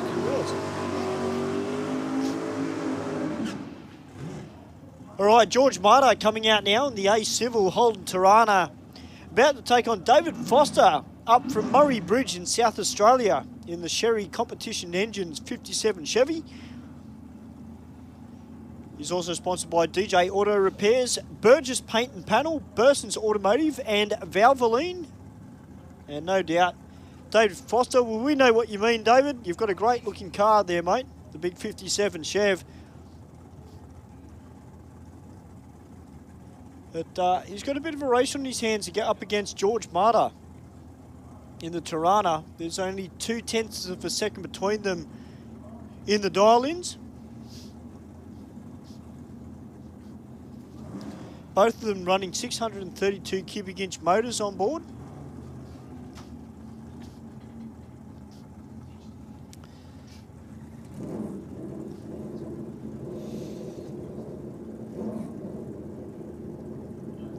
You know, it's the who's going to take it to Steve Fowler and Daniel Morris at the moment. Let's see what these guys produce in this pass here. An 0.45 reaction time for Foster, 162 for Mata. And it's 790 on that 777 win for David Foster. Gets the win by 19,000ths of a second. Mata was actually closer to the dial, 796 and the 792, but his 162 reaction time was a little bit too hard to overcome here in round number 2 for Speed Addict Clothing Company, Top Sportsman. And that was our final pairing in Speed Addict Clothing, Top Sportsman. We're going to move now into Performance Bike. This is round number 1 of Performance Bike. Now we're moving away from the Dial Your Own categories, the bracket racing here in the 400 Thunder Series, moving into what we call the performance categories. Basically, in these performance categories, it's first to the finish line, you win. Don't go red. These guys race in chosen classes that they've got rules that they need to adhere to. They've got limitation set-outs and what they can and can't do to their bikes, weight limits, and it's basically they're just here to run as quick as they can and don't break the rules of their class. Get to the finish line first and they win. And the first up, we've got Ken Collin running in his A altered bike with a national record of 775. Rob Wilkinson on his B street bike, national record of 9.32 seconds. Wilkinson was our number 2 qualifier. Collin was our number 7 qualifier. Wilkinson, 050. Collin, 178. And Wilkinson takes the win, goes 9.23 on that national record of 9.32 seconds. So he's gone well under that record again. Collin was a little bit off this weekend, 8.77. We had seen that bike run to the 770s. Not to be today. Big strong burnout there from Nathan Ward on the A altered bike. About to take on Chris Collin, our reigning national champion, on the B altered bike. Running for Rascal Race Engines on his boozer. And Nathan Ward on board the Alpha Performance Engines Hayabusa. Both of them from Rascal Race Engines. So index is 7.75. So national record is 7.75 for Nathan Ward. Chris Collin with national record of 8.04.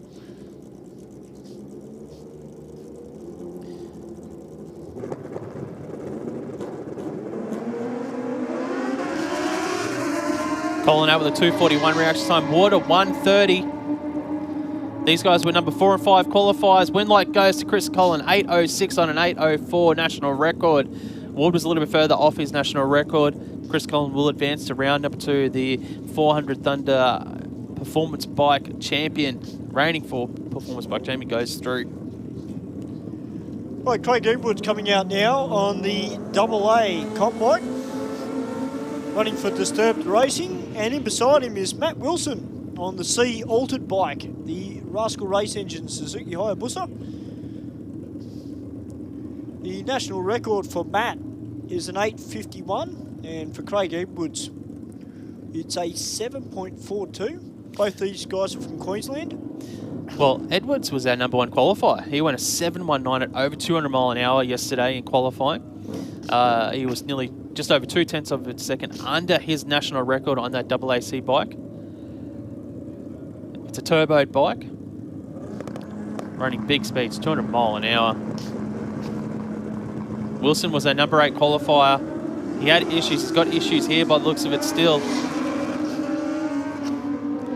Edwards goes through, goes 7:09. 7:09, 201 miles an hour. He liberates that record. Wow. That's quick, Mark. That is absolutely stunning there from Craig Edwards. 7.09 seconds, 201 miles an hour. I think that's a PB for the team as well. He normally campaigns an extreme bike. Obviously, there was no bracket for that this weekend, but he's taken some scalps here in performance bike. Number 1 qualifier advances through to round 2. And he may have even reset the national record as well in the process. John Mengel now on his Double D Ultra bike, national record of 7.95 seconds, taking on Joseph Curry on that Harley Davidson Destroyer, a national record of an 8:69. This is actually Joe's spare bike. They took the front end off his normal bike that he races, in modified bike, and put it on the front of this one. This one's actually got a bigger motor in it than his modified bike that he normally runs. For .076 on the tree for Joe Curry, or as Mr. Cool as we call him here at City Dragway, and John Mengel, 7.952 to a 9.16. He gets the win. Very good pass there from John Mengel. Yeah, right on that national record of a 7.95. He goes 7.95 as well.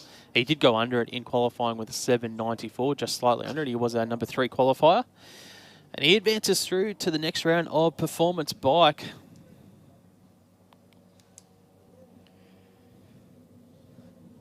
Well, guys, we're not too far away from the pit party, which is happening down in Nitro Alley. We're down where the Aeroflow Nitro funny cars are. We've got slammers, face painting. We've got some pro mods down there. You can go down and catch up with all the drivers, get some autographs, photos, face painting. Make sure you get down there. So that kicks off at 1 o'clock. And we are about to get into Supercomp. It should be first round of Supercomp. This is another one of our performance classes. These guys are racing within a set of rules, parameters that they need to abide by within their chosen designation. They're running on national record, so yet again, it's another class that's first to the finish line and you win. And these guys, they're all about trying to find every thousandth and hundredth of a second they can find, whether it's through suspension setup, the engine combo. You know, it's all about, as long as they stay within the set of rules that they've got to abide by, it's all open slather for these guys. Well, Peter Pistolides coming out now. The AA altered production injected automatic Chevy Corvette. And he's about to take on Darren Gay in the B-Gas Chevy Lumina. Not the car that we mentioned too much about here in Australia, the Chevy Lumina, similar to the Oldsmobile Cutlass. Yeah, very similar. They're still getting around. Yeah, so Pisolides was our number 3 qualifier, went a 6:44 in qualifying to be almost just over half a second under his national record of 7:00. I think we had about 11 cars under the national record in qualifying for their respective classes. So Darren Gay, who's currently leading the Supercomp Championship, was our number 10 qualifier. He was 100th of a second under his national record, his own national record in B-Gas. So it's a manually shifted small block car for Darren Gay. Yeah, I love this class, Supercomp. You know, you can have a bit of a mix of everything in there. Now and again, you might see an RB30 pop its head up. You might see Dominic Rigoli enter this class. Unfortunately, he's not here this weekend, but I'll tell you what, if you want to go drag racing, this is a great bracket to be a part of. Competition, or Supercomp as we call it. Now Peter Pisolides, he's aimed slightly towards the centre line. Darren Gay is staged up pretty straight down the rocket lane. Peter Pisolides winding up those turbos on the Hemi.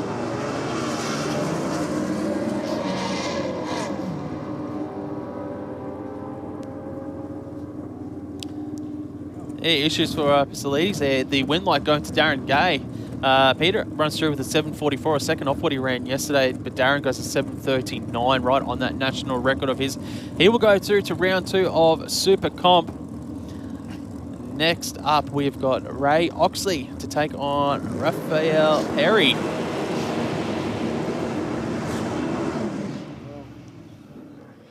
Yeah, the top form concrete 23T bucket got the 500 cube motor in the front of it. He's going to be taking on Ray Oxley in the B altered production Chevy Cobalt. Yeah, Ray ran a 7:70 yesterday in qualifying to be our number 11 qualifier. Yeah, the B Ultra Production class for Ray Oxley is national record of 7:45. He was actually over the speed record though. He had 181 mile an hour yesterday in qualifying. The record's 180 miles an hour. So he's got the power there. So the power is showing. So it's just a matter of getting the finish line to match up with the first half of the racetrack. So once he gets that sorted, watch out. I think that he could touch up that record as well in B Altered Production. Raphael Perry, though, 7:34. He was our number 2 qualifier, went 0.738 of a second under the record. He went a 6:60 yesterday in qualifying, 6.60 seconds. This is a naturally aspirated, altered 500 cubic inch motor for Raphael Perry in this beast. You know, that's one of the quickest aspirated cars in the country here in Australia. What I like about Ray Oxley's car too, Mark, it's almost like a mini Pro Stocker. It's got Liberty 5-speed in it. It looks like a mini Pro Stocker. Very well presented car, and you know, great stepping stone if you do want to get into Pro Stock. Jumping into comp. Let's see what Raphael Perry's got for us. National record is 7.34 for an A altered automatic.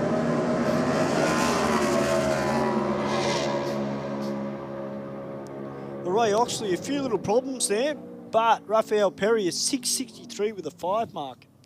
Well under that record. He is just annihilating it at the moment. 6:63.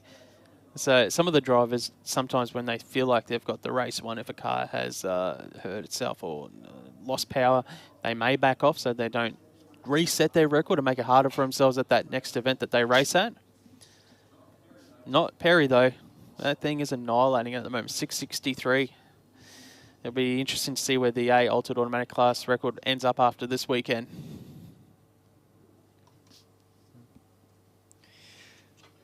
Well, Steve Athens about to come out in the Mustang. And Adrian Vella. Or is that Nicastri down there? That's Fred Nicastri, my apologies. We've got the OG of Pro Street, Stephen Athens, the Double B, altered production, injected automatic, Ford Mustang, Dandy engines, do all the engine work for Steve. And Fred Nicastri running for Ours Race Glides and AC Automotive. And F-Gas Automatic.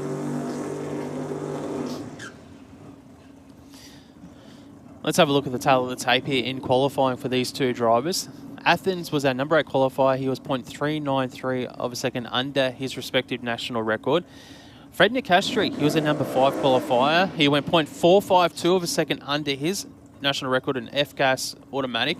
The thing with Nicastri, though, he didn't really lay a number down to that final qualifying session, and Athens was in sort of a similar vote. He only got down 1 of his 3 passes. And our pit party is starting right now, 1 o'clock. So if you want to get down there, the pit party is starting right now down in Nitro Alley. Go check it out. We've got cars on display. You can meet drivers. Get down to the pit alley and the just down behind the grandstand there. Go check it out. There's going to be some fun stuff happening down there before the start of the official racing ceremonies later on today. Yeah, it's going to be awesome. We're not too far away, ladies and gentlemen, either from getting into our pro categories.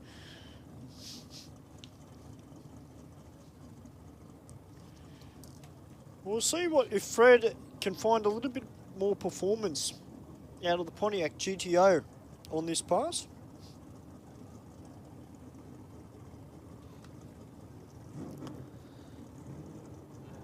Athens, 7:20 national record. Nicastri, 9.47 seconds national record. If you look at the scoreboards for each respective lane down there, you can see the national record for their class on the scoreboard. So the difference between the two records is the head start that you'll see Nicastri will get. The advantage you can get over your competitors, obviously, if you're further under your national record, that means you'll get to the finish line first.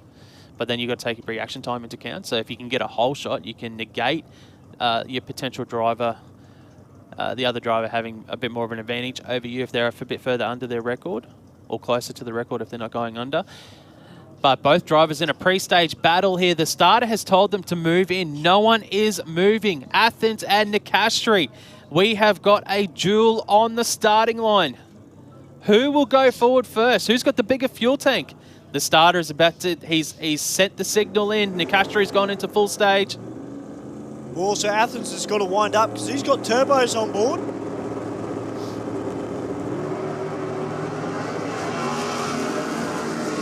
Athens has left the dreaded cherry on the tree. Nicastri will get the win here in round number 1 of Supercomp. And Athens goes 6.72. He goes quicker than what he ran yesterday. Nicastri goes a 9.12 beside him and will advance into round 2 of Supercomp. Yeah, well, that's the game you play on the start line in drag racing. All right, John Kuiper about to come out now in the Fastron Oils sponsored VP Commodore, up against Jai Schulter from Flinders View in Queensland, the 477 garage tuning Chev Cavalier.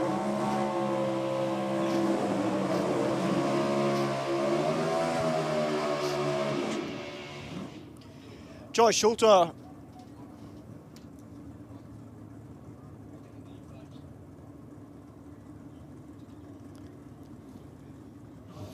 Jai Schluter, our number 4 qualifier. He was 0.524 of a second under his record in the I modified production automatic class. Kuiper was our number 9 qualifier. He was slightly under his national record. If you look at qualifying, you'd think that Schluter will have about a 0.4 of a second advantage over Kuiper when you're looking at how they ran in respect to their national records. But what you did in qualifying doesn't really matter right here, other than the fact that Schluter would have had lane choice. All that matters is who gets that win light at the other end. Yeah, John Kuiper running in D-Gas has a national record of 8.30. It's got as quick as an 8.25 with an 8.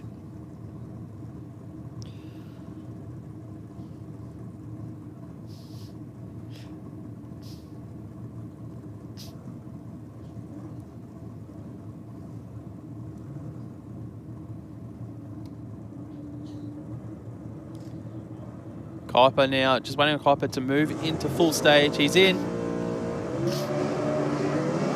0.91 reaction time for Schluter, 1.03 for Kuiper. Schluter's over towards center line. Schluter's car just didn't steer back from the center line. It's going to hand the automatic win to John Kuiper. And I'm wondering if maybe the steering wheel had come off on Schluter or something, because he just didn't make any sort of adjustment. No. It just sort of just went there, kept going. He was over, and then suddenly, yeah, he brought it back over after taking out the center line. And that was a bit of a strange one. Yeah, it was for Schluter. Yeah, John Kuiper gets the win. He goes through to round 2, and that's what we're talking about. It doesn't matter what happened in qualifying. What happens right now is what on the racetrack. And Josh Schluter, he would have probably one of the favourites to take out the Supercomp event today, and unfortunately goes out in round number 1 here.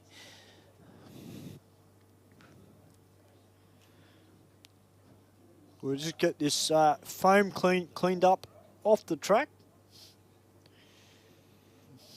Hopefully there's not too much damage to Jai Schulter's Chev Cavalier.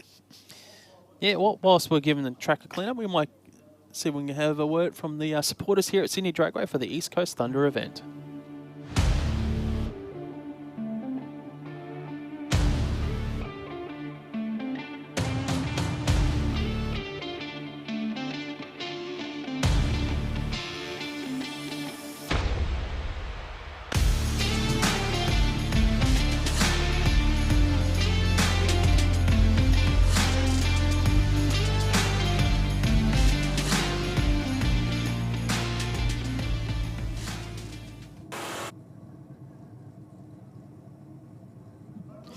All right, guys, getting back into racing, and we've got Kit Hunter down here in the rocket lane in the Hunter Engineering VL Calais. One of our double B altered production injected automatic cars that is here this weekend. It has got a couple of turbos hanging off that 414 cube Chev. And in beside him is Adrian Vella in the Pluckers Racecraft Chevy Cobalt, which is running in e-gas automatic. His national record is 8.86. Both cars have been well under both national records, so it should be a very good race. Adrian's car has actually been pretty tame this weekend. I haven't seen it lift the front wheels too much, so they've always got a handle on that side. However, he is up against Kit Hunter, so he might throw a little bit more at it on the start line.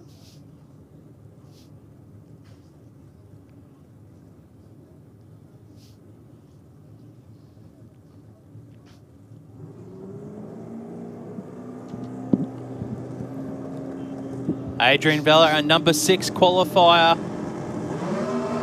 gets out 0.34 reaction time. 0.34 for Kit Hunter. Identical reaction times.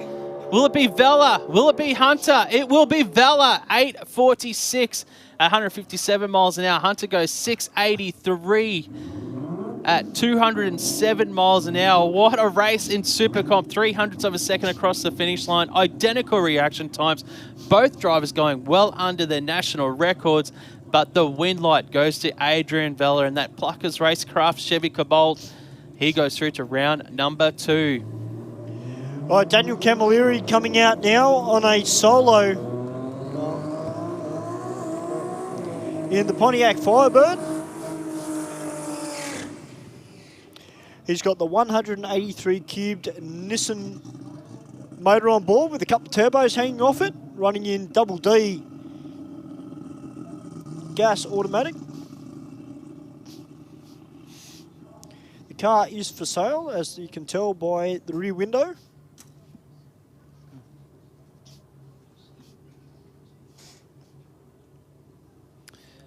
Daniel Camilleri, the number 1 qualifier. The double D gas automatic class, the national record before today was a 7.65 elapsed time. Daniel Camilleri yesterday went 6.90 seconds. 6.90 seconds. That's, what's that? 0.75 of a second under his national record. He got the number 1 spot. It'll be interesting to see what he does here. Will he take it out the back door? Or will he play the old Supercomp game? And get the data?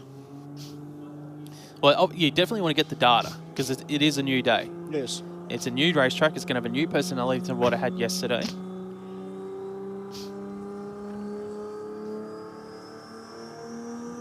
You can hear it winding the boost up.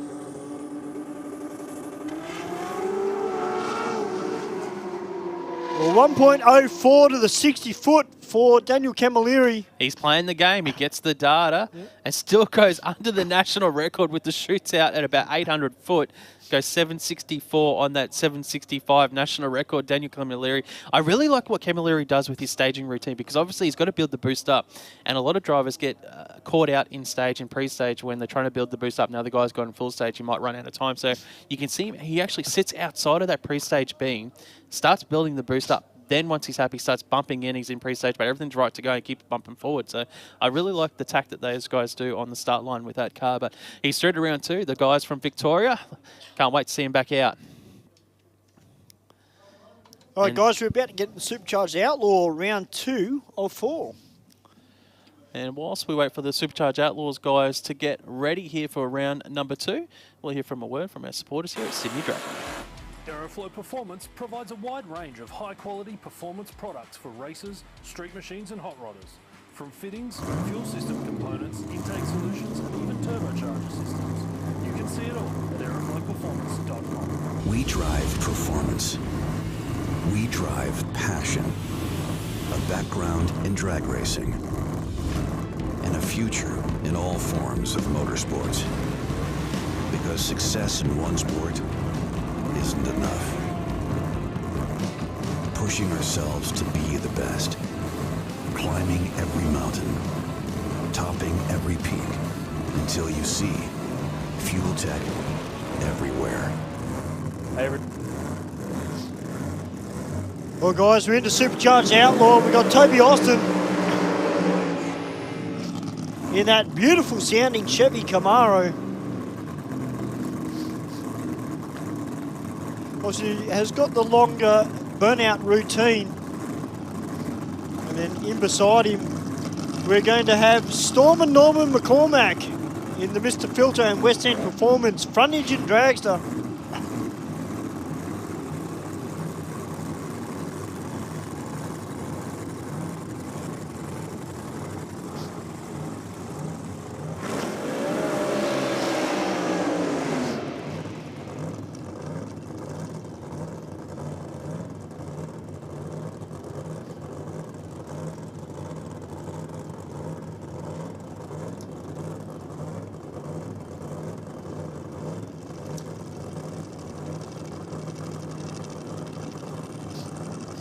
What are you thinking here, Stu? Toby Austin in the funny car has been crazy consistent. It's living in the 640s. Yeah, and I think that's going to work to Toby's advantage, actually.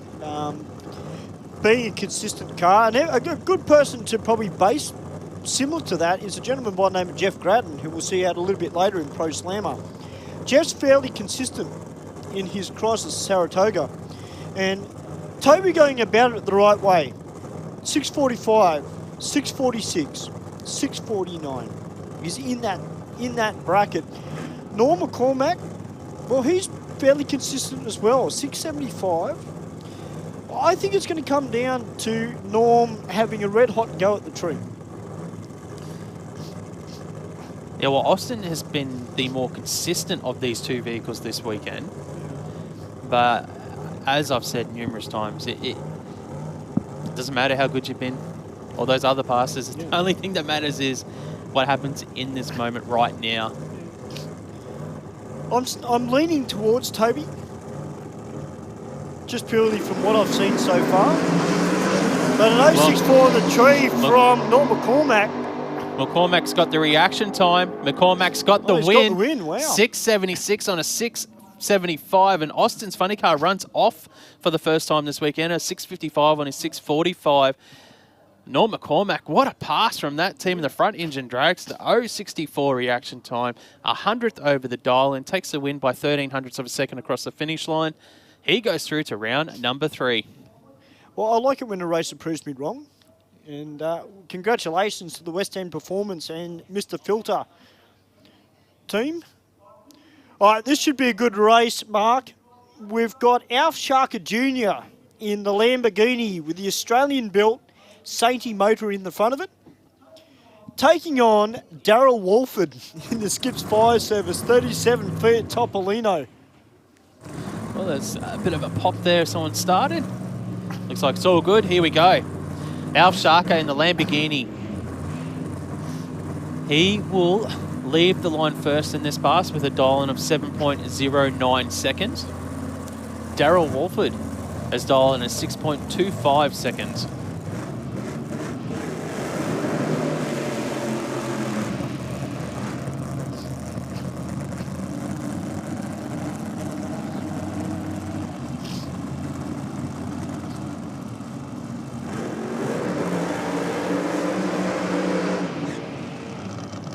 Nice strong burnout there from Darryl Wolford with the 540 cubed big Brad Anderson engine on board.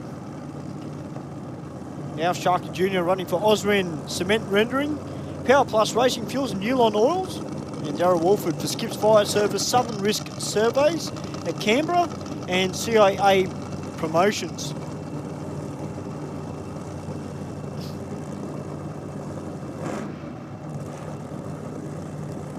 So Sharkers, he's ready to go. He's ready to move forward towards that pre-stage area. We can see Walford backing up in this Fiat Topolino. He was our #1 qualifier with a 6.19 in qualifying.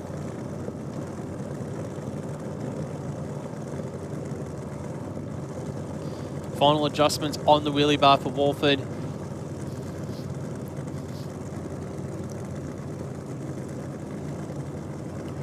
Alf Sharker in the Lamborghini for Osren Cement Rendering. The Skips Fire Service 1937 Fiat Topolino for Darryl Walford. Almost 1 full second head start to Alf Sharker.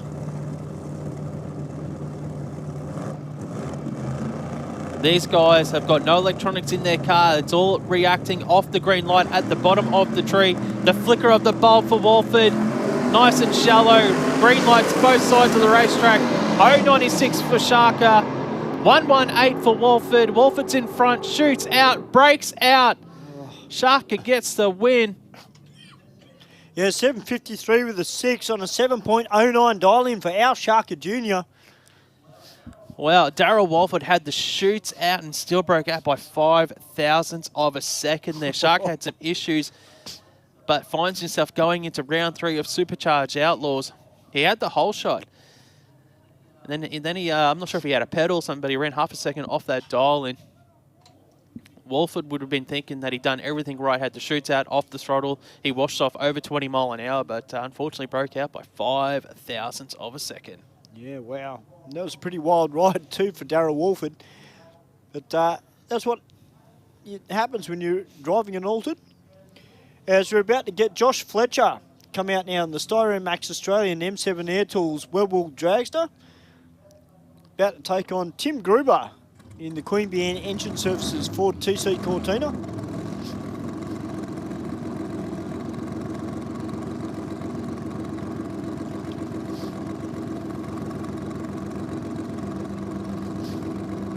Now Tim Gruber has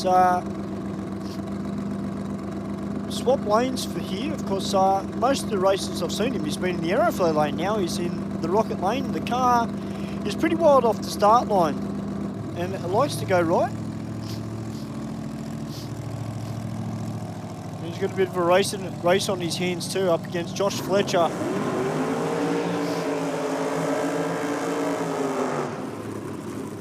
Josh Fletcher's got to wait at least 5/10 of a second on the Christmas tree.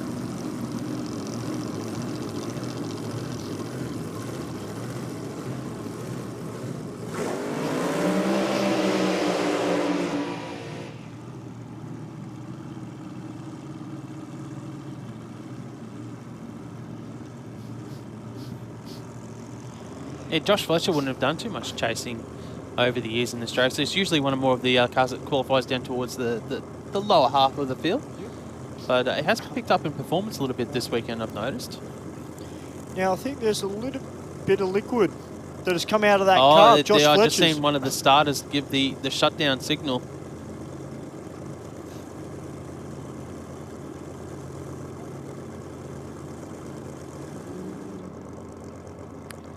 He's been told to shut down Josh Fletcher. Yep. There's some sort of fluid underneath the dragster on track.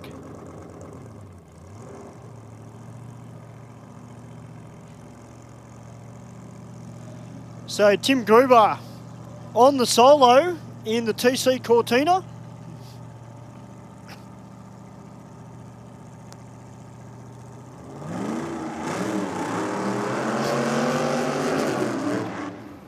Just accepting the green.